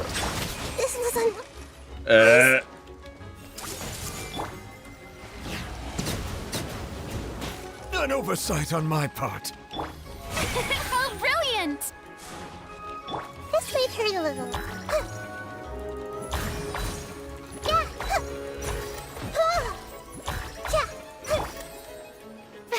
Achso, ich brauche meine Kumpanen.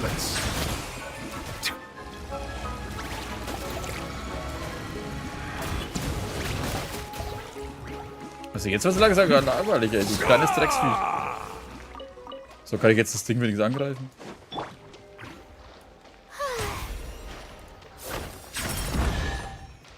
Alter, wie es einfach geplatzt ist. Go on. You have my approval. Leider wohnen viele bei uns in der Nähe. Ja, unsere wohnen auch ungefähr eine Dreiviertelstunde und eine Stunde weg. Wobei wir mit den einen immer viel zu tun haben.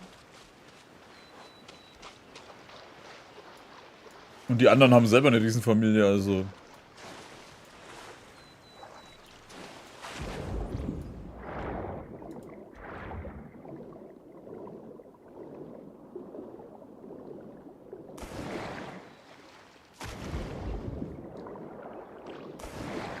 Oh, sie dreht sich so nochmal. Macht das der Növi eigentlich auch?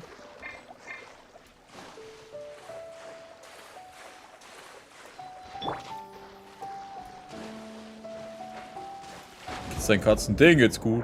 Dachschaden wie immer. Ne, der macht das nicht, ne? Hat jeder Fontaine-Charakter einen eigenen Style?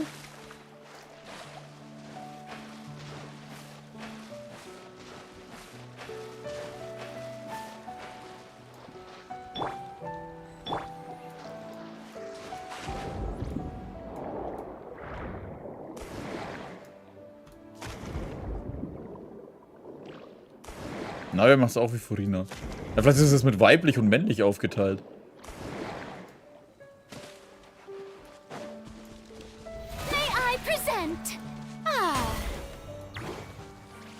Vielleicht Größen, aber das kann natürlich auch sein.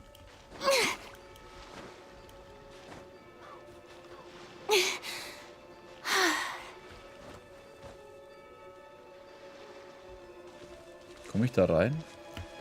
Nee.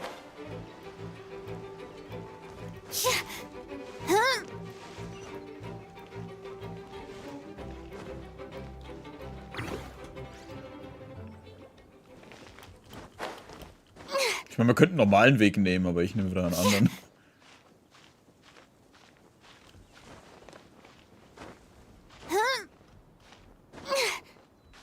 Na, scheiße. Müsstest du jetzt genau da hängen bleiben?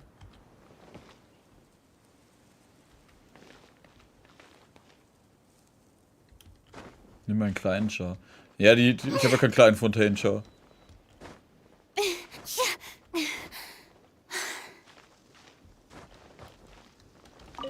Weil das machen ja nur die Fontaine-Charaktere. Fremine ist klein und männlich. Ist der nicht so groß wie der Linne? Gut, den habe ich ja auch noch. Wo wollte ich eigentlich hin? Achso, ja, ich war ja eigentlich dahin, wo ich eigentlich sogar hin bin. Hopp.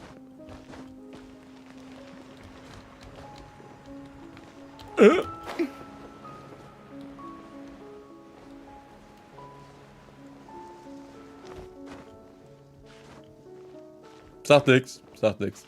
Ich weiß es selber.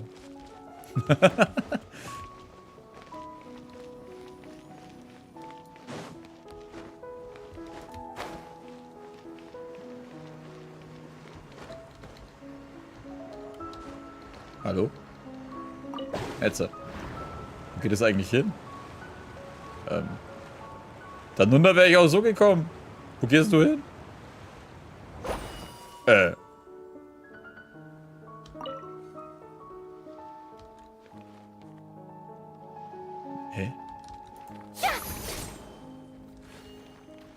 Ah.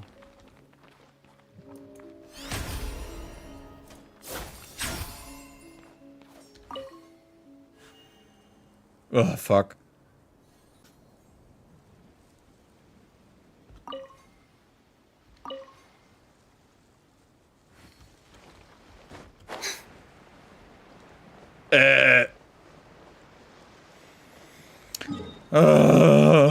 Warum löst sich das auf? Schweinerei. Nein, da gibt's mehrere Runden. Ach so. Ey, Alter. Also, jetzt wird's langsam. Keine Ahnung, sucht euch ein Wort aus. So, jetzt. Stehen bleiben. Ja, das habe ich jetzt auch mitgekriegt. Aber der Ball ist noch da, wo er ihn gelassen hat, ne? Das ist auch lustig. Der könnte wenigstens rollen oder so.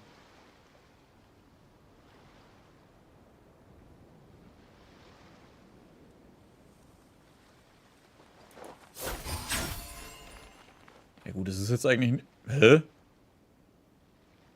Ah. Ah, das ist auch schon wieder zu früh.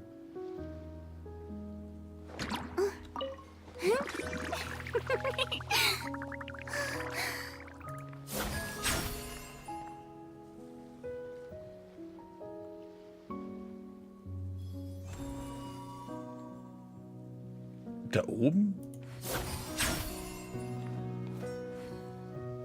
Ach so, scheiße.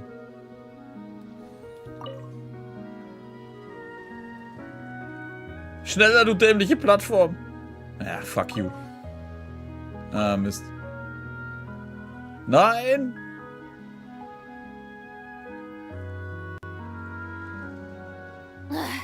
Boring. Ja, ich weiß. Anything else more interesting to do? Jetzt aber. Die Furina sagt schon. Boring. Hey, warte mal. Ich muss das ja wegmachen. Knapp.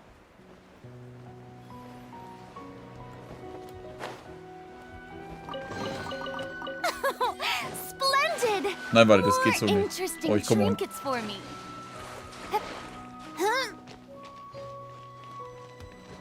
Genau, so muss das gehen. Hallo? Wie wär's mit Tauchen? Tauchen? Nicht tauchen? Hallo?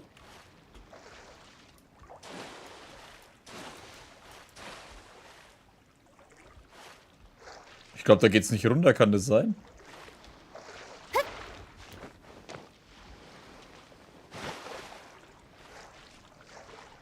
Das ist einfach ein offenes, riesiges Loch, in das man nicht reinkommt.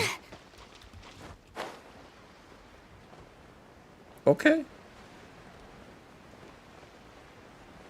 Nee, geht's nicht. Ja, ich war schon der richtige Knopf. Okay, also geht's wirklich nicht.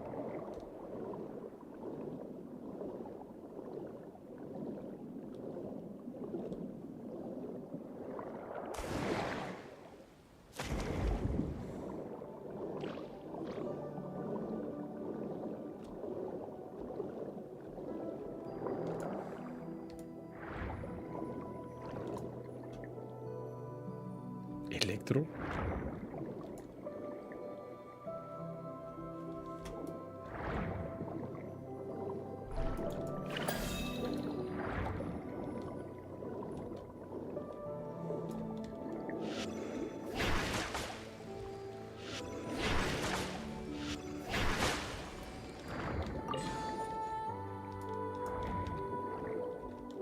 Brauche ich 3?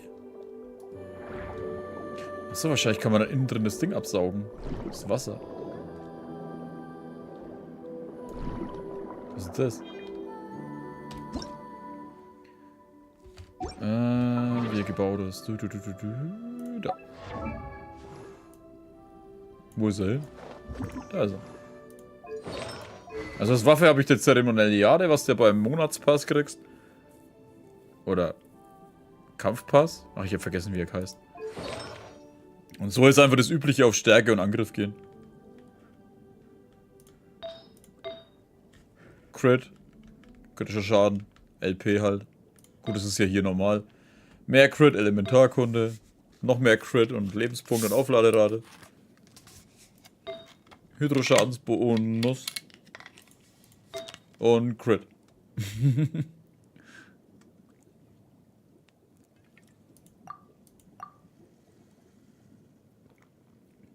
Dieses Attribut von Haarreif der Vernunft.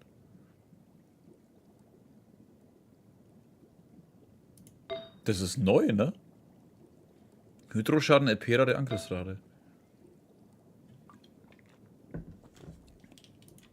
Cool. 100% Angriff. Ja, weil es hier nur Angriff geht. 100% LP.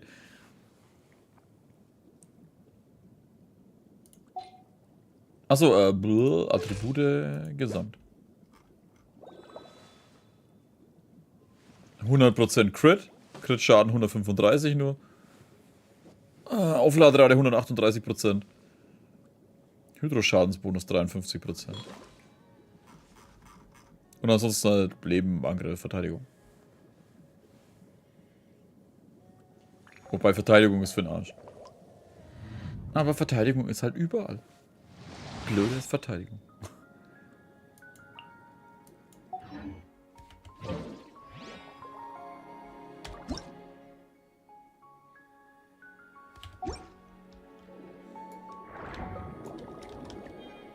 Ah, jetzt. Bewegliche Vorrichtung, Erlebtes Strahlen. Ah, okay, ja gut, das ist jetzt nichts Besonderes. Aber dazu bräuchte ich erstmal eins von diesen Strahlendingern. Haben wir da einen da? Da ist einer.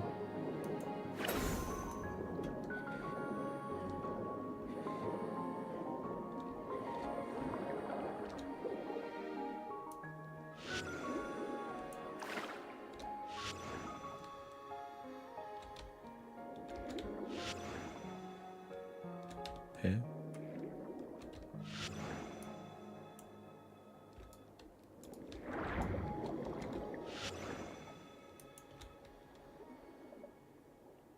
Hä?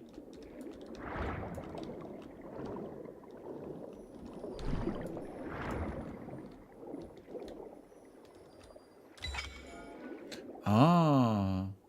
Und jetzt?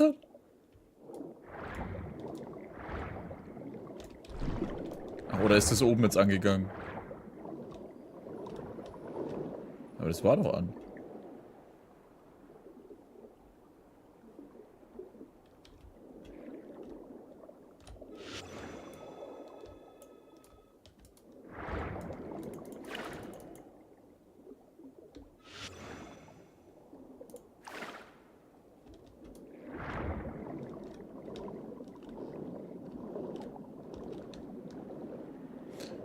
Ah, da unten ist Nummer 1.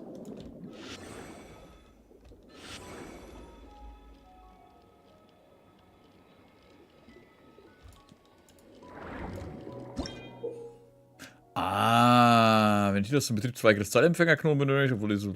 Okay.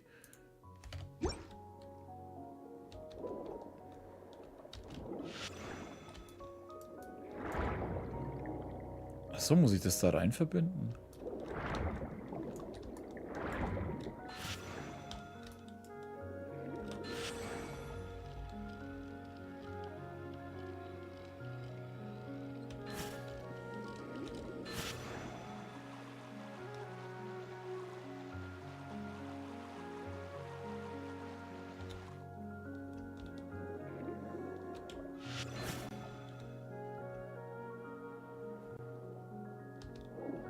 Dann geht's da runter?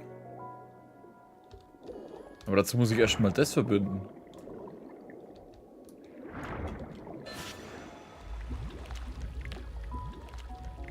Hä?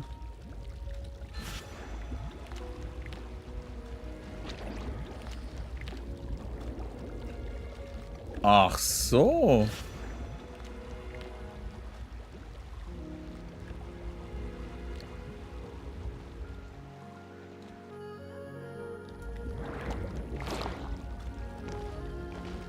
Oh shit, jetzt brauche ich einen Stromfuzzi.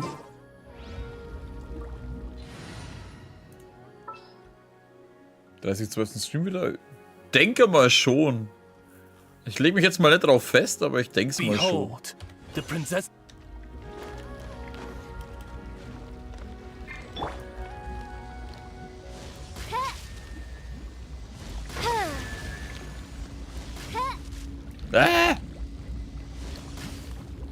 Ah, fuck you, wirklich?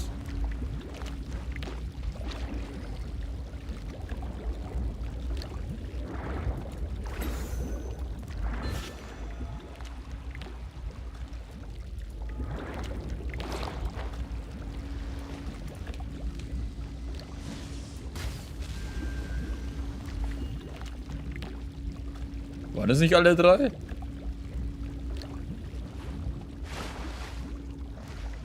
Noch irgendwo einer? Es gibt 4, fuck! Warum gibt's jetzt da 4? Ah, oben glaube ich war noch einer. Glaube ich.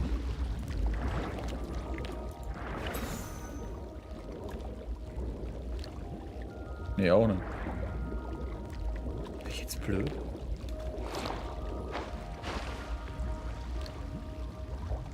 Oh, da oben ist so ein Kristall.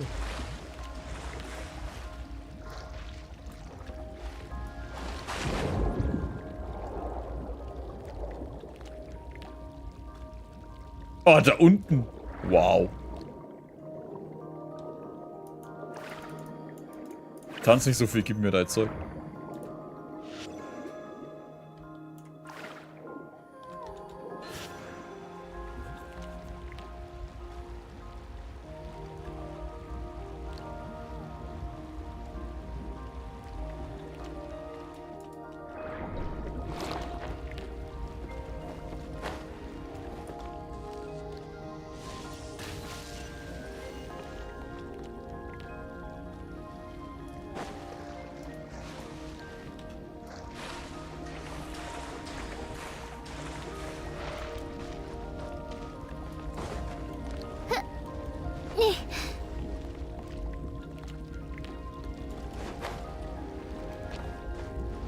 Okay, das ist zum Runtertun, das haben wir gelöst.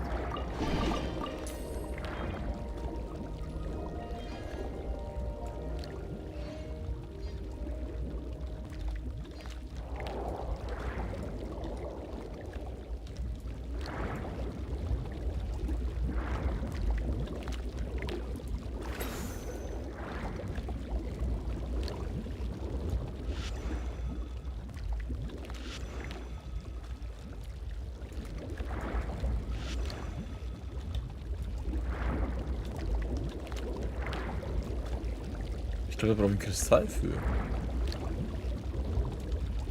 Den kann ich nicht mitnehmen.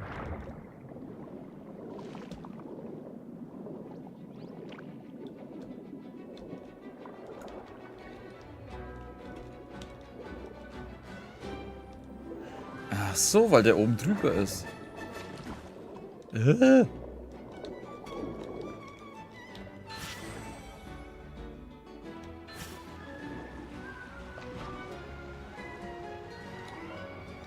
Ah.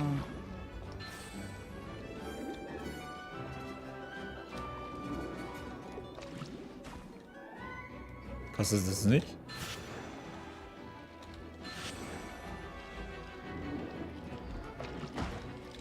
Nein!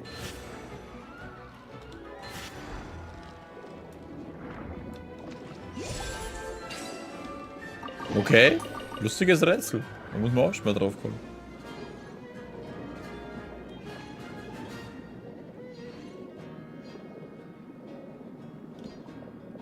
Was wollen die anderen Spackos eigentlich von mir?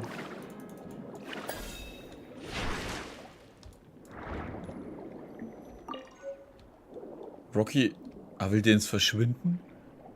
Hä? Was ist denn das?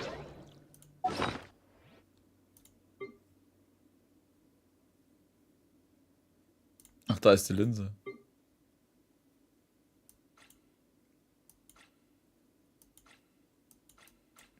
Das da? Nee. Da. Die Flasche im Inneren befindet sich ein Zettel mit merkwürdiger Zeichnung auf der Rückseite, der von den Taten eines gewissen Rocky Wilson Everson erzählt. Auf der Insel Warmer. Keine Partnerschaft aufgebaut und das Leben beim Duell in der Arena verspielt. So vergingen Jahrzehnte, bis Rocky Everson merkte, dass all seine Besitzer von Haushälter Brand veruntreut worden ist. Als sein Vermögen von nun an angehören, entschied sich Rocky Everson, ins Exil zu gehen. Er wollte den Rest seines Lebens uneigennützig Freunden widmen, wollte ihre Ideale verwirklichen, Notizen von einem Weg erfahren, hast, sei es auch zufällig oder zum Ruhm. Bitte geh und bring das Erbe von Rocky Everson zurück, das letzte Geschenk, das er der Welt machte.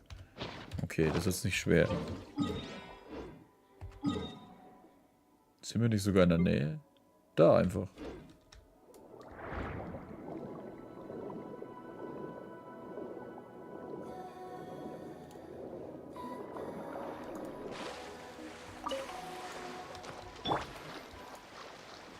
Ah, da hinten.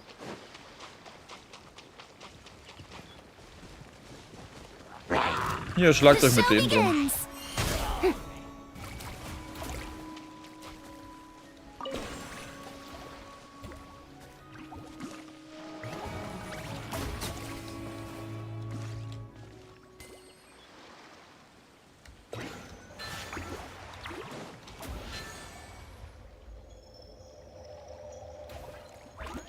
Okay. Achso, ich muss mit was anderem anfangen. Da hinten ist ein Strahl.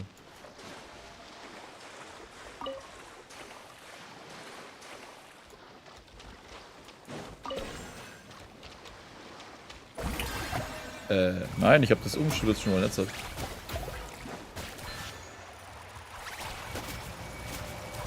Alter, hört auf, das anzugreifen.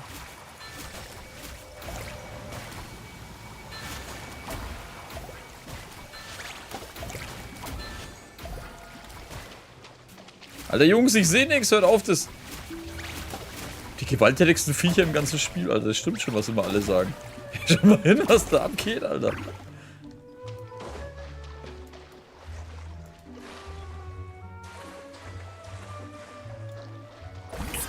Nein, ich hab sie wieder rausgeholt. Fuck, jetzt fangen sie schon wieder an durchzudrehen.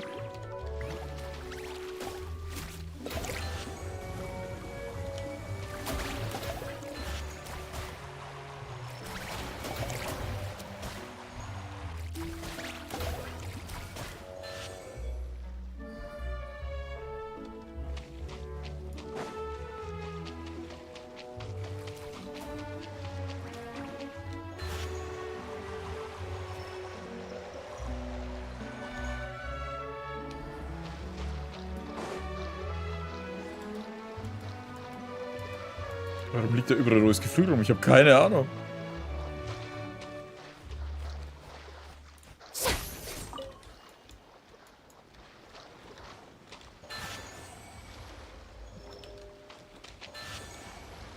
Nein, falsche Richtung.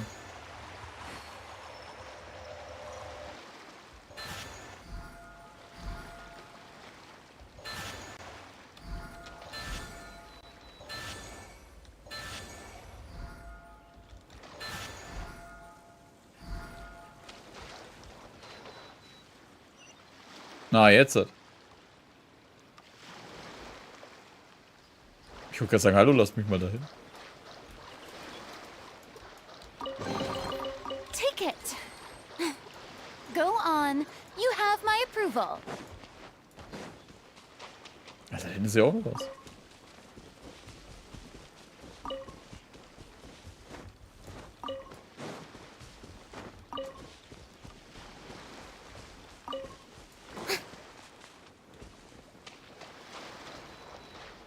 Und hier liegt einfach Fisch rum. Was ist denn hier los?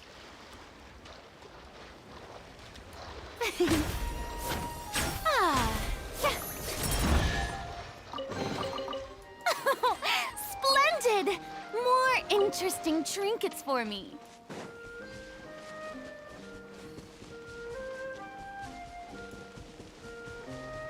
Warte, da oben war ich schon.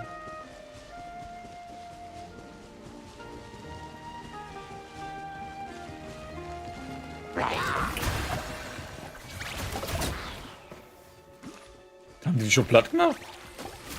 Hier, macht mal euren Job, Mann. Danke. Schnappt euch den nächsten.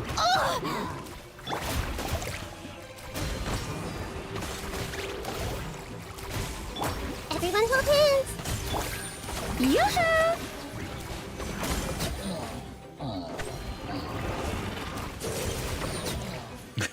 Die sind halt einfach nur übel. Jetzt gibt's schon Fischstäbchen frei aus. So in etwa. What a pleasant surprise. Truly an extra slice of joy.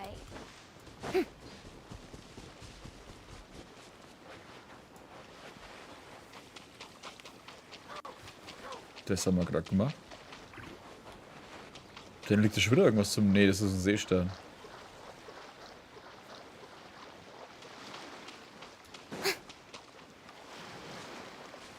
Toll, jetzt habe ich Hunger.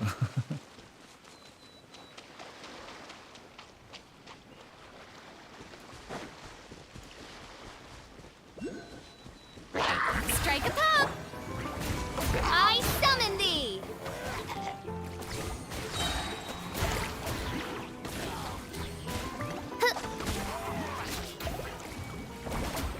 Hä? Achso, das war ja sowas. Oh.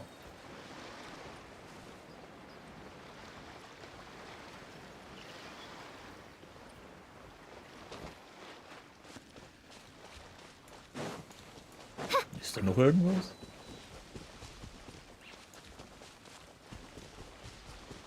Das war ziemlich am Rand, aber es schaut irgendwie aus, wie wenn hier noch was wäre. Aber wahrscheinlich eher nicht.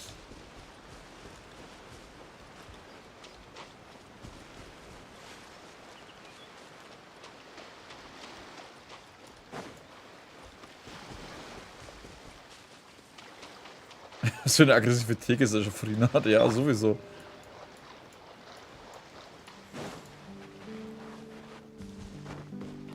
Tea Time.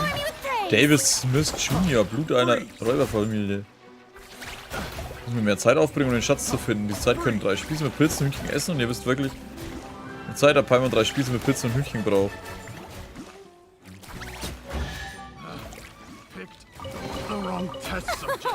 Splendid! More interesting trinkets for me. Schon wie er halt einfach ein Sondergegner war und meine 3 Viecher dann einfach komplett vermöbelt haben.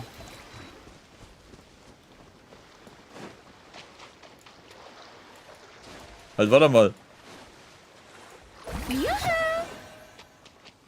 Ich vergesse immer, dass ich drüber laufen kann.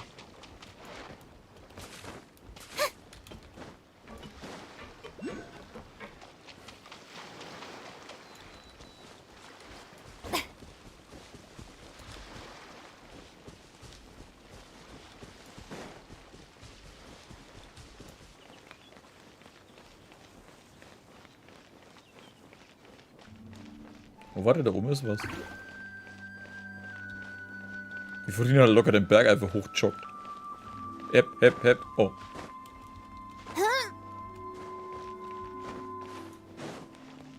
Nein!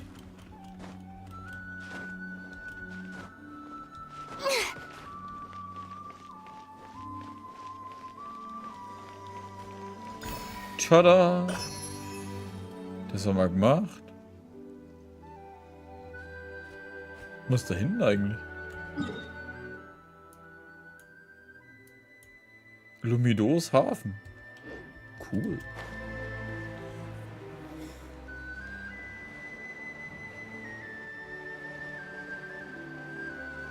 So bin ich, wenn ich hungrig bin. Da ist ein großer, da ist eine Höhle. Ich glaube, das war ja das, wo wir drin waren.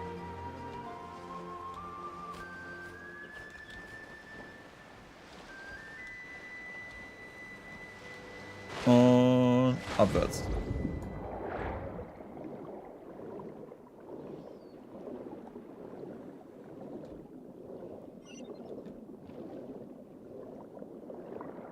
Ich kann die Teegesellschaft brauchen, wenn der Feierabend in Gefahr ist. Ja. Wer dann nicht? Weißt du, wie man unter Wasser halt noch selber kämpfen muss?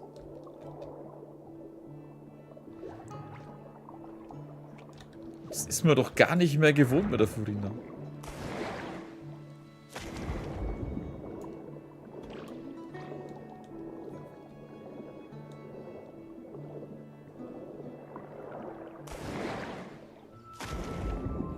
Mal kurz den Zwischenstand schauen, wo man ist.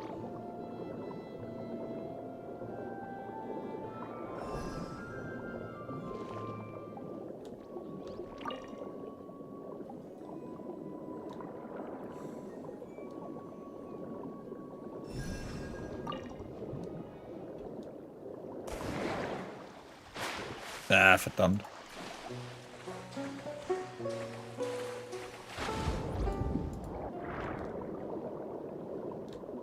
Das muss auch ein geiler Anblick sein, wenn du da an dem Hafen da arbeitest und dann halt einfach mal siehst, wie Furina aus dem Wasser gesprungen kommt. Hui. No, fuck.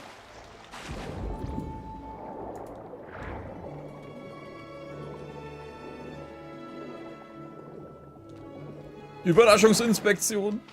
Oh. Warte, das kann ich nicht so auf mich sitzen lassen, das war ja langweilig. Überraschungsinspektion.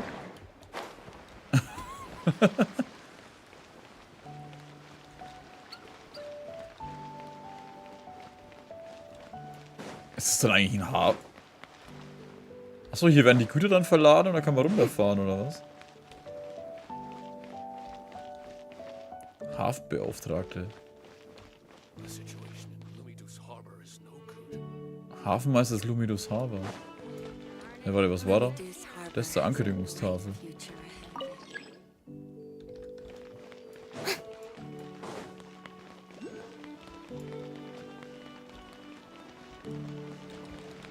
Erstmal Ding aktivieren, bevor ich irgendwo hingehe. Ich meine, ich bin dafür bekannt, dass ich Sachen nicht vergesse. Aber man muss ja nicht herausfordern. Ho, ho, ho, ho, ho, ho.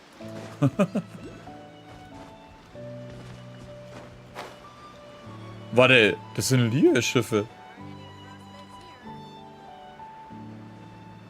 Und sie werden von einer wilden Qualle angegriffen.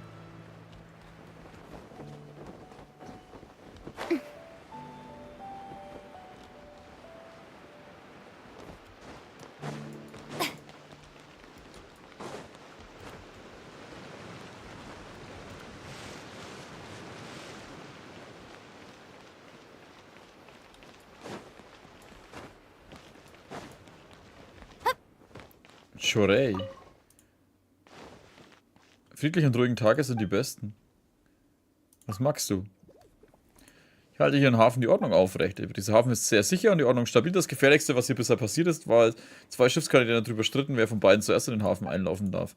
Man war so aufgeregt, dass er direkt von einem Mast auf das andere Schiff gesprungen ist, um die Sachen von Angesicht zu Angesicht mit dem anderen Captain zu klären.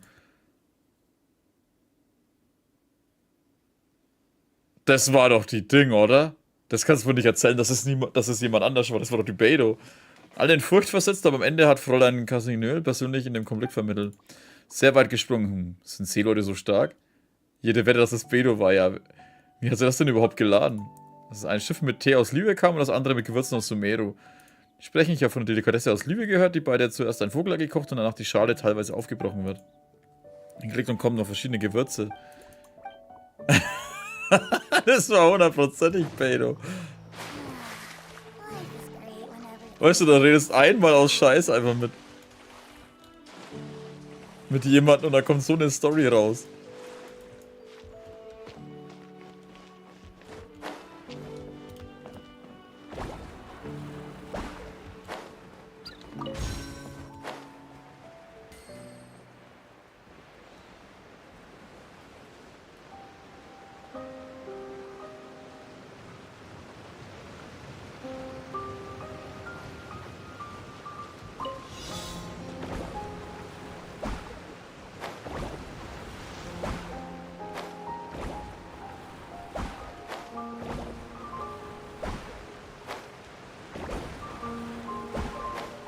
Bababam.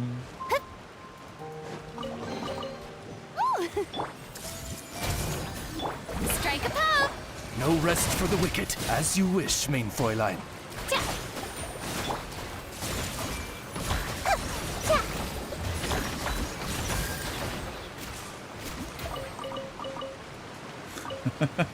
Pedo, Alter. Können wir aufhören, ständig alles versuchen, platt zu machen?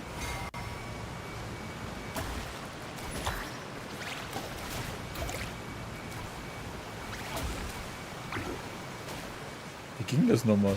Achso, ja, warte mal, ich kann hier was aufnehmen.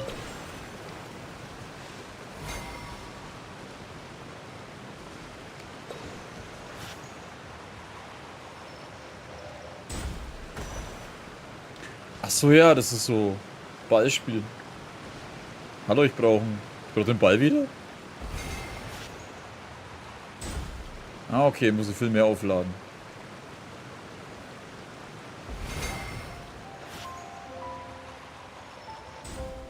Nee, das war auch zu wenig. Ich muss schon fast ganz aufladen. Achso, ne, ich muss ja auch so zielen. Ja. Das Ding nimmt das einfach mit.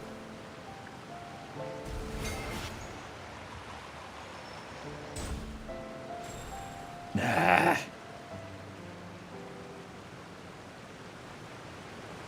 Schneller, das Ding kommt zurück. Ah, zu niedrig, um das andere zu berühren.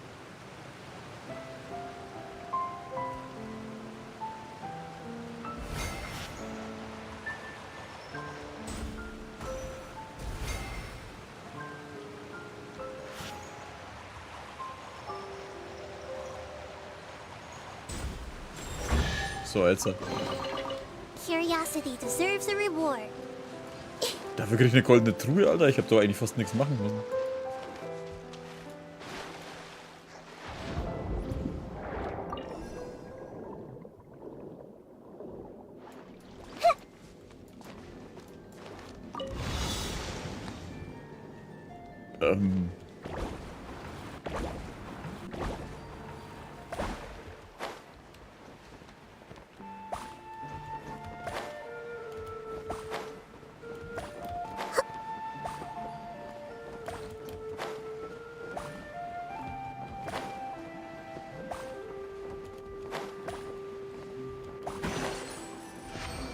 Boom. Für sowas kriegt er wieder eine normale Truhe. Schweinerei. Wie weit bin ich jetzt eigentlich, dass ich auf 59... Alter, ich bin doch so weit weg von 59, Mann.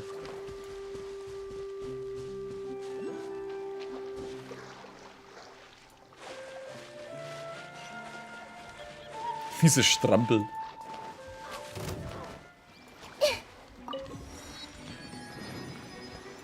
Ja, das ist schon wieder eins.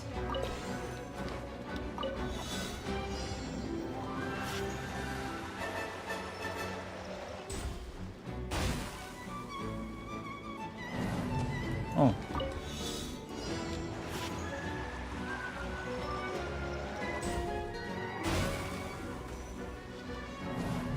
Ich darf die Dinger nicht berühren, ist mir schon klar.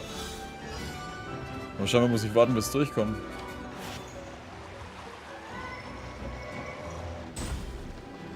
Das kommt ja nicht mal so weit. So eine Scheiße. Ja, ich bin nicht geduldig in sowas.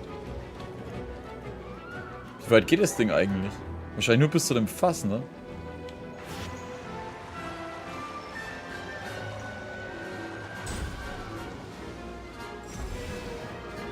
Warte, 3? Ja, das ist nicht schwer.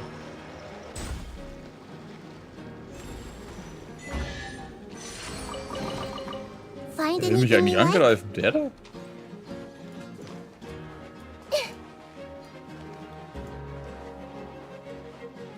Dass man halt nicht genau zwischen den Fässern irgendwie durchschießen kann.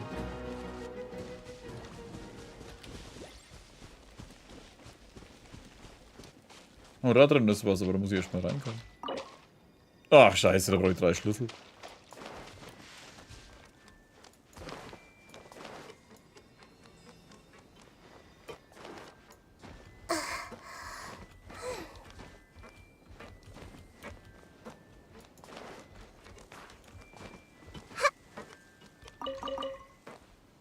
Oh, da war einer drin.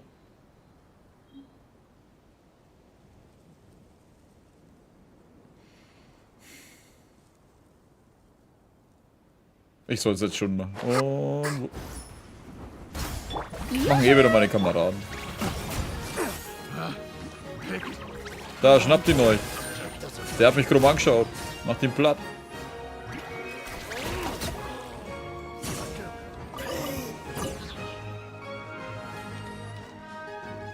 Hä, da ist noch irgendwo einer?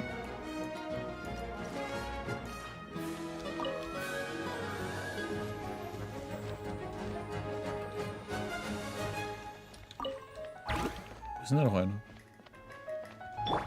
Die Richtung, aber wo denn? Strike a pose! Oh, da unten. Hey! Da greift ihn an, der ist da unten. Sehr schön. Alter, wie sie ihn halt einfach gleich sofort wegsammeln haben.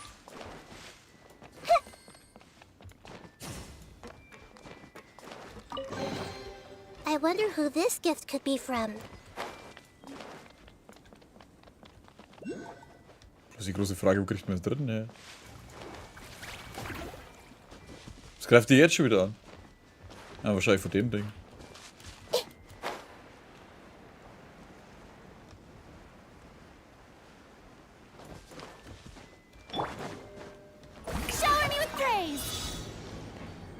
Alter, was ist hier los, Alter? Jetzt sind ja ständig bloß noch solche Dinger da.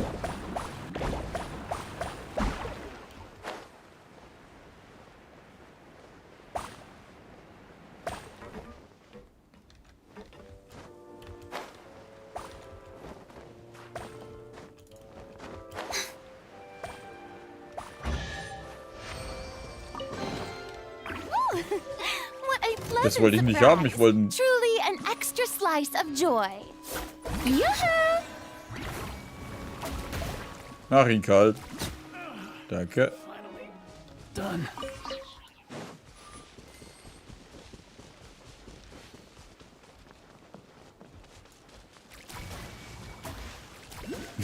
Ich will sich sofort gleich wieder mit dem Ding anlegen.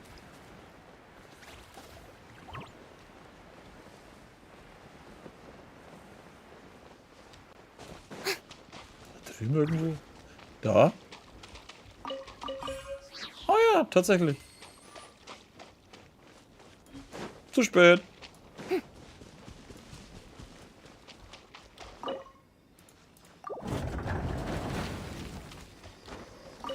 Oh, ich wäre jetzt fast über die goldene Truhe einfach drüber. Splendid! More interesting trinkets for me.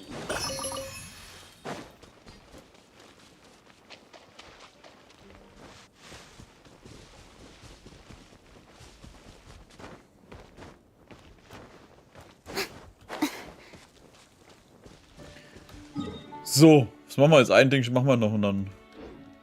Ich will dann hin da.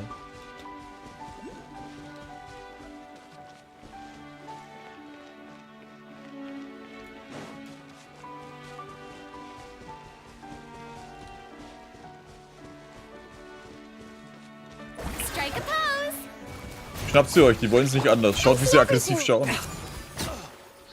Da, schau, da sind nochmal zwei. Oh nein, Hilfe, ich bin ein einsames Kind hier im Nirgendwo.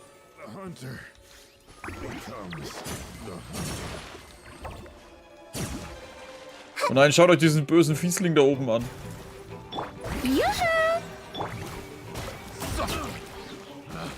Ich hatte fast keine Chance, fast hat er mich umgebracht.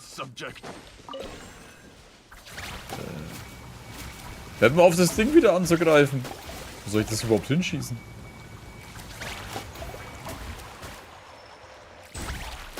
Ach so, da in den See. Ja, das war jetzt zu spät. Ich hab's erst gecheckt, nachdem...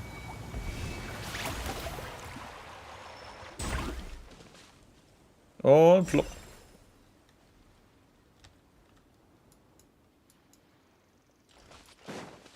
Wie sie es immer eine halbe Stunde zeigen, weißt du, so. Ohne, dass du es verpasst. What trinkets lie veiled within this desolate plain?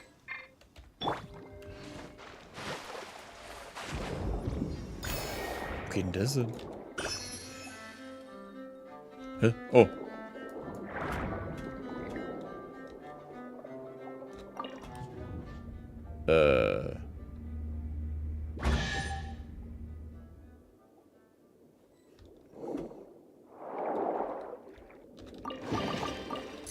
Okay. Wo Wo zur Hölle bin?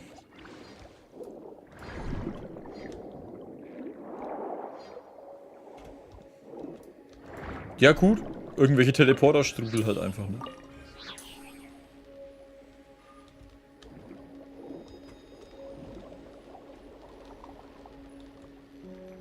Wo ist der?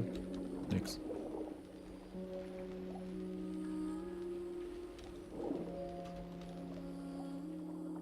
Achso, ich komme nur durch den Strudel wieder raus.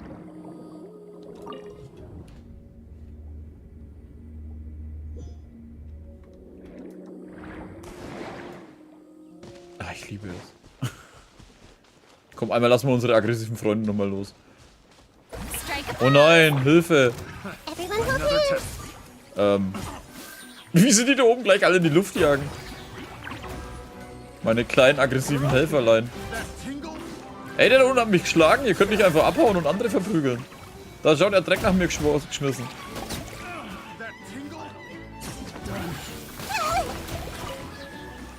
Ja, er hat mich angegriffen. Greift ihn an. Da, jetzt hast du ein Problem mit meinen aggressiven Seepferdchen. Das erzählst du auch nicht jeden. Ja, wie wurdest du besiegt? Es war ein wildes Seepferdchen.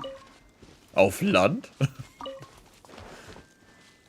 Stimmt, es war ein kleines fliegendes wildes Seepferdchen. Oder aggressives Seepferdchen.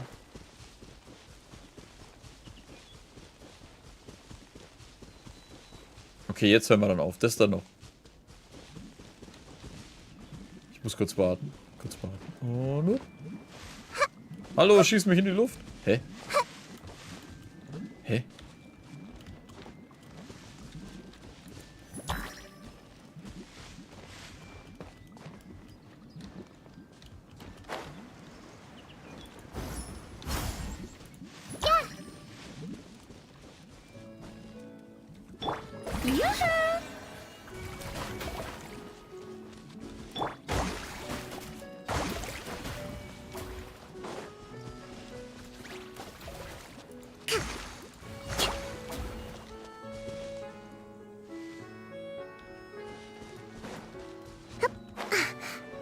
Hä? Wo gehst du hin?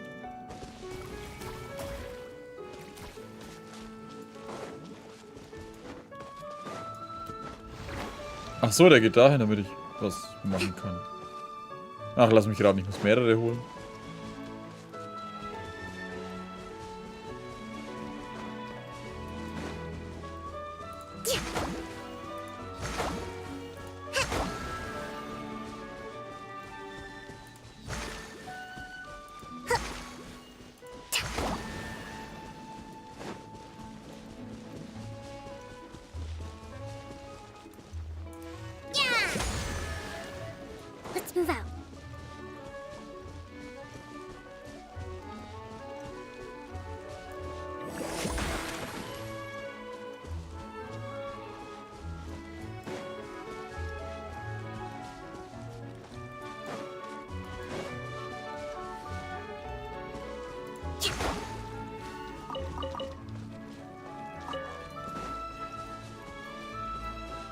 Oh, da ist noch. War das Salz? Nee, das ist bloß die Erde.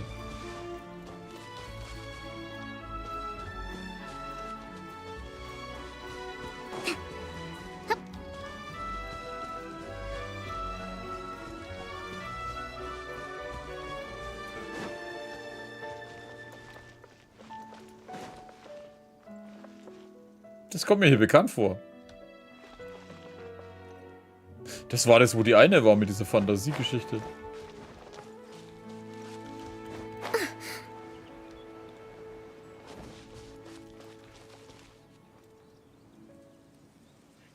Der Baum ist so geil.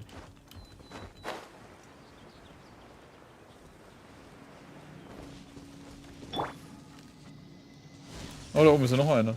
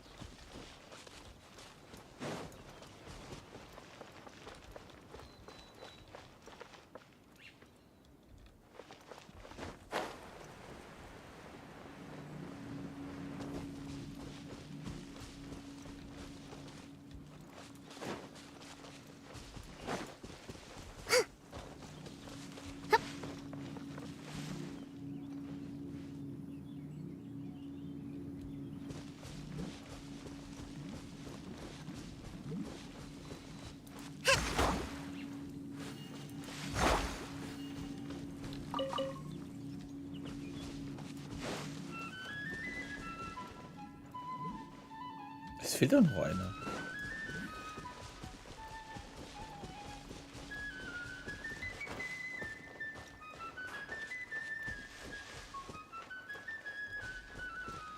Oh, da ist er versteckt. Was heißt versteckt? Ist auf jeden Fall der erste.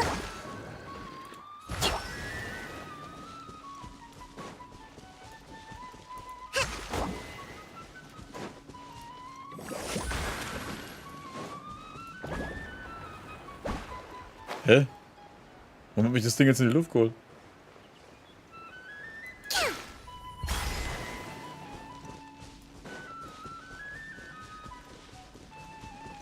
Blend mich mal auf, dass wir selbst spielen. Ja, weil ich da oben rumgelaufen bin und der da unten halt war.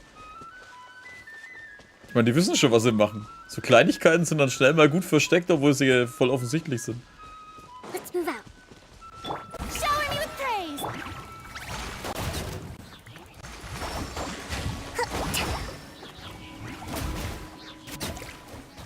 Kann immer wer killen, der schaut mich komisch an.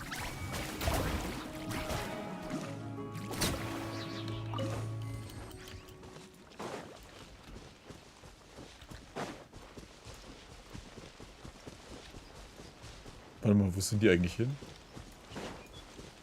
Da. Ah, die sind jetzt dann übereinander. Upp. Oh. Achso, der war noch gar nicht da.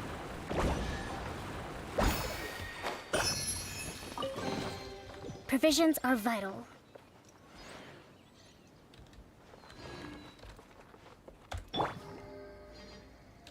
So, unsere 3 Freunde holen wir noch raus. Greift ihr jetzt die Plattform an? Echt? Was habt ihr für ein Scheißproblem, Mann? Furina, du erziehst deine Viecher nicht richtig.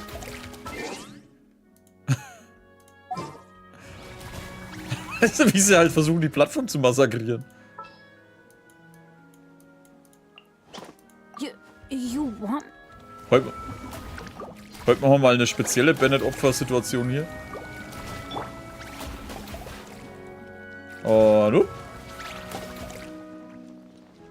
Oh, wenigstens er von dem schönen Abgang, von dem schönen Baum verreckt.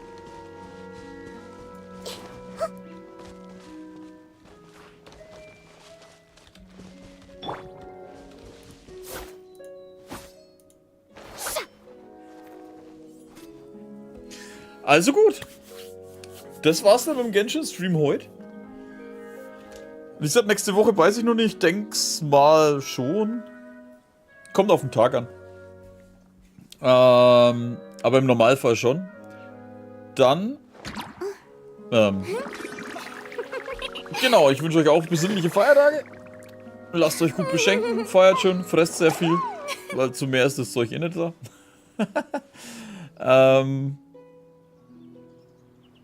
Auch wieder Spätschicht. Eieiei. Aber wenigstens ein paar Feiertage jetzt. Und schön, dass ihr alle da wart. Und dann sehen wir uns entweder nächsten Samstag wieder oder dann im neuen Jahr. Aber schauen wir mal, ich vermute mal schon, dass wir nächsten Samstag noch was machen. Und mehr fällt mir, glaube ich, jetzt nicht ein. Also, schönes Wochenende, Restwochenende, schönes Weihnachten, schöne Feiertage, lasst euch gut beschenken, lasst euch schmecken, lasst euch nicht stressen, ruht euch gut aus und dann sieht man sich irgendwann auf jeden Fall demnächst wieder. Macht's gut und bis zum anderen Mal. Servus. Ende.